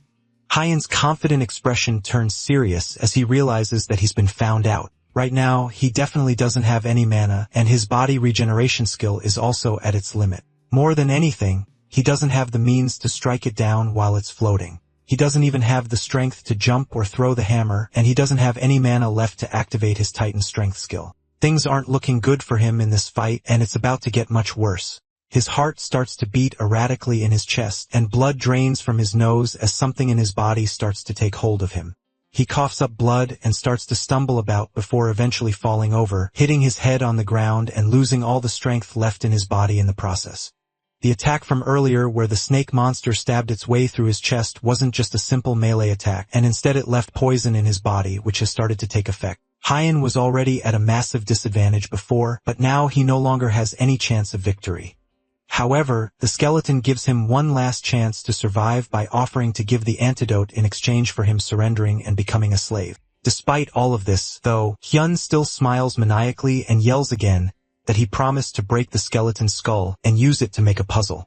He has to act fast and use every last bit of energy he has to make this count. First, he uses all the remaining mana in his body to cure the poison. Then he brings out his last resort. From his inventory, he pulls out Bilgene's longsword, which is a B rank item that gives him the Berserker trait as well as a durability enhancement. The Berserker trait increases his strength and vitality by 1.5 times for 5 minutes. However, during that time, his judgment is severely impaired and there will be severe after effects to using the skill. As the Berserker trait activates, he taunts the skeleton, daring him to come over and fight to the death. Because even if he has to go to the afterlife, he'll make sure to take responsibility and bring the skeleton boss with him. Before they can start fighting though, a voice from behind calmly informs him that he has done enough. Hyen turns to see Dongwu approaching with a hand held up to help. Before going forward into the fight, he tells Hyen that they don't know each other, but he can tell that Hyen has done something amazing. But now it's his time to rest because the Talented Association will take care of things from here. Hyen recognizes Dongwu as the tutorial graduate and the Talented Association president. Dongwu tells him that he has serious injuries and he should go and rest for a bit. And Hyen tries to rogue, but immediately his body crumbles as his injuries start to take over. He almost had it, but now there's no way he can keep fighting. With no strength left in his body, Hyen collapses to the ground as his eyes start to close. Dongwu appeared in such a uselessly cool way, and now he doesn't have any reason to not trust him to end this once and for all. Much later, at a Korean hospital, Hyun's eyes snap awake and he turns to see his sister taking a sip from a drink while using her phone. He gets up groggily, complaining about why he has to see such a shitty face as soon as he wakes up. Hyun replies that it's because he says some shitty words as soon as he opens his eyes. She then asks him why he didn't just die since the hospital fees were a huge waste for them. Hyen is about to return her harsh banter, but then he quickly remembers the dungeon break and asks to know what happened. Hyen doesn't know the exact details, but she heard that it went well. She randomly received a call about her older brother's hospitalization and came in only to find the Talented Association president watching over him. Remembering the Talented Association also makes him remember that scouter that gave him a business card one day after he cleared a dungeon in town. He doesn't mind being helped out, but he doesn't feel like he owes him anything. Hyen notices him thinking to himself and tells him that he shouldn't push himself. After all, she's worried about his unique ability and the fact that it's a possibility that one day he could just die. Haeant tries to argue that it's not like dying just because he wants to. He doesn't like it when he dies, and his level gets cut down too, which makes it even worse for him every time. But his words die in his throat as he looks at Hyen's face. She's glaring at him with a lot of emotion, and it looks like his constant deaths are worrying her a lot more than she lets him know. So he quietly agrees to not die as often as he has been over the past few months. Elsewhere, at the Talented Association, the president is trying to learn more information about Kang Hyan. Dongwu has never heard of him before, but he can see reports that the Talented Association has tried contacting him once. But since Dong-Su doesn't know him, his subordinate wonders why he went through so much effort to evacuate him and even pay his hospital fees. The reason is because he witnessed the birth of a new hero. Dong-Su knows that he probably won't get the honor of helping him if not now. From his memories, Hyun looked incredibly heroic as he swore to lay down his life to defeat the boss monster.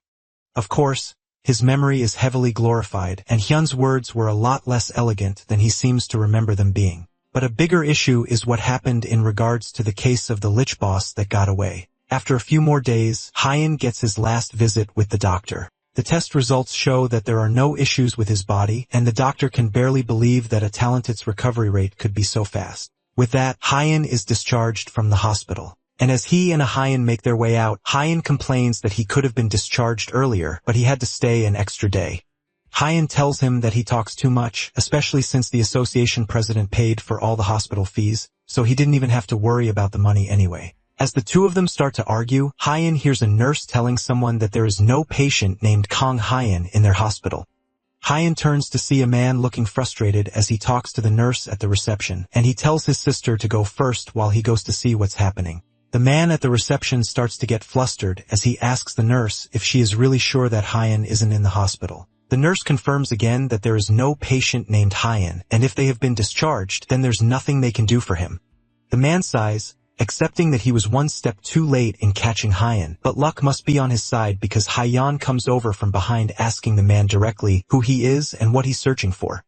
Hyan came over because he heard his name, and although he was initially shocked, the man quickly composes himself and tells Hyan to hold on while he reaches into his suit pocket. He pulls out a card for the Ministry of Interior and Safety and introduces himself as the team leader, Shin Tae-gil. The Ministry of Interior and Safety seems to be some sort of special talented management team, and it's clearly a government organization. Hyan asks directly why the government would be looking for him all of a sudden. The two men head over to a restaurant, and Hyan asks the man if it's alright for them to come here, since the place is quite expensive. Tae-gil assures him that there's no issues, and Hyan laughs to himself, realizing that this is where all his taxes went. But now that they are in a more private area, Hyun gets to the point, asking if they want him to work for the government. Tae-gil assures him that they won't force him to work, but they are just making him an offer.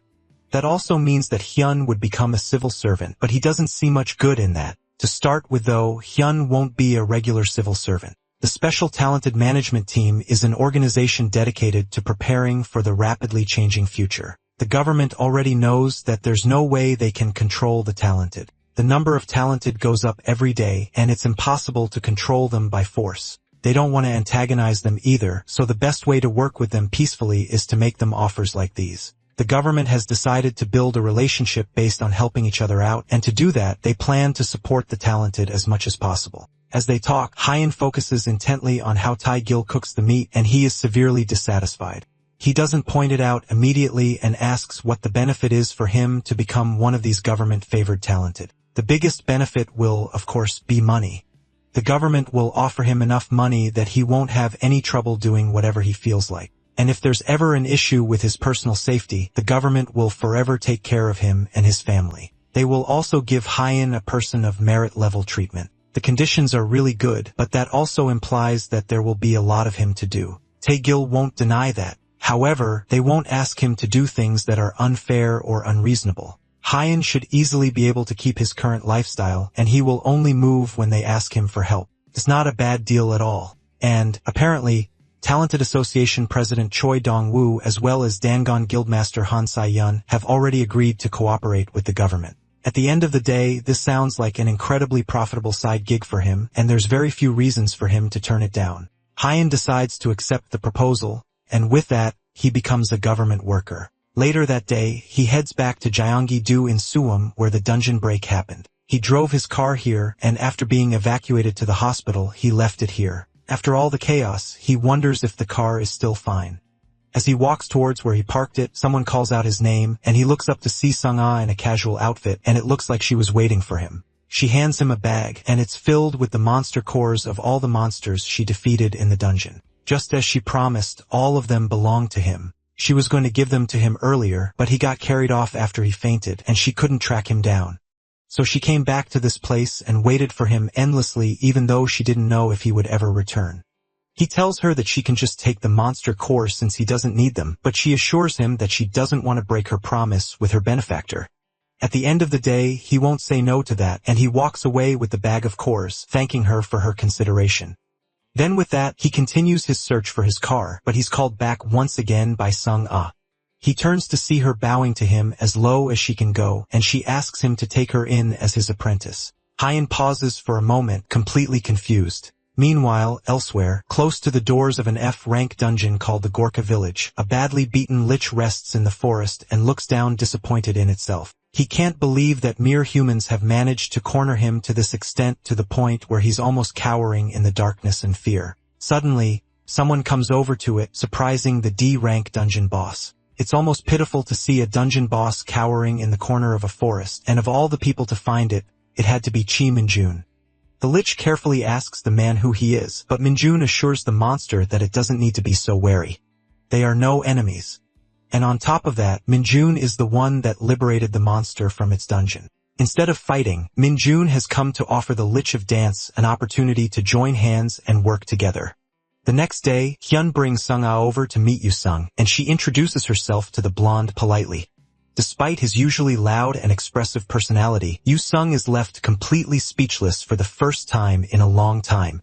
He honestly thought that since Hyun doesn't have any friends, then there's no way he would be able to find a guild member, but somehow, Yu-sung proved him wrong. Our MC is offended by the fact that Yu-sung would suggest that he doesn't have any friends, but then he takes a moment to think about whether or not he has any friends, and he unexpectedly comes up blank. With no one coming to mind, Hyun immediately changes the topic, reminding Yu-sung that he won the guild member bet, which means that the blonde will be paying for their meal. That doesn't really change anything since Yu-sung pays for their meals every time already. But a bet is a bet and he can't refuse. However, even though Yu-sung agreed that he lost the bet, that doesn't mean that he will let just anyone join the guild. He tells Sung-ah that she will need to pass a test first and asks her if she's fine with entering a dungeon immediately to test out her skills. Sung-ah flinches for a moment but immediately agrees to it. Hyun knows better though and figures out that the psycho just wants to hurry up and go hunting. They head over to a D-rank dungeon called Harpy's Cliff where Sung-ah's proposed test will be taking place. Inside the dungeon, they are immediately attacked by several harpies, but Sung-ah's skills with a bow are more than enough to shoot them down from the sky. Yu-sung can't help but admit how nice it is to have a long-range damage dealer in their team, and their group is finally starting to feel like a proper party. Hyun asks Yu-sung if she passes since he clearly seems to be impressed with her skills, but the blonde has clearly forgotten all about the test, which confirms that he just wanted to head into a dungeon to hunt. Hyun tries to remind him about the test before he finally remembers, and that only further proves that he just wanted to hunt and nothing more. With all the harpies dead, Sung-ah starts to collect mana stones from the corpses. Hyun reminds her that she doesn't have to collect the mana stones so thoroughly since it's especially annoying. Sung-ah tells him that it's alright since she likes collecting it. Yu-sung says those mana stones are worth it, so he shouldn't waste them since he doesn't have a lot. Hyun doesn't care about mana stones since he can get more than enough money from just taking the core. He asks Yu-sung if he takes mana stones for himself, but obviously, the blonde doesn't care since he's rich. As the two of them are talking, Hyun notices something around them and starts to pull out a weapon from his inventory. Yu-sung doesn't notice it immediately, but after focusing a bit more, he can feel something as well. Sung-ah can't feel the same thing that the two of them are feeling, and she asks them what's going on, but they don't answer. Instead, Hyun closes his eyes and focuses, and after a moment, he swings his fist into the air hitting something. Then suddenly, someone appears out of thin air and falls to the ground, completely unconscious from Hyun's punch. The guy must have had some high-quality stealth for Hyun, and Yu-sung to barely be able to sense him. Seeing as he didn't have any killing intent though, it looks like he wasn't trying to kill them. That doesn't mean that he came to the dungeon with good intentions in mind, though. And Hyun's intuition tells him that something fishy is going on here. Yu-sung suggests that it might be an awakened who was just passing by. And if that's the case, then what Hyun did was indiscriminate violence. But regardless of what his intentions were, it's bad manners to try to sneak up on people in a dungeon, so he deserves a beating. And on top of that, Hyun also has something in mind. He remembers the conversation he had with Tae-gil after signing the contract to become a government worker. As soon as the contract got signed, Tae-gil immediately gave him a directive and some information about the recent dungeon terrorism incidents. Apparently, there's been people intentionally creating dungeon breaks, and the government has managed to catch the tail of the organization that's responsible for the incidents.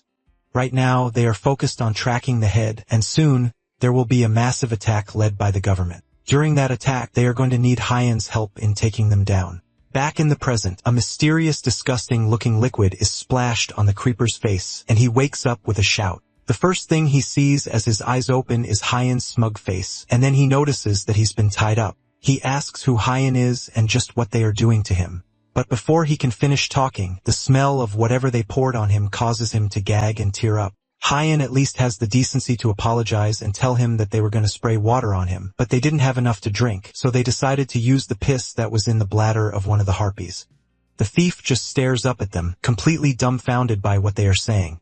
The man throws up immediately as he realizes just what they threw on him, and he's just barely able to throw out some insults while furiously gagging. Now that he's fully awake, it's time for him to answer some questions. Hyun leans down to eye level and asks the man directly if he is the dungeon terrorist. The man looks shocked for a bit but smirks and doesn't even try to deny the idea. He doesn't consider himself a terrorist, but he is part of the organization that has been causing dungeon breaks. According to him, their organization pursues a noble goal, and their dungeon breaks are meant to bring about something big. Noble or not, however, Hyan doesn't care, and he just wants the man to reveal everything he knows, then he can go scot-free. The man is determined not to say anything no matter how much Hyan tortures and threatens him. No one will be able to hinder their cause, and he is going to make sure that nothing gets in the way of their purpose. At least that's what he wants to say. But after a full day under the terror of Hyan and his group, the man is barely able to grumble through swollen lips that he will spill all the information they want to know. Hyan is disappointed that the man lacks desperation after all that talk of protecting his cause, and he decides to break 3 or 4 more teeth as punishment. Outside the dungeon later that evening, Taegil and his subordinates arrive after Yan reports that he caught a terrorist. Our MC hands the man over like a piece of cargo, but the man is so badly beaten and injured that he begs the government workers to arrest him. Taegil nervously asks Hyun why the man is in such a sorry shape, and our MC feigns ignorance, claiming that he probably got beaten up by harpies or something. Regardless of the state of the criminal, Taegil thanks Hyun and his group for their cooperation and turns to leave. Before he leaves though, Yu-sung waves hello to him from behind Hyun. The two of them have met before because the government tried to recruit Yu-sung as well, but he refused immediately. He thinks that being part of the government is boring, and it looks like the teen is surprisingly bad at thinking things through. With all their issues taken care of, Taegil takes his leave, informing Hyun that they will discuss the details the next day. Right now, there are outsiders present and it's late, so he advises Hyun to just call it a day. The next day, Hyun and Taegil meet up again to talk about the criminal that Hyun captured. The terrorist's name is John Yong-shik, and his unique ability is stealth, which is the ability he used to try and sneak up on Hyun and Yu-sung in the dungeon. He seems to have an important role in the organization. Hyun already knows all of this, but the important thing that they found out thanks to him is information on their headquarters. The government still plans to lead a massive attack on the headquarters in 2 weeks. And for them to require so long, they must be making some serious preparations. Hyun asks what kind of preparations would need 2 weeks, but they have more important things to take care of first. For the first time in the entire world, a C-rank dungeon was cleared by China, and it's been all over the news. However, what hasn't been revealed to the media is that a total of 1,200 people participated in the clear, and over half of those people lost their lives. Hyan is someone that has gone into D-rank dungeons on his own, so he knows that the danger levels of dungeons has been increasing exponentially. Even if the rank only goes up by 1, they will need several times as many members.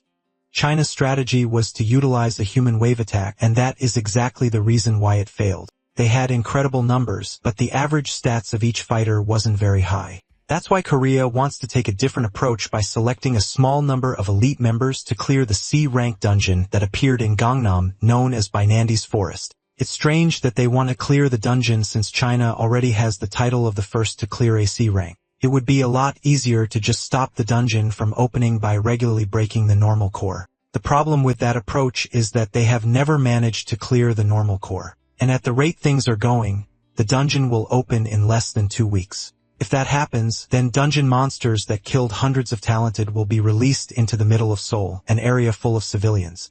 They are prepared for that eventuality. But considering the dungeon location and the dungeon's danger level, it'd be a lot better to clear the dungeon than risk the massive damage expected from the dungeon break. Hyan has a good grasp of the situation now, and it's obvious that they are in an immediate crisis. For Taegil to be chatting with Yun when he should be busy with way more work, that must mean that they want him to participate. Taegil confirms that they do want him to participate, but because of a law he doesn't fully understand, it's impossible to participate in the raid as a solo talented. That's why Taegil also wants to make an offer to Hyan to create a guild. The government has no idea that this is exactly what he wants, since they know that he tends to prefer working alone. To make the deal of creating a guild even more tempting to our MC, they offer to take care of all the troublesome procedures as well as giving him more than enough support to make the guild a success. Hyan puts his hand on his head, pretending to be annoyed by the news, and begrudgingly agrees to form a guild. At this point, accepting this deal to work with the government seems to be exactly what he needed to get everything he wants. It looks like living kindly has managed to pay off in the end. In a random cafe in the middle of town, Hyan meets with his new guild members to discuss the most important thing that goes into creating a guild, getting a cool and memorable name. Yu-sung thinks it might be too soon considering the fact that it's just 3 of them in the guild at the moment. That has already been handled thanks to Taegil, and Hyan explains the conversation he had with the man the day before, including how they are going to clear a C-rank dungeon in the near future. To Yu-sung, it sounds fun going into a strong dungeon. And to Sung, it just proves more that Hyun is a very strong individual and worthy of being followed. On that note, Sung tells Hyun that the two of them can speak comfortably to each other, since she has become his apprentice. Although our MC never agreed to make her his apprentice, he wouldn't mind speaking comfortably with her. He clears his throat and brings the topic back on track, reminding them that the choice for their name is going to decide the guild's future.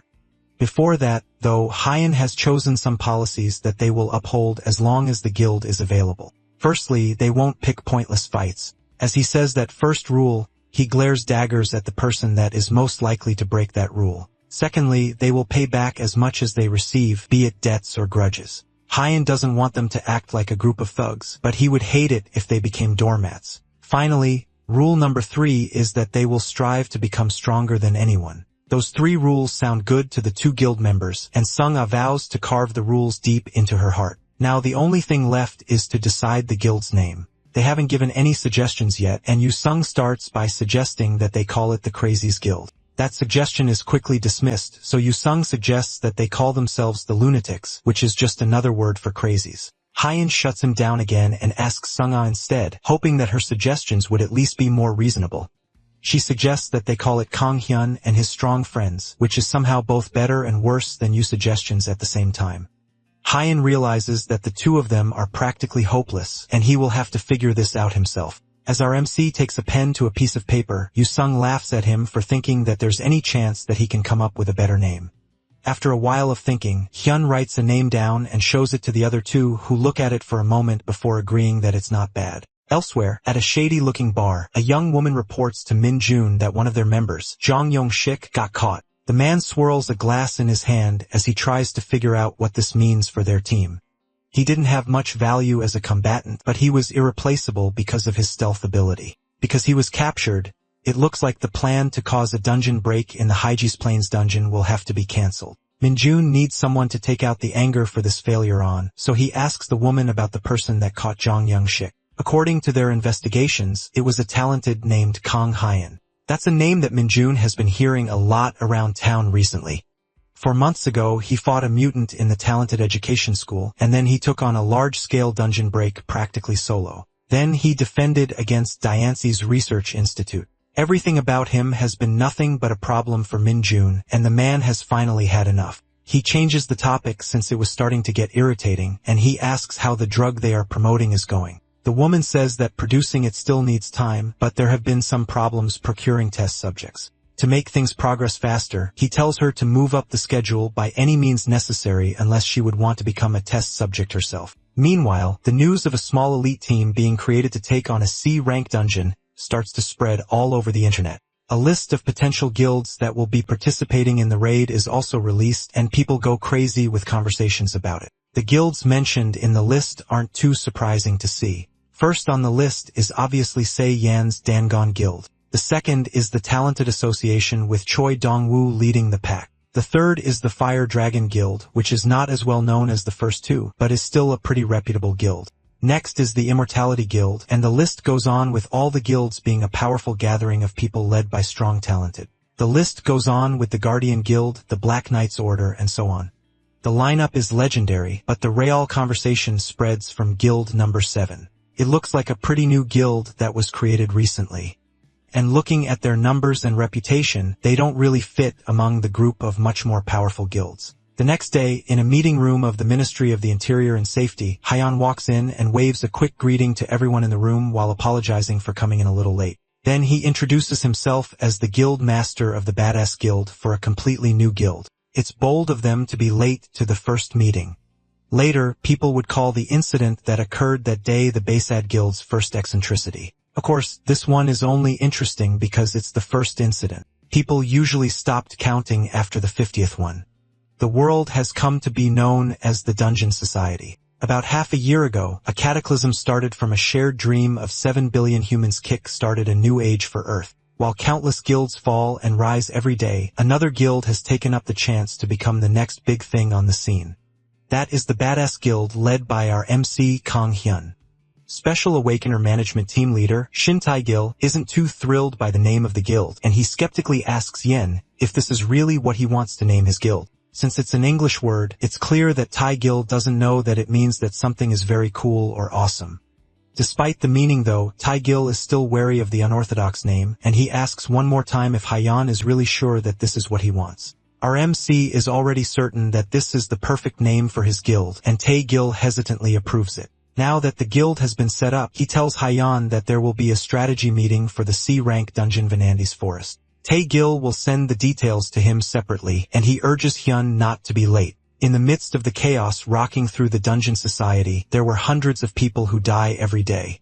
For days later on the Monday that they were meant to meet up, Yoo-sung and Sung-ah wait at the office building where the meeting is supposed to take place. Yoo-sung asks his guildmate if she has any idea where their leader might be. He calls her his big sis, which confuses Sung-ah.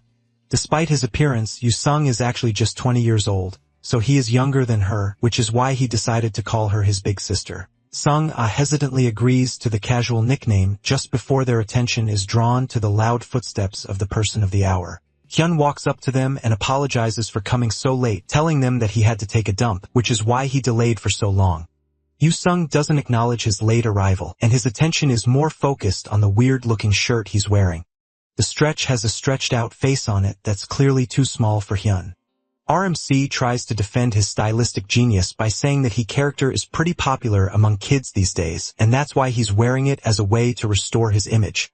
Because he got posted a lot recently on the internet, his image has been getting worse recently, so he's trying to go for a more friendly image. Yoo-sung is surprised that RMC would really think that a weird shirt like that would work, especially since the image on the shirt looks more angry than anything. It's more likely to make kids cry when they see it. Hyung gasps in shock and realizes that this is probably the reason why a kid in the parking lot started crying when he walked by. It looks like Yoo-sung's warning is coming much too late, and a kid has already been traumatized. In the meeting room where the strategy meeting is meant to be held, one of the guild masters is starting to get frustrated that their meeting is being held up like this. 5 minutes have already passed since the meeting was meant to start, and the Immortal Guild Master, Han Myung-do, is the first person to openly show his frustration that things are starting off on such a bad foot. Black Knight's commander, Lee Chong-gun, points out that they are waiting for 2 more guilds to show up. The Guardian Guild Master Park Se-hyun knows that the Flame Dragon Guild is always late, but it seems that there are more troublemakers this time around. Choi Dong-woo, the president of the Talented Association, silently hums to himself as he listens to the conversation around him, and Dangun Guild Master Han Sai-yin also keeps her thoughts to herself. Tae-gil, sitting at a podium at the front of the room, sighs in a way that shows that he clearly knew this was going to happen. He excuses himself from the room with the excuse that he wants to go and contact someone for a moment. He leaves the room and rings a certain person on his phone, but after several calls, no one answers, and he's left with the same voicemail. He decides to call Yoo-sung's number instead. And after just a single ring, the blonde picks up the call. Tae-gil quickly tells Yoo-sung who is calling, but the blonde seems unexpectedly unimpressed. He tells Tae-gil not to live like that, clearly thinking that the person on the line is some kind of scam caller. He then announces that he's about to end the call, since he is in the middle of something fun at the moment and doesn't want to be bothered. Tae-gil desperately tries to get him to stay on the line, repeating again that he is the Special Awakener Management Team leader. That's enough to jog Yoo-sung's memory of the government man, and he's at least convinced that he's not getting a scam call. Now that Tae-gil has gotten the blonde man's attention, he asks the man if he remembers that they are supposed to be having a meeting today. He asks Yoo-sung when Kang-hyun plans to come over to the meeting since they are all late. Yoo-sung's smile pretty much comes through the phone as he tells Tae-gil that he doesn't have to wait too long for Hyun to show up since things are about to get really fun soon. Tae-gil doesn't understand what Yoo-sung means by fun, so he tells the team leader that he should come downstairs and watch for himself since Hyun just got into a fight. As Tae-gil yells into the phone in shock in front of Yoo-sung, Hyun grabs a man by the shirt, nearly lifting him off the ground. Hyun looks pissed off and ready for a fight, and the person he's picking a fight with is none other than the Flame Dragon Guild Master, Park Hoi-yeon, who looks completely shocked at what is going on right now. He can barely believe that some random crazy person is trying to pick a fight with him, the guild master of the second strongest guild in Korea. Even his guildmates who are supposed to protect him can do nothing but stand and watch in shock as their guildmaster is stared down by a very angry Hyeon. Let's go back a bit to before the chaos started. Hyeon and his group were not as late as they are right now, and they were trying to remember which floor they're meant to go to. Sung-ah reminded our MC that they were meant to go to the 11th floor, and he pressed the key on the elevator. The doors began to close and everything looked absolutely peaceful, and they were set to be a little late but still perfectly on time. That was until a hand pushed itself in between the elevator doors, stopping it from closing. The doors pulled themselves open again to show Park Hyo-yeon and his group, who politely excused themselves as they tried to enter the elevator as well. The man noticed that they were also going to the 11th floor and correctly guessed that they were probably going to the strategy meeting as well. The two guild leaders shook hands as they introduced themselves, but the whole formality process was enough to start getting Hyen irritated. After all, they were already late because he had to take a dump, so talking to some random guild master in an elevator wasn't helping. As the last of the Flame Dragon guild members entered the elevator, the metal creaked as it signaled that they were over capacity and suggested that the last person that boarded should exit the elevator. The cause of this is most likely the armor of the members of the Flame Dragon Guild, which was overwhelming the elevator. Hyan wondered why they would come in full armor in the first place when they are not going to enter the dungeon immediately. With no other option but for someone to step out, Park Hyo-yeon apologized to Hyen, and our MC politely told him that there's nothing for him to apologize for.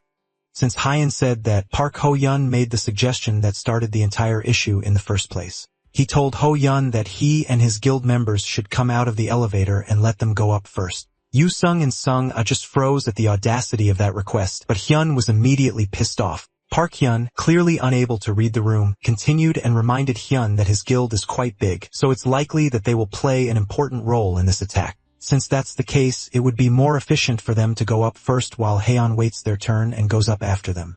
Haeon, the intellectual diplomat of an MC, decided to make sure that he was hearing correctly and asks Park Hyo-yeon if what he's saying is that his guild is some second-rate guild and they should give up their spot. Park Hyo-yeon wouldn't put it like that, but at the end of the day, he didn't think what Hyen said was wrong.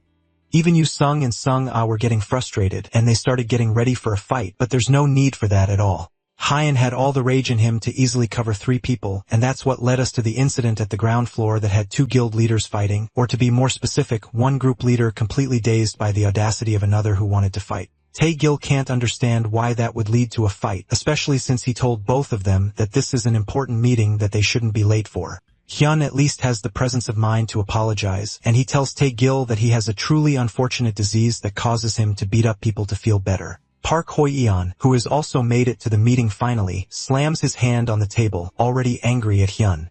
The team leader sighs as he tries to get the room back in order so they can begin the meeting. Han Myung-do cuts in before the meeting can start. Since they have some new faces on the team, it'd be better to let them introduce themselves first since they are about to enter a dungeon together. Tae-gil agrees and calls over to Kang Hyeon to introduce himself and his team. Hyen feels like they are asking him to make him feel better about being here, and it's clear that the Immortal guild leader has figured him out. Regardless, Hyen gets up and clears his throat as he prepares to introduce himself. He introduces himself as the guild master of the Badass Guild, which was just founded a few days ago. Currently, there are only 3 members in the team, including him. Park Hyo-yeon cuts him off in shock and tells Hyen that the strategy meeting is not a joke and wonders how there can be only 3 people participating in a guild attack. As the Flame Dragon Guildmaster continues to complain, Hyen cuts him off and says that the man is seriously starting to annoy him, especially after what happened a while ago. Hyun came to the meeting because he was called, so there's nothing he can do in terms of participating. That makes Park Hyo-yeon even angrier, and he stands up in his seat in outrage. Han Myung-do, meanwhile, just laughs at the whole thing, clearly finding something amusing. He tells our MC that he's the kind of person he likes to make friends with and acknowledges that a guild master should have the guts to say things like that unapologetically. Talented Association President Dong-woo also chimes in and tells Park Hyo-yeon that this isn't the right place to start a fight, especially since the meeting has already been delayed. That shuts Park Hyo-yeon up, and he has no choice but to sit down and keep his mouth shut now that all eyes are on him. Suddenly, Yu-sung calls out to Hyun and tells our MC to look at the seat directly beside him. In that seat is the guildmaster of the Guardian Guild, Park Si-hyo. Hyun asks what the problem is with the guy, causing Yu-sung to let out a devious smirk. He tells Hyen to just wait and see because he's going to kill the man. Yu-sung pulls out his mace from his inventory with a crazy look on his face and prepares to go and kill the man, but Hyen holds him back. He looks at the lunatic in a panic and asks him what in the world he thinks he's doing. No matter how crazy he is, there's no way he can possibly think that this is a good idea. Because of the past few days that they have spent together, Hyen almost forgot that this guy was like this from the start. Taegil notices Yu Sung standing up with his weapon and orders him to put it away, and the other guild members start to react as well, seeing Yu Young looking like he's about to attack. Park Hoyeon doesn't waste a second and immediately points an accusing finger at the badass guild and accuses them of coming here to mess things up for everyone else. One of the guild members of the Guardian Guild pulls out his sword in defense and confronts Yu Sung, asking if they are trying to pick a fight in this meeting room of all places. He asks his guild master for permission to engage, but Park Se-hyu is unusually quiet. He calls out again for his guild master to give him permission, but when he turns around, he notices the dark look on the man's face. Suddenly, the man grits his teeth and starts to physically change. His eyes glow a dangerous red as the veins on his face start to bulge out, looking like they are about to explode. He lets out a feral roar, shocking everyone in the meeting room as all the talented immediately stand up and get on edge. In seconds, the other guildmasters start to pull out their weapons as well, all getting ready for an unexpected brawl. Park Se-hyu gets to his knees as he continues to growl and roar like a monster, and no one has any idea what's going on. The guild member from before, who was about to fight Yu Sung, nervously approaches Park Se-hyu and tries to check if he's alright. The Guardian Guildmaster turns his attention to the worried man and stabs a finger in his throat before ripping it out immediately, causing a splatter of blood to go flying all over the room. The man falls to the ground, immediately dead, as even Hyun, who's normally cool and collected, is left completely shocked by the sudden turn of events. Meanwhile, Yu Sung, who is ready for a fight from the very beginning, is ecstatic at the turn of events and tells Hyun to take a good look at the man right before he prepares to attack. He yanks his hand free from Hyun's grip and rushes in with his mace, ready to kill Park Se with one quick attack. Just before his mace can make contact though, he's sent flying by a swift punch from the guildmaster, crashing right back into Hyun, who hurries to check if he's okay. Yu Sung just laughs and wipes the spit from his face. It looks like whatever Park Se-hyu turned into is surprisingly tough, but he picked the wrong place to act up. Behind him, the most powerful talented in Korea are all gathered and ready to take him down cleanly before he can cause any trouble. Even in his berserker state, Park Se-hyu can tell that he's in the wrong place at the wrong time. Hyun tells Yu Sung to step aside as he too prepares to finish this quickly. Now that it's clear that there's no reason to hold back, he loudly asks if he's allowed to hit him first. The shockwave from Hyun's first punch is felt and heard throughout the building. By the time the fight is over, the room is completely trashed with crater holes in the wall and furniture completely destroyed and scattered around the room. At the end of it all, Park Se-hyu lays completely beaten up on the floor of the meeting room. They nervously ask if he's dead, but the answer is obvious to anyone that takes more than a second glance. They couldn't restrain him in his current state, so the best thing to do was take him down before he could go and cause more trouble. He was also stronger than they thought, so there's nothing they could do. That doesn't explain what exactly is going on, since the guy clearly wasn't normal. There's no way anyone could have seen this coming except on Yu Sung for some reason. He then wonders how in the world he knew that something was wrong with Park Se-hyu before anyone else. Hyun has an incredible sensitivity to mana, but he didn't sense anything strange until the fight started.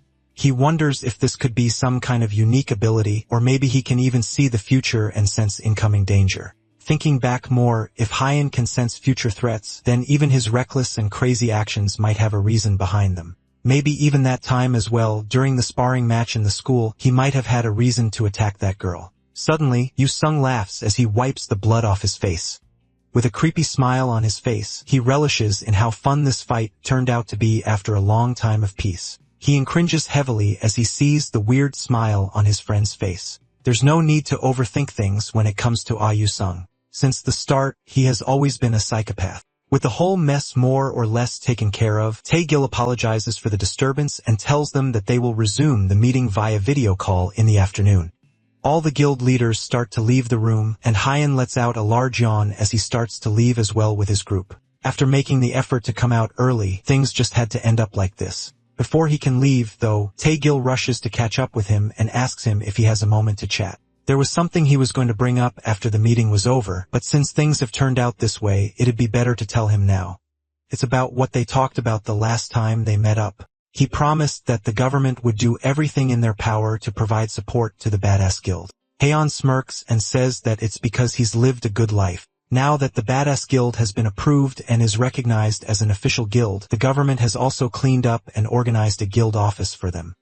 It's available to use starting from today, and Tae-gil offers for them to head over and check it out. Hyeon is excited to see his new office and eagerly asks where he should go to check it out. Tae-gil directs them to a skyscraper, and on the 33rd floor, Hyeon and his guild members walk into a large room that will become their new guild office. The place is clean and equipped with multiple things that will make starting a guild a lot easier. At the front of the office is a high-end PC equipped with the latest graphics card, and towards the side of the room is a cooking area with an expensive-looking espresso machine as well as a high-end double-door refrigerator. Even with all the expensive and fancy-looking stuff, the place still feels a bit empty, probably because of how large it is. Kion wonders if the three of them are really expected to use a space this large. They will need to recruit more people, so this space will be needed eventually, and it will be fun for them to come together and try to decorate the place. Hyun already starts making plans of bringing in a sofa and maybe even a TV as well. While they are at it, he also starts making plans to add a shower and a bedroom too. It's starting to sound more like he wants to turn the place into an apartment instead, but it should be alright. Last but not least, they are going to fill the fridge completely with beer. Yu-sung tries to remind his guild leader that this space is supposed to be a workplace, but even after saying that, it's not like he doesn't like these changes.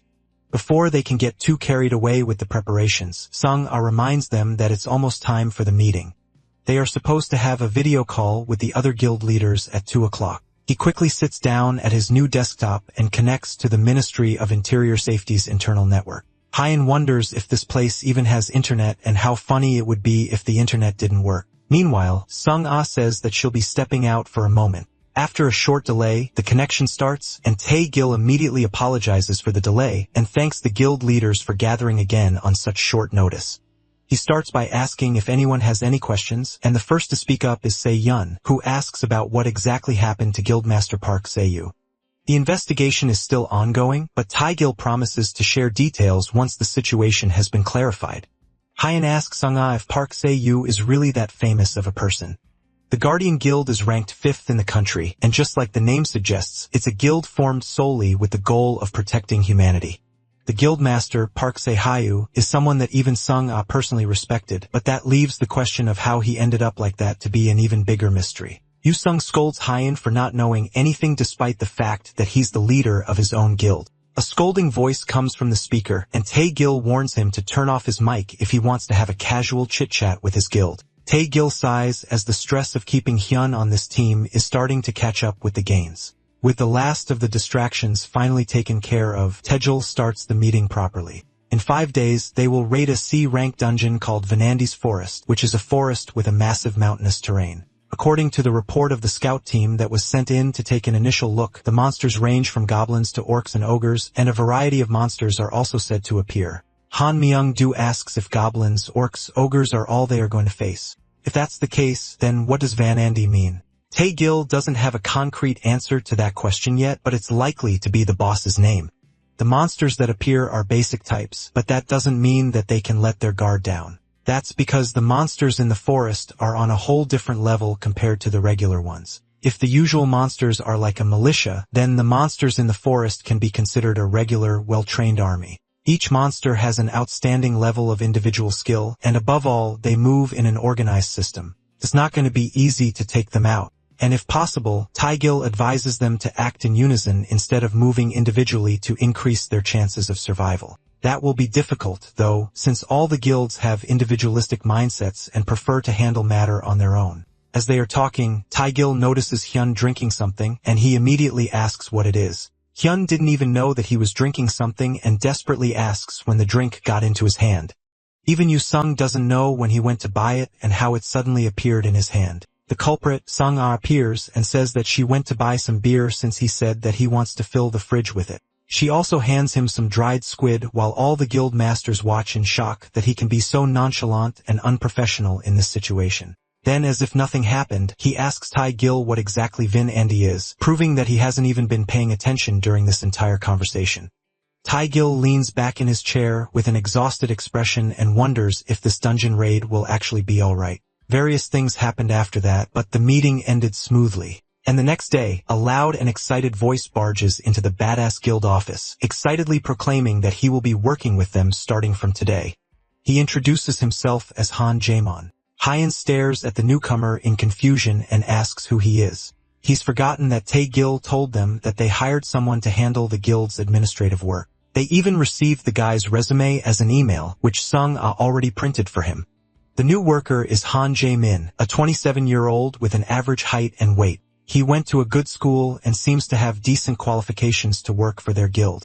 As Hyun reads through the information on the resume, Jae-min can't help fanboying over the fact he's really standing in front of Kang Jae-min. From his face, he looks even more like a criminal in person, and Jae-min finds that to be incredibly cool. Our newcomer is an awkward nerd, and he admires people like our MC for their cool and brutish aesthetic. After reading through Jae-min's qualifications, Hyun can't tell if the man is qualified just by looking at him. But since Shin Tae-gil selected him after careful consideration, then he must really be qualified after all. With that, Hyun reaches out a hand to shake him and offers a starting salary of 1,000 per month. As for taxes and insurance and all that business stuff, Hyun tells him to ask Tae-gil about it since he doesn't really know much about it. Jae-min, on the other hand, couldn't be bothered about any of that stuff since right now, he's more focused on the fact that he's about to shake hands with Hyun himself. He immediately screams out with conviction that he will work hard for them. After that, he gets to sit down in the office common area with the rest of the guild members. He still can't believe that he is also getting to meet Yu Sung and Shin Sung-ah. Their aura is no joke, and it's even more obvious how cool they are when he looks at them directly. Sung-ah glances at Hyun for a moment before announcing that she has something important to tell him. Since their guild is going to grow in scale from now on, she had the idea to make their guild have matching uniforms since unity is important when creating a team. The already excited Jae-min is almost at the point of losing his mind at the thought of getting official merch from them. Hyun, on the other hand, is more skeptical and takes more time to think over it while Jae-min mentally screams at him to accept the offer. But Sung-ah is already one step ahead of all of them, and she prepared the uniforms herself to show him. As soon as he sees the uniforms, Hyun immediately rejects it without a second thought. The logo is way too much, and it even has a skull on it. It looks like something a biker gang from the 80s would wear. That was actually Yu Sung's idea, and Hyun is not even surprised that Yu Sung had something to do with it. Regardless, the members of their guild already look scary enough, so adding crazy biker jackets will only make people more nervous to interact with them. He tells her to put the jacket away, but his words immediately die in his throat as he notices Sung-ah crying.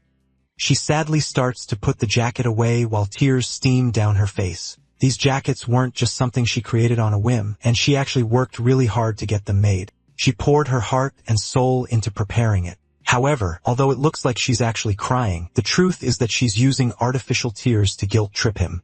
Even though she's faking her tears, she really did put in a lot of effort to get these uniforms made. When she went to look at potential options, the clerk told her that she hit the jackpot and started telling her about how valuable the items she's buying are. He tells her that his shop has been making guild uniforms for 100 years passed down through the generations. That's truly fantastic because it means that he has been making uniforms since before the tutorial began.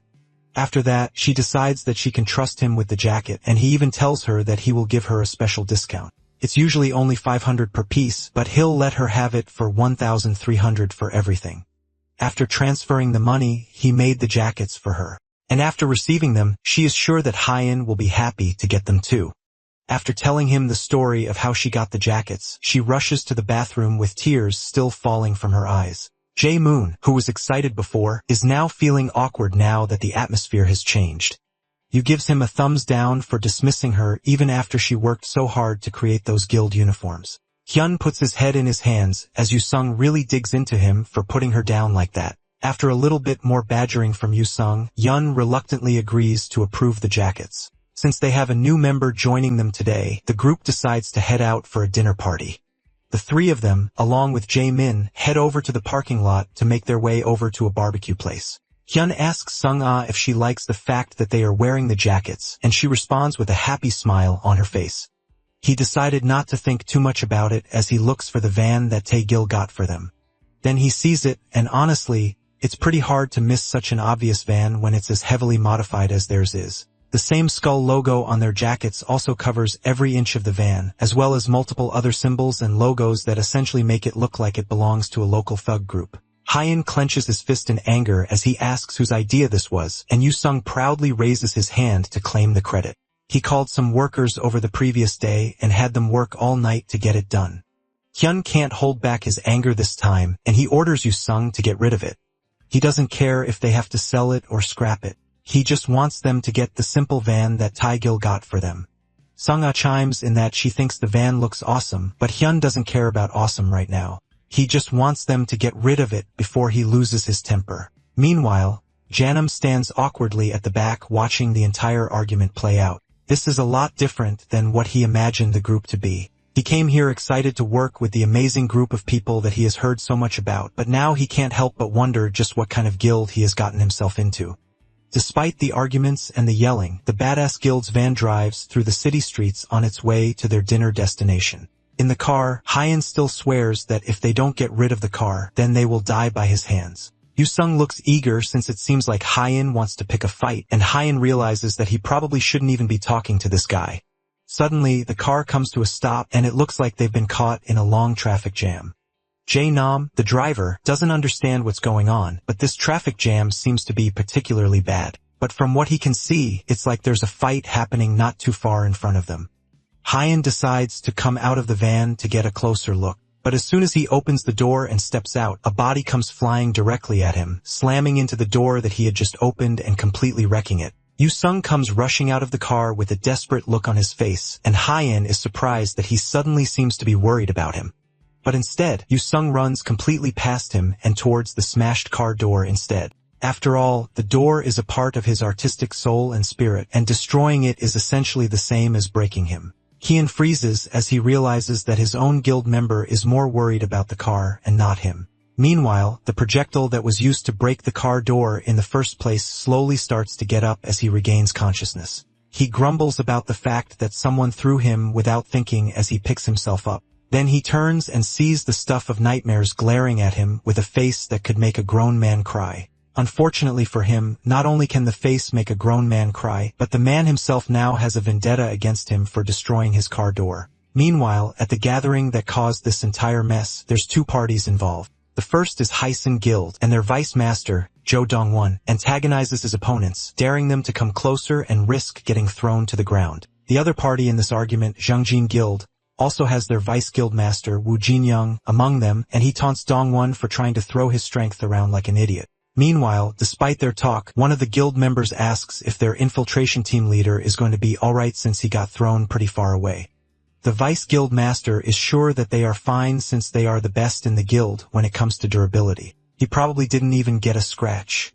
At least, that's what should have happened. But, unfortunately, he did scratch something else, and the owners of that something else appear from the distance holding their very badly beaten infiltration team leader who is known for their durability. Hyun tosses the man back like a rag doll and steps on his face. Then he asks the guilds if the thing that wrecked his car is theirs. All the while, the infiltration team leader apologizes as begs for his life on the floor. The Yoongjin Guild, who looked so confident before, start to back away slowly as they realize an even bigger threat has arrived. Meanwhile, their fear is enough reason for Hyun to figure out that they are the reason his car got wrecked, and he starts to approach them with Yu-sung and Sung are not too far behind. He got most of the information he needed from the poor man that he beat up. This entire turf war is some kind of fight between guilds, but instead of sorting it out maturely, they are instead causing trouble in the middle of the street like a bunch of punks. And now, because of their fighting, they are stopping Hyun from going out to eat beef. One of the guild members is unlucky enough to know exactly who this very scary person is. He's Kong Hyun, and our MC has built up a reputation of being basically unstoppable when he loses his temper. And then seeing Yu-sung and Sung-ah behind makes the man realize that all the members of the Badass Guild are present and accounted for. If you look at this situation closely, then even without knowing who they are, these people are clearly dangerous. Suddenly, Hyun calls out a price of 500 million. Because of their fighting, his van got wrecked and he got hurt a bit earlier as well from the blast. Because of that, and including emotional damages too, he wants them to pay out 500 million. Yu-sung cuts in, showing off a nasty cut on his palm and saying that he also needs to receive damage compensation of 500 million as well. So Hyun increases the fee to 10 billion and orders for the payment immediately. The vice guildmaster, Jin-young, grits his teeth for a moment and then laughs at the ridiculous offer. And then in a split second, he launches himself at Hyun, but he's immediately met with a fist to the face before he can even land a single attack. In a matter of minutes, the rest of the guild gets a taste of the same fate, dropping like flies and eventually falling to the ground, completely defeated by the badass guild. As they are about to leave and continue on their way, Jo Dong-won approaches with the Hysan guild to thank Hyan and his guild members for their help. Hyan tells them not to think too much about it since they didn't help on purpose. Then he tells them that he doesn't like the Hysan guild either since they are equally to blame for causing chaos in the middle of the street. Because of them, Hyun isn't able to eat beef like he wanted, and his entire dinner plan is ruined. Dong-won sees an opportunity and offers to buy beef for Hyun instead. He offers a premium Korean beef that costs up to 100,000 won per person. After hearing that, Hyun's entire mood changes, and he declares that from now on, he and the Hysan guild are allies by blood. Meanwhile, elsewhere, a woman receives news that the Hysan guild managed to pull off a clean sweep, taking out the opposing Yongjin guild. This woman is the guild master of the Yongjin guild, Hong Chaeyeon, and she wonders if she should give them a little warning as payback. As soon as Yen and his group reach the beef shop that was previously advertised, Jo Dong-won introduces himself again as the vice guild master of the Hysan guild. Hyan is barely paying attention as he stuffs his face with an entire cut of beef at once. Dong-won tries to take over the cooking, offering to prepare the meat so that Hyan can focus on enjoying his meal, but Hyan dons an unusually serious situation as he asks the man if he's confident in his cooking skills. The things our MC hates the most in the world are goblins, Ayusung, and people who can't grill meat. So Dong-won has to be very confident in his skills if he wants to take over preparing the meat. Realizing his place in the culinary hierarchy, Dong-won backs off and allows Hyan to continue cooking the meat while promising that he will just eat gratefully and not interfere. A little later, after meat has been eaten and all parties at the table have stuffed themselves silly with beer, Hyan slams his mug on the table with a satisfied smile. Thanks to Dong-won, he ended up having a good time. Now that the meal has been concluded, Hyan gets straight to the point and asks the man what he wants, catching Dong-won off guard. Hyan properly figures out that this is way too excessive to just be a simple token of appreciation, so he wants to know what Dong-won wants for him to be inviting them out so glamorously like this. Dong-won stays silent for a minute, but the cat is already out of the bag, so he decides to come clean. He didn't want to talk about something like this so quickly, since they just met, but Dong-won wants Hyun's help with strengthening the Hysan guild. The two guilds that fought today, Yongjin Guild and Hysan Guild, are two guilds with evenly divided interests in the area that they both occupy. However, about a week ago, the Yongjin Guild started invading dungeons managed by the Hysan Guild and causing chaos in their once peaceful rivalry. It's strange because the two guilds are both similar in size and strength, so they had a tacit agreement to not invade each other's territory. And yet the Yongjin Guild kept provoking them openly and pushing them hard. And finally today, the two sides let out the frustration they've been holding back, which eventually led to the fight that happened in the middle of the road. Yusung likes the fact that they are getting a direct invitation to join in on an all-out war, but Hyan tells him to shut up before he says something stupid. However, he's not the only one that's excited about a fight between two guilds. A shift in the balance of power like this is definitely a really big issue. A fight between the Yongjin and Hysan guilds, who are already hotly arguing over ranking, is sure to be a sight to behold. Janum can barely hold in his excitement at the news. Hyan, on the other hand, is a lot more level-headed. And although he understands what they are saying, he doesn't really have any reason to get involved even though he did enjoy the meat. But Dong-won is not done talking yet, and he bows his head low in shame as he continues. If things continue the way they are going now, then his guild will definitely lose this fight. The balance of power has been broken, and the Yongjin Guild has been getting stronger to an unusual degree. Then he comes closer to Heiano and whispers about a rumor that says that they have been using some kind of substance in the Yongjin Guild. And from what he's heard, it supposedly enhances the power of awakeners. This rumor is kind of fishy to Hyun, and he is a bit more interested in this case after hearing it. He asks Sung-ah when the C-rank dungeon raid is meant to take place, and it's in 2 days. If that's the case, Hyan decides that they will help the guild. He may be busy right now, but once they are done with the dungeon joint raid, they would be more than happy to help. Dong-won doesn't care when they help as long as they do actually help. With that matter settled, Hyan suggests that they share some more beer, and Dong-won, happy that he has gotten their aid, is more than ready to get them as much as they want. Meanwhile, nobody notices the man outside, holding a phone out from his pocket and sneakily taking a picture of the entire group with his phone. The next day, a blurry picture of Hyun eating with the group appears on the internet. The internet starts to go wild with discussion, wondering what the badass guild was doing in this hidden restaurant in a small neighborhood. There are also more pictures accompanying the first showing the whole guild drinking beer as well as their damaged car with the skull logo parked in front of the restaurant. Yu-sung shows Hyen the post as well as the other pictures that someone took of the team dinner. While this could potentially be a bad thing, Yu-sung sees it as a positive since other guilds spend millions promoting their guild while they are getting a lot of publicity for free. Now's not the time for them to be talking about that though, since they are currently in a pre-warm-up meeting right in front of the dungeon that they have been preparing to raid for a while. Tae-gil calls the group's attention, telling them to stop messing around so they can continue to the meeting. With Yan no longer causing a ruckus, the management team leader clears his throat and starts the meeting again. From this point on, they will be starting the raid on Venandy's forest. The world will be watching them as they take on this mission, and the talented involved will be sacrificing themselves for the peace and well-being of the nation. But beyond that, he wants them all to come back safely and proudly claim the wealth and honor that will come from clearing this dungeon. With that brief amount of motivation, the multiple guilds and teams enter the dungeon as Tae-gil sees them off, praying for their victory as the dungeon doors close behind them. The inside of Venandy's forest is just as predicted in the team briefing. A clear sunny sky shines down on an open forest with a mountainous backdrop. With everyone in the dungeon, Dongwoo claps his hands together to get everyone's attention. He first starts by reminding them that he isn't the raid leader, but he wants to at least try to organize things once so that everyone can have a good grasp of what to do. He tells each guild that they will move separately. However, as they should have already heard from the meetings that they have had with Tae-gil, the monsters in Tai Dungeon are known to act strategically. Because of that, danger situations are likely to occur at random. Even though each guild is strong in their own right, they have all been given emergency signal flares to indicate different things depending on the situation they find themselves in.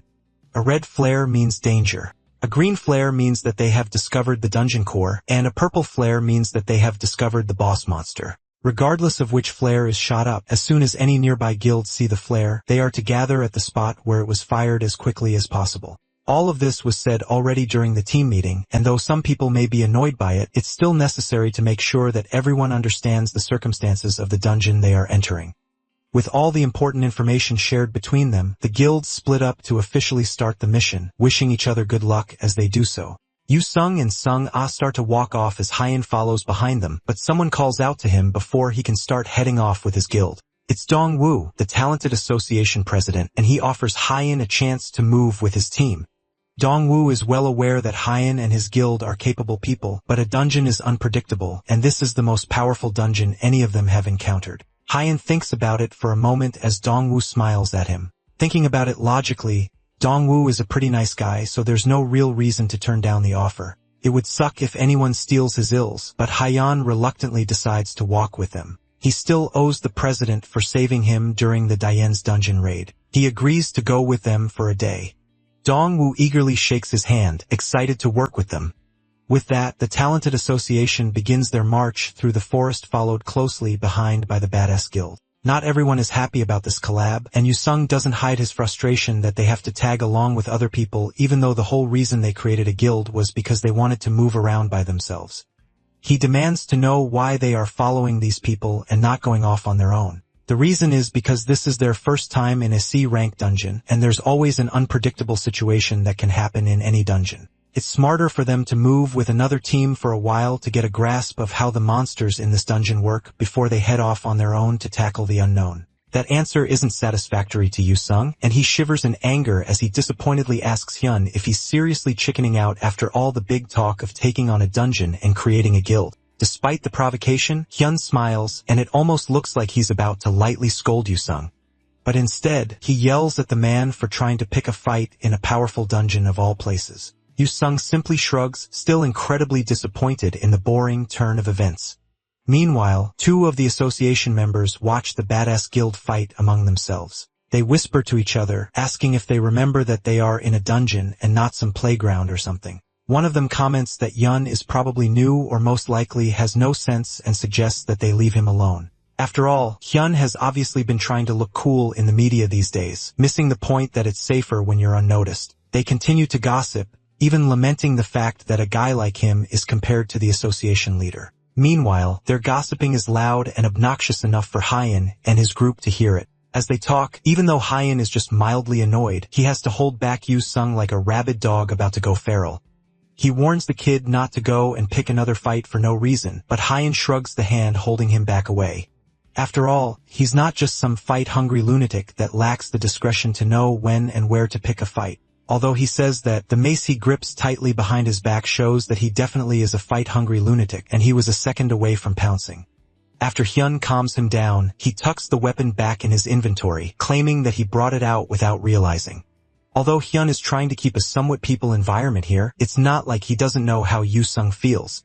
After all, he also feels like beating the guys up would feel very satisfying.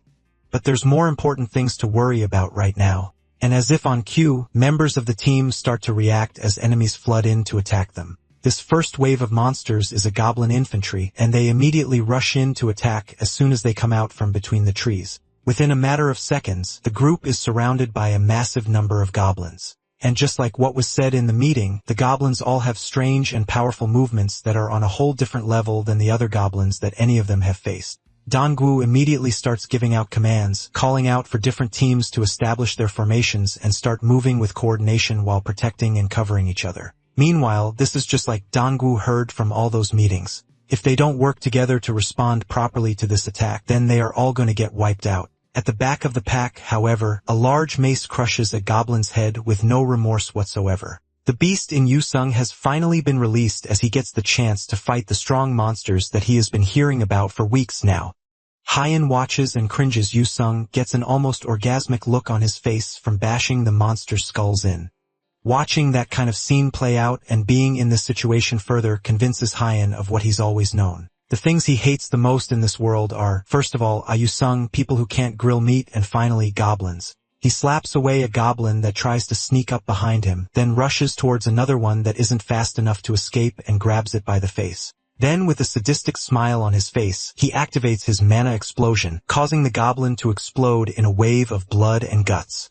Just like Yu-sung, Hyun starts to genuinely enjoy the fight just because he gets to destroy goblins without holding back at all. The other association members who were initially very dismissive of Hyun and Yu-sung watch in fear as they realize that the two guys are nothing but lunatics. They realize that they probably shouldn't mess with those guys, but then they also realize that after the snarky comments they made earlier, they are definitely in trouble. Later that night, after a successful day of taking out the goblin infantry wave, the two guild leaders sit beside an open fire to discuss their strategies as well as what happened for the day.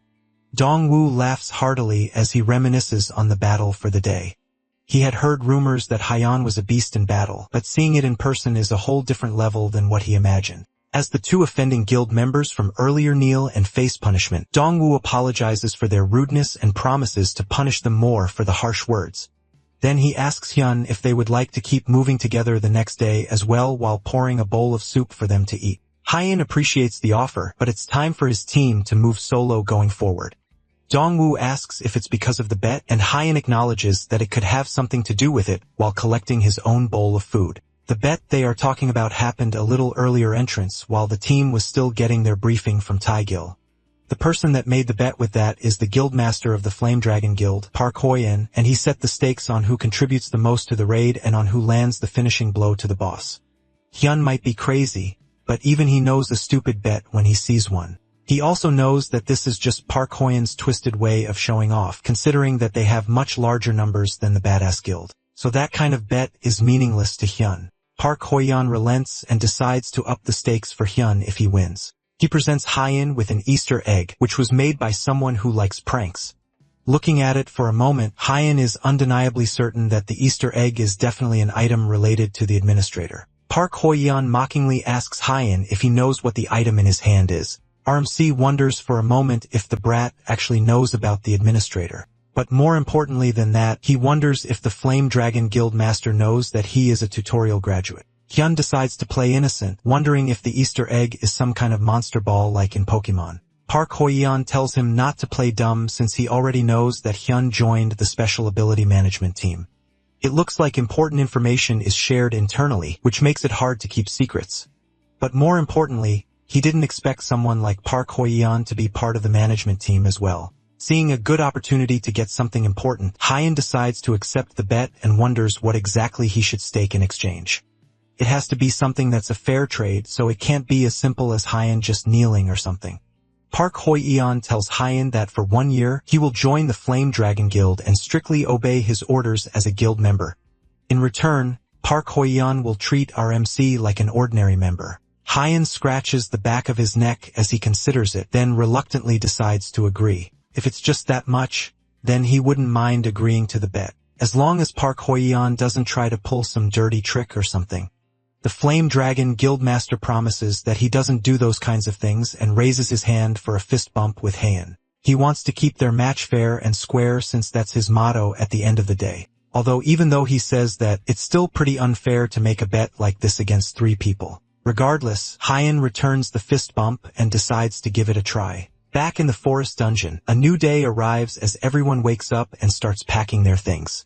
Dongwoo is already set to leave with his team, and he asks Hyeon if he's sure that he and his group will be safe on their own. Hyeon assures him that they will be fine since they've already got a feel of the dungeon and its dangers. If something happens, then they also have a signal flare, so it's not like they will be truly alone. Dongwoo tells Hyeon that the signal flare probably won't mean much since top-ranking guilds are usually very individualistic. Regardless, Dongwoo decides to respect our MC's confidence and wishes him good luck on the rest of his journey. The 2 teams part ways, and Hyeon walks off with the rest of his guildmates to tackle the dungeon solo.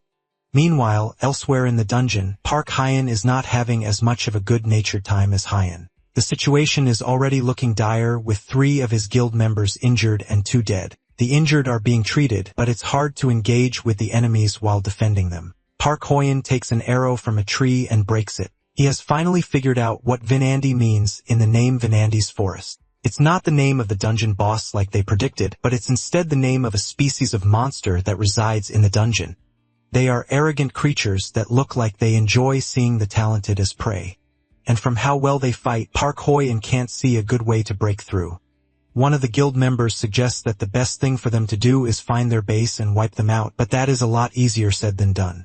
Right now, their team has done nothing but get ambushed and floundered around. There's no way they are going to be able to just casually find the base of these monsters. At this point, it's all or nothing for them, and they are going to have to take drastic measures to wipe this threat out. If the monsters are hiding in the forest, then all they have to do is get rid of the forest. Park Hoi-eon suggests that they burn the forest down and snuff the monsters out. The guild member from before is strongly against that idea, and he tries to warn his leader that if they burn down the forest, then there's a high chance that they will be in danger too. But at this point, Park Ho-yeon doesn't think that there's any other solution.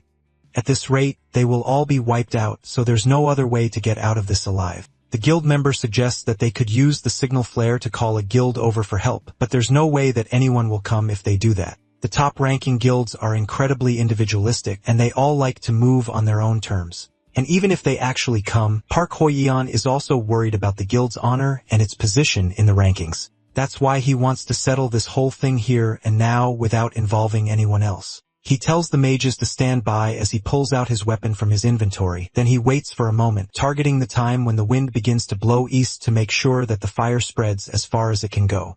Elsewhere, Yan has his first encounter with some Vanandi scouts. Despite how much they screech and shout, they don't attack immediately.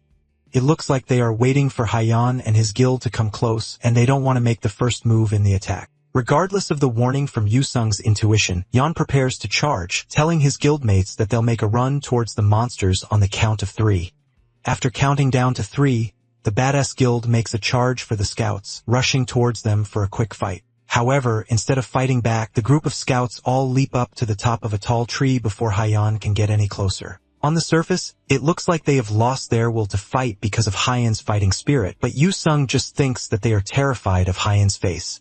Regardless of the reason for them backing off, it's clear that this could be a trap. And the question now is if the 3 of them should follow the monsters or not. Yu-sung suggests that they should just keep going the way they were heading before. After all, the fact that these ones jumped away in hiding might be a sign that the core is getting close. And according to his intuition, Yu-sung thinks that something interesting will happen if they just keep heading the way they were going before. Hyun dismisses Yu-sung and his so-called intuition, and just like that, he ended up overlooking the interesting thing that Yu-sung mentioned, not realizing that it's be such a nuisance. The monsters in the trees don't let them go unbothered, and they fire arrows down at the group from the safety of the trees. What would be life-threatening to anyone else is just an annoyance to Hyeon as he yells for the monsters to come down from the trees and just fight.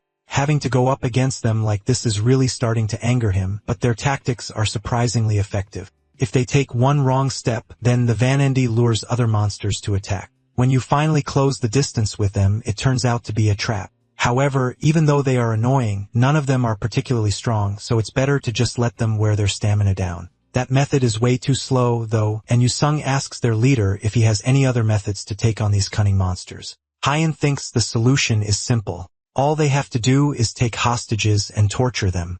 He doesn't care if their claws are ripped out or if they are skinned alive. They won't be able to keep acting so cockily once Hyan gets his hand on one of them. After a bit of work, Hyan manages to capture one of the Vanandi and holds the monster down with a knife to its throat. He warns the others that if they don't listen, then their comrades' lives will be over. The remaining Vanandi just look at each other in confusion and then continue to attack with multiple arrows. It looks like taking hostages doesn't work on them after all. The group is forced to run for their lives while bantering with each other about how bad of an idea it was to think that taking monsters hostage was a good idea. After a while of running, the three of them managed to find a safe space to hide out. The monsters even killed the hostage while chasing them, showing just how ruthless and relentless they are. But they can't just keep running forever, and they are going to need to come up with a different plan. As the three of them try to figure out what to do, a signal flare shoots up from somewhere else in the forest. This one is red, signaling that another guild is in danger. Yusung asks if they are going to go, and Hyun doesn't mind going out to help. Staying in the forest won't solve anything for them anyways. At the location where the signal flare was shot, the Guardian Guild is facing off against an overwhelming amount of goblins at once. There are way too many of them, but the guildmaster orders for his subordinates to hold their ground for just a little longer. Thanks to the signal flare, reinforcements should be coming soon. With the guildmaster dead, the person currently leading the guild is the vice guildmaster, Han Saiwon. And although he's telling his men to stay strong and fight on, the truth is that he knows that there won't be any reinforcements. As the monsters start their charge again, he wonders just where it went wrong for him. It could have been back when the guildmaster started acting strange. Once that happened, their guild should have given up the raid, but because of the talk about having to maintain their reputation, they pressed on despite the danger. The truth is, however, that they marched into battle purely because of Han Siwon's greed. Now he has dragged his guild members to their deaths, and he's about to go along with them. A loud thumping sound pulls him out of his daydreaming, and he looks up to see a massive monster approaching him. There are just more and more goblins coming in, and the numbers seem to be never ending. As his guild members desperately put up their shields to protect themselves, Han Siwon falls to the ground, and a goblin manages to sneak past the wall of shields protecting him.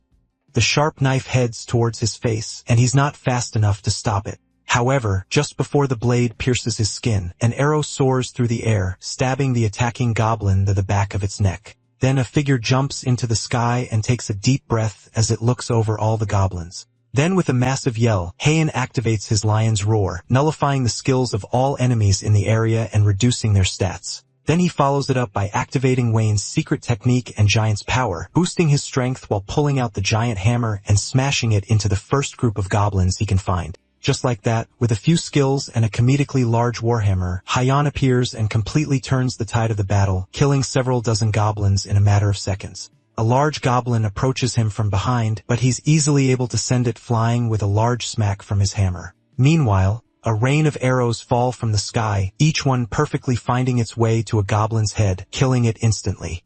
At the same time, Yusung and his trusty mace smash into every non-human living thing in the area, killing mercilessly along his group. The badass guild has arrived as reinforcements, and just the three of them are enough to turn the entire battle on its head. However, Han Si-won's attention is focused on Hyun, who doesn't even seem human anymore at this point. He's on a whole other level entirely, but that doesn't mean that his hope has suddenly returned. Just because 3 more people joined in doesn't mean that they can overcome this massive wave of goblins. One of the guild members rushes over to the vice guildmaster, and he points over to the other side of the forest. There, the Dangon guild has arrived, and they too are taking on goblins, heavily bringing down their numbers and providing ample support. Xian stretches out her hand, and a massive group of her guild members surge into the field, killing hundreds of goblins in a single coordinated effort and massively bringing down their numbers. The surviving Guardian Guild members start to celebrate, rejoicing in the fact that somehow they are actually being saved and they won't die pointless deaths. At the end of the showdown, there's not a single goblin left alive, and Hyan sighs to himself as he allows himself to rest after taking care of such a crazy mess.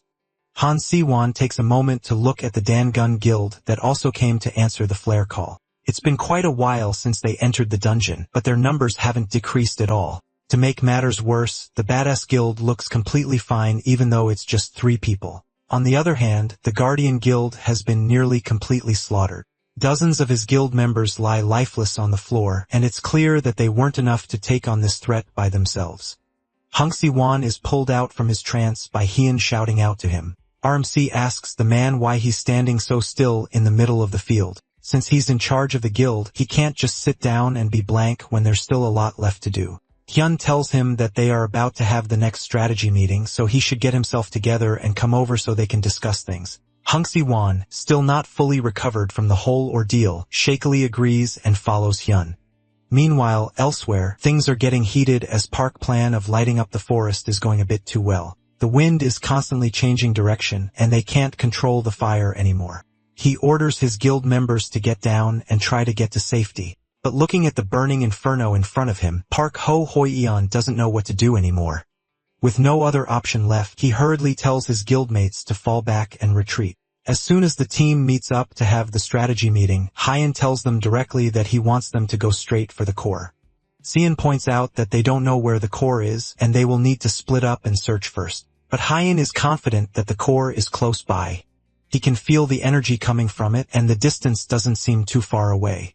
Sien is shocked that Hyan can just causally feel the direction of the core, but Hyan is surprised that no one else can feel it. Based on his experience, if they start making their way to the core now, they should arrive there by midnight. If that's true, then it would definitely be better to move straight ahead without wasting any time. The other guild leaders also agree that they should get going as soon as possible, all except Hung Si-won, who is still shell-shocked by the whole thing. He nervously asks them to wait, pointing out that it might be too much for them to consider moving right away. After all, they just finished a big battle, so rushing off into an even bigger one sounds reckless. However, Se-yen points out that they don't know how Van Andy will move. They have all seen how the monsters act. They are smart and cunning, and giving them even a moment of time to prepare will be costly. However, Hung Si-won still thinks that they should take a short break since everyone is tired. However, Lee Hyan assures him that there's no need to worry about that since their guild has a healer who can recover fatigue. Hung Si-won is left speechless by how quickly they all want to get going. These strong people might be fine, but the Guardian Guild is already at their limit. Haeon has had enough of the man's constant whining and decides to speak to him directly. He asks Hung Si-won why he's so tense and if he really expects them to go out of their way to escort him out or something. He needs to get it into his head that they are in a dungeon right now, and this is a place where if you are weak, then you die. The truth is the Guardian Guild was weak, and that's why he almost died. He only survived thanks to the help of the stronger guilds, but that doesn't mean he should suddenly think that they came to the dungeon to save and cater to his guild members. They came here to find a solution together. And if he wants to just stand around uselessly without being any help, then there's no need for him to even be here. Han Si-won tries to argue or at least put up a fight against Hyan's merciless words, but he comes up flat and sighs in disappointment. He knows that Ian is right, and there's no way to argue with the man's harsh words.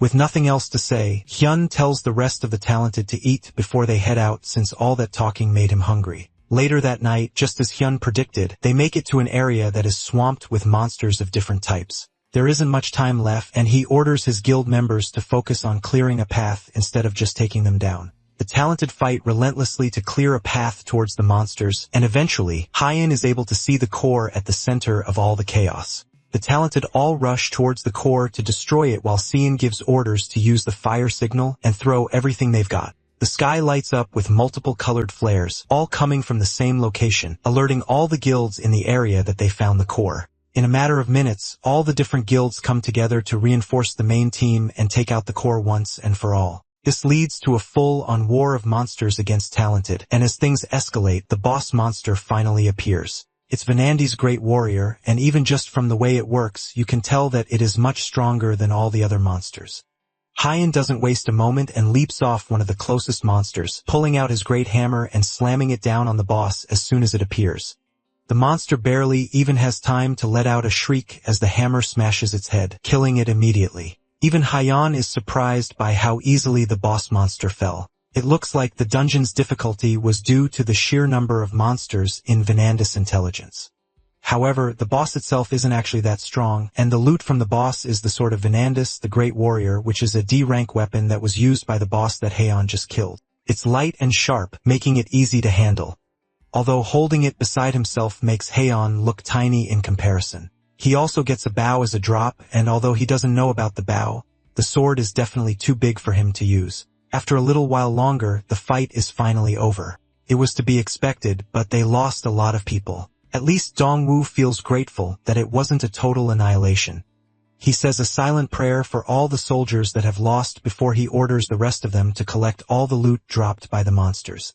The Talented Association will handle the calculator and distribution once they are out of the dungeon. The others don't have any problems with it, but little do they know that the war isn't nearly over yet. Behind them, a raging inferno destroys the mountains and the forest, and they have no idea where the fire came from. But beyond even that, the fire has caught the wind and turned into a powerfully large fire tornado. And running away from this fire tornado is Parkoyan and the members of the Fire Dragon Guild being chased by several 100 Vanandi coming from the forest. The group doesn't know what exactly happened that led up to this crazy scenario, but it's pretty obvious that whatever Parkoyan did in that forest has made the entire population of the forest want to kill him. Parkoyan screams for help as he runs for his life, and the incredibly crazy scene behind him makes some of the other talented start to panic. One of them looks towards the core and a stupid idea comes to mind. He announces that he will destroy the core and so the escape portal can open, but Lee Hyun stops him before he can break it. He tells the rogue talented that if he breaks the core, then a dungeon break will happen, but that doesn't make any sense since they have already taken down the boss. Even if they break the core, the monsters shouldn't be able to come out of the portal. Lee Hyun orders the other talented around to block the core before he can break it and tries to explain that this case is different. There's research showing that monsters in extreme fear will escape through the portal. At this rate, a ton of monsters will escape outside, and that could make everything they've worked for up till this point a waste. The man still doesn't care and wants to prioritize his survival above anything else. The other talented start to agree as they get more desperate, saying that they need to destroy the core and get out of there as fast as they can. Sejin is quick to act and immediately tells the members of her guild to block off the core before the rogue talented can get it. Before he can argue, Segwin shuts him up and asks if he is alright with threatening his own allies now. Before he can say anything, she tells everyone to listen up. They are the only ones that can stop this dungeon break from happening. The portal is in the middle of Seoul, and if they don't stop this here, then a huge disaster will happen. One of the men doesn't care and rushes towards Seon with the intent to take her down and get to the core. She looks towards the foolish man as he leaps towards her and prepares herself to take him down. But before she can even fully bring out the sword, Hyan comes in from behind, grabbing the man from the back of his head and flinging him away like a toy. Then he asks Se-yun if all they have to do is protect the core, and she agrees, although still surprised by his sudden appearance. The monsters are more preoccupied with running away from the fire, so it's unlikely that they will attack them. Protecting the core should be their main priority, and although the odds are low that they won't get attacked, it's still doable. Hyan thinks about it for a moment, then comes to a decision, turning to face the incoming monsters. He tells Se-yen and the other guild masters that they should just focus on taking care of any monsters that get past him. Then he pulls out his new sword, swinging it for a moment to test its strength. Dongwu stares at him in shock, realizing that he wants to try and go up against all those monsters alone, and he attempts to say that he will help. But Yan shuts him down immediately, telling him that he shouldn't come any closer because he will just get in the way. Then he activates his giant's power, Wayne's secret technique, and Antria's skin skills. This is a good opportunity for him to try and use one of the skills that he has been keeping for a special occasion, the Berserker skill which impairs his judgment. With all the skills activated, he prepares to rush at the incoming monster wave. Sung-a looks on in worry as Hyun turns his back to them, but Yu-sung tells her to calm down since he knows that their leader won't die. Sung-a asks him if he's saying that because of his intuition again, but the blonde only gives a non-committal answer, completely unbothered. The Flame Dragon Guild finally gets over to them, bringing along the massive number of monsters from the forest. Once they get past him, Heian leaps into action, rushing in and taking out multiple monsters with blazing speed. They have seen how strong he is on multiple occasions, but it's still a surprise anytime they see it for themselves. He's taking on all the monsters at once with what looks like incredible ease. However, even with that, a few stragglers still manage to slip their way through heading towards the core. Sion springs into action, ordering everyone to engage in combat and protect the core. They all work together in tandem. And with the number of monsters severely reduced thanks to Hyen's help, protecting the core is incredibly easy for them. Sung-ah provides arrow support from behind, easily taking out multiple monsters with a single shot. The few that are too tough to be taken down with one hit are easy pickings for Yu-sung as they fall to the ground. He rushes through the crowd of monsters, skillfully taking down any monsters he sees that are not dying fast enough. As usual, Yu-sung is getting some sort of orgasmic pleasure from killing the monsters, and it's a feeling he can never get tired of. However, as he's dodging through the crowd, he notices a Vanandi monster taking aim towards Sung-ah. He calls out for her to dodge it, but Sung-ah isn't fast enough, and the arrow strikes her cleanly in the chest, causing her to fall down. Both Hyun and Yu-sung pause and stare in shock as Sung-ah falls to the ground from her injuries. A monster tries to take advantage of Hyen's distraction, and it manages to get a clean hit on Hyen, cutting his arm clean off the joint. He doesn't have a lot of mana left, but being beaten by goblins would be pathetic. His arm quickly grows back, and even the goblin has to take a second to speak English to express its shock at how overpowered our MC is. It looks like getting attacked by the goblin reinvigorated Hyen to go even harder into the attack. He takes out the goblin with a clean strike from his sword, cutting it in half much the same way that his arm was cut in half. Then he hears the sound of a goblin screeching behind him. He turns just in time to see a goblin shouting as it jumps towards Sang-ah, ready to take a bite out of her. Before it can get to her though, Hyen is there just in time, and he kills it with a clean strike from his sword. Another Vanandi takes advantage of this and rushes in with its spear, stabbing Hyen through his chest, causing him to start bleeding out. Right now, he doesn't have much mana left, so he had to split it by using some tricks. But doing that only turned out to be pathetic in the end. When he strengthened his head, his arm got cut off. And when he strengthened his arms, his body got stabbed. Since he doesn't need to care about his body when in a fight anyways, he deactivates his Antria's skin skill and decides to go all out with his whole body on the line. First, he uses his mana explosion to kill the Vanandi that stabbed him in the first place. Then with his hand badly mangled and his body nearly completely stripped of skin, he asks Sung-ah if she's alright. She's barely able to do anything but mutter his name in amazement as his body regenerates in front of her.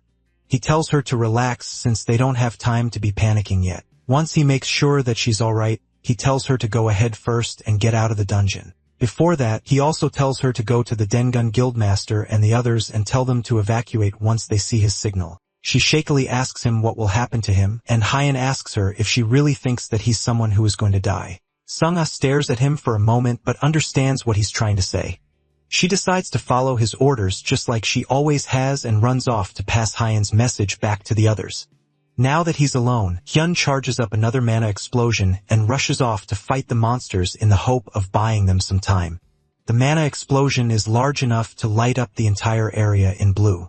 The ground is littered with monster corpses as the fight starts to come to a close. Hyen looks around and takes in just how much of a mess the entire place has become as the fires start to get high enough to cover the sky in smoke. Meanwhile, back at the core, they realize that the fire is about to take down the core. There's no other choice now but to destroy the core and get out of there. But the problem is that Kong Hyen is still deep in the mountain fighting monsters. As Se-young tries to convince them to wait a little longer, Sung-ah comes back with a message from Hyen.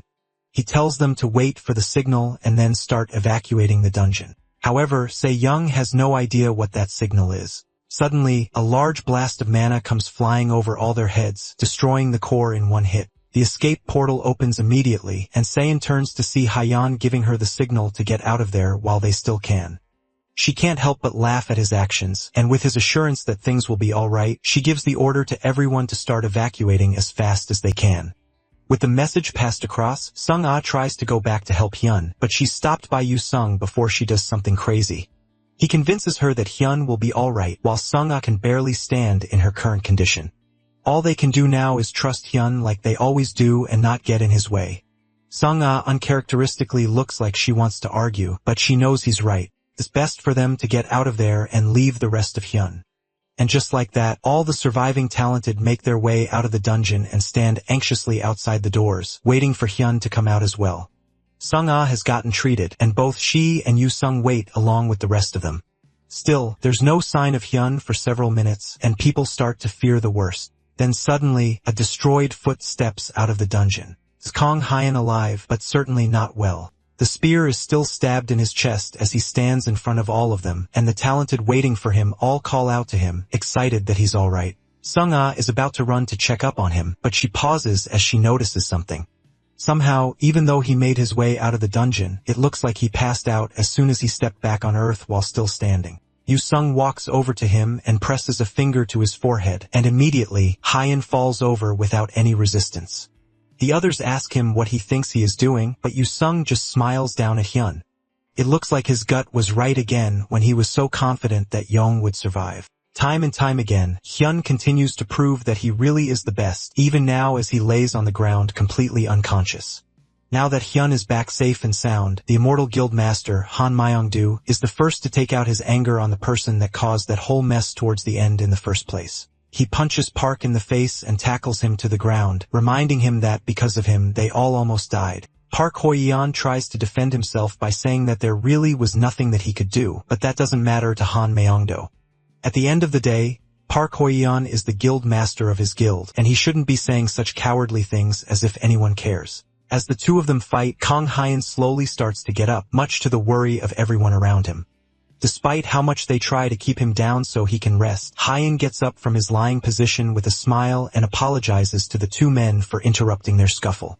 Then he tells Park Hoi-yeon to hand over the items that were promised in the bet. However, despite how much of a brave face he's putting up, he's still heavily injured from the fight, and after speaking a few words, he immediately passes out. The next time he opens his eyes, he sees a smiling Yu-sung and a very worried-looking Sung-ah waiting for him in a bleak-looking hospital room.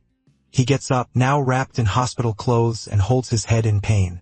Even with his impressive regeneration, every part of his body still hurts like hell, and he can barely move. The usually calm and collected Sung-ah can't hold back her tears as Hyun gets up, and she immediately tackles him in a tight hug, not a single care in the world about whether or not he's in pain. He tries to tell her that he's still sore and she should calm down. She doesn't care and continues to hug him tighter. That day, after the dungeon raid concluded, South Korea's first C-rank dungeon, Vanandi's Forest, was cleared at the cost of many sacrifices. The Guardian Guild suffered a great loss beyond just losing their guildmaster. After the raid concluded, the Guardian Guild suffered a near-total annihilation. And more than just the loss of combat power, their actions also endangered the entire raid team. The Flame Dragon Guild also stood at the center of controversy since their actions also heavily endangered the entire raid and nearly cost everyone their lives. With just one raid, 2 guilds have fallen out of South Korea's top 10. And then Kong Hyun's heroism, who saved everyone from the brink of annihilation, received high praise from everyone involved. Thanks to their actions, the Badass Guild rose to South Korea's top 10 with just 3 members. Of course, not all the reactions were favorable. Maybe it was because his extreme image had drawn in a lot of haters. People took the opportunity to start hating and began pouring out malicious comments. Sung-ah takes a moment to scroll through the multiple comments hating Hyun. Yu-sung sees her typing furiously on her phone and asks her if she's on the internet again. She has been going online rather consistently, giving lessons to someone who clearly lacks online etiquette. Yu-sung scolds her for loving to stick her nose in anything, and as she starts to furiously get into online arguments, he offers her a drink to calm her down, but she doesn't want any more drinks. She's more worried about the fact that Hyun is late to their meeting. Sung-ah tells her not to worry about him, and it's likely that he is probably already fully recovered on the first day. His regeneration speed is insane. Yu-sung is sure that if they cut him in half, he'll probably be split in 2. Instead of worrying about him, it's better to look for a way to not be bored with nothing to do in the office. He invites her to go and throw daggers at the board to pass the time.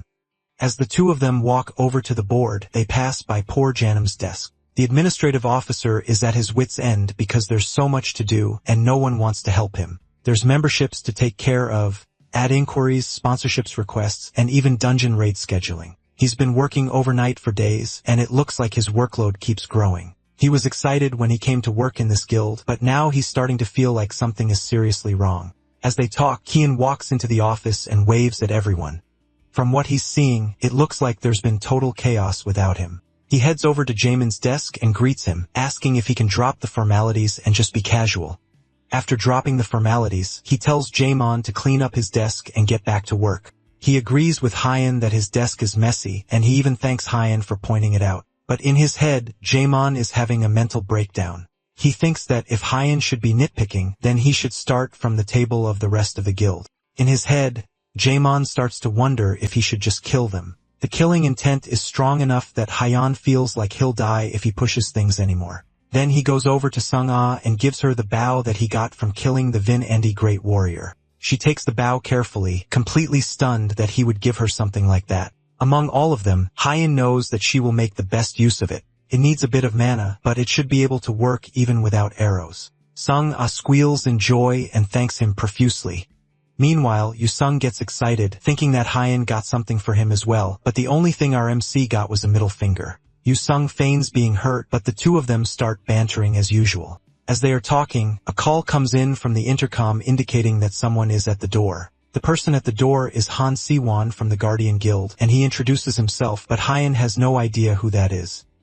He even complains that they are attracting all kinds of weird people, and the other two come up with suggestions on who this scammer might be. Meanwhile, Si-won stands outside in complete shock, confused about how they have already forgotten about him, even though he was part of the raid, and they even ate together afterward. And that's all we have time for. Hyen and his group certainly have a lot more adventures ahead of them. And what does Han Si-won have in store for them?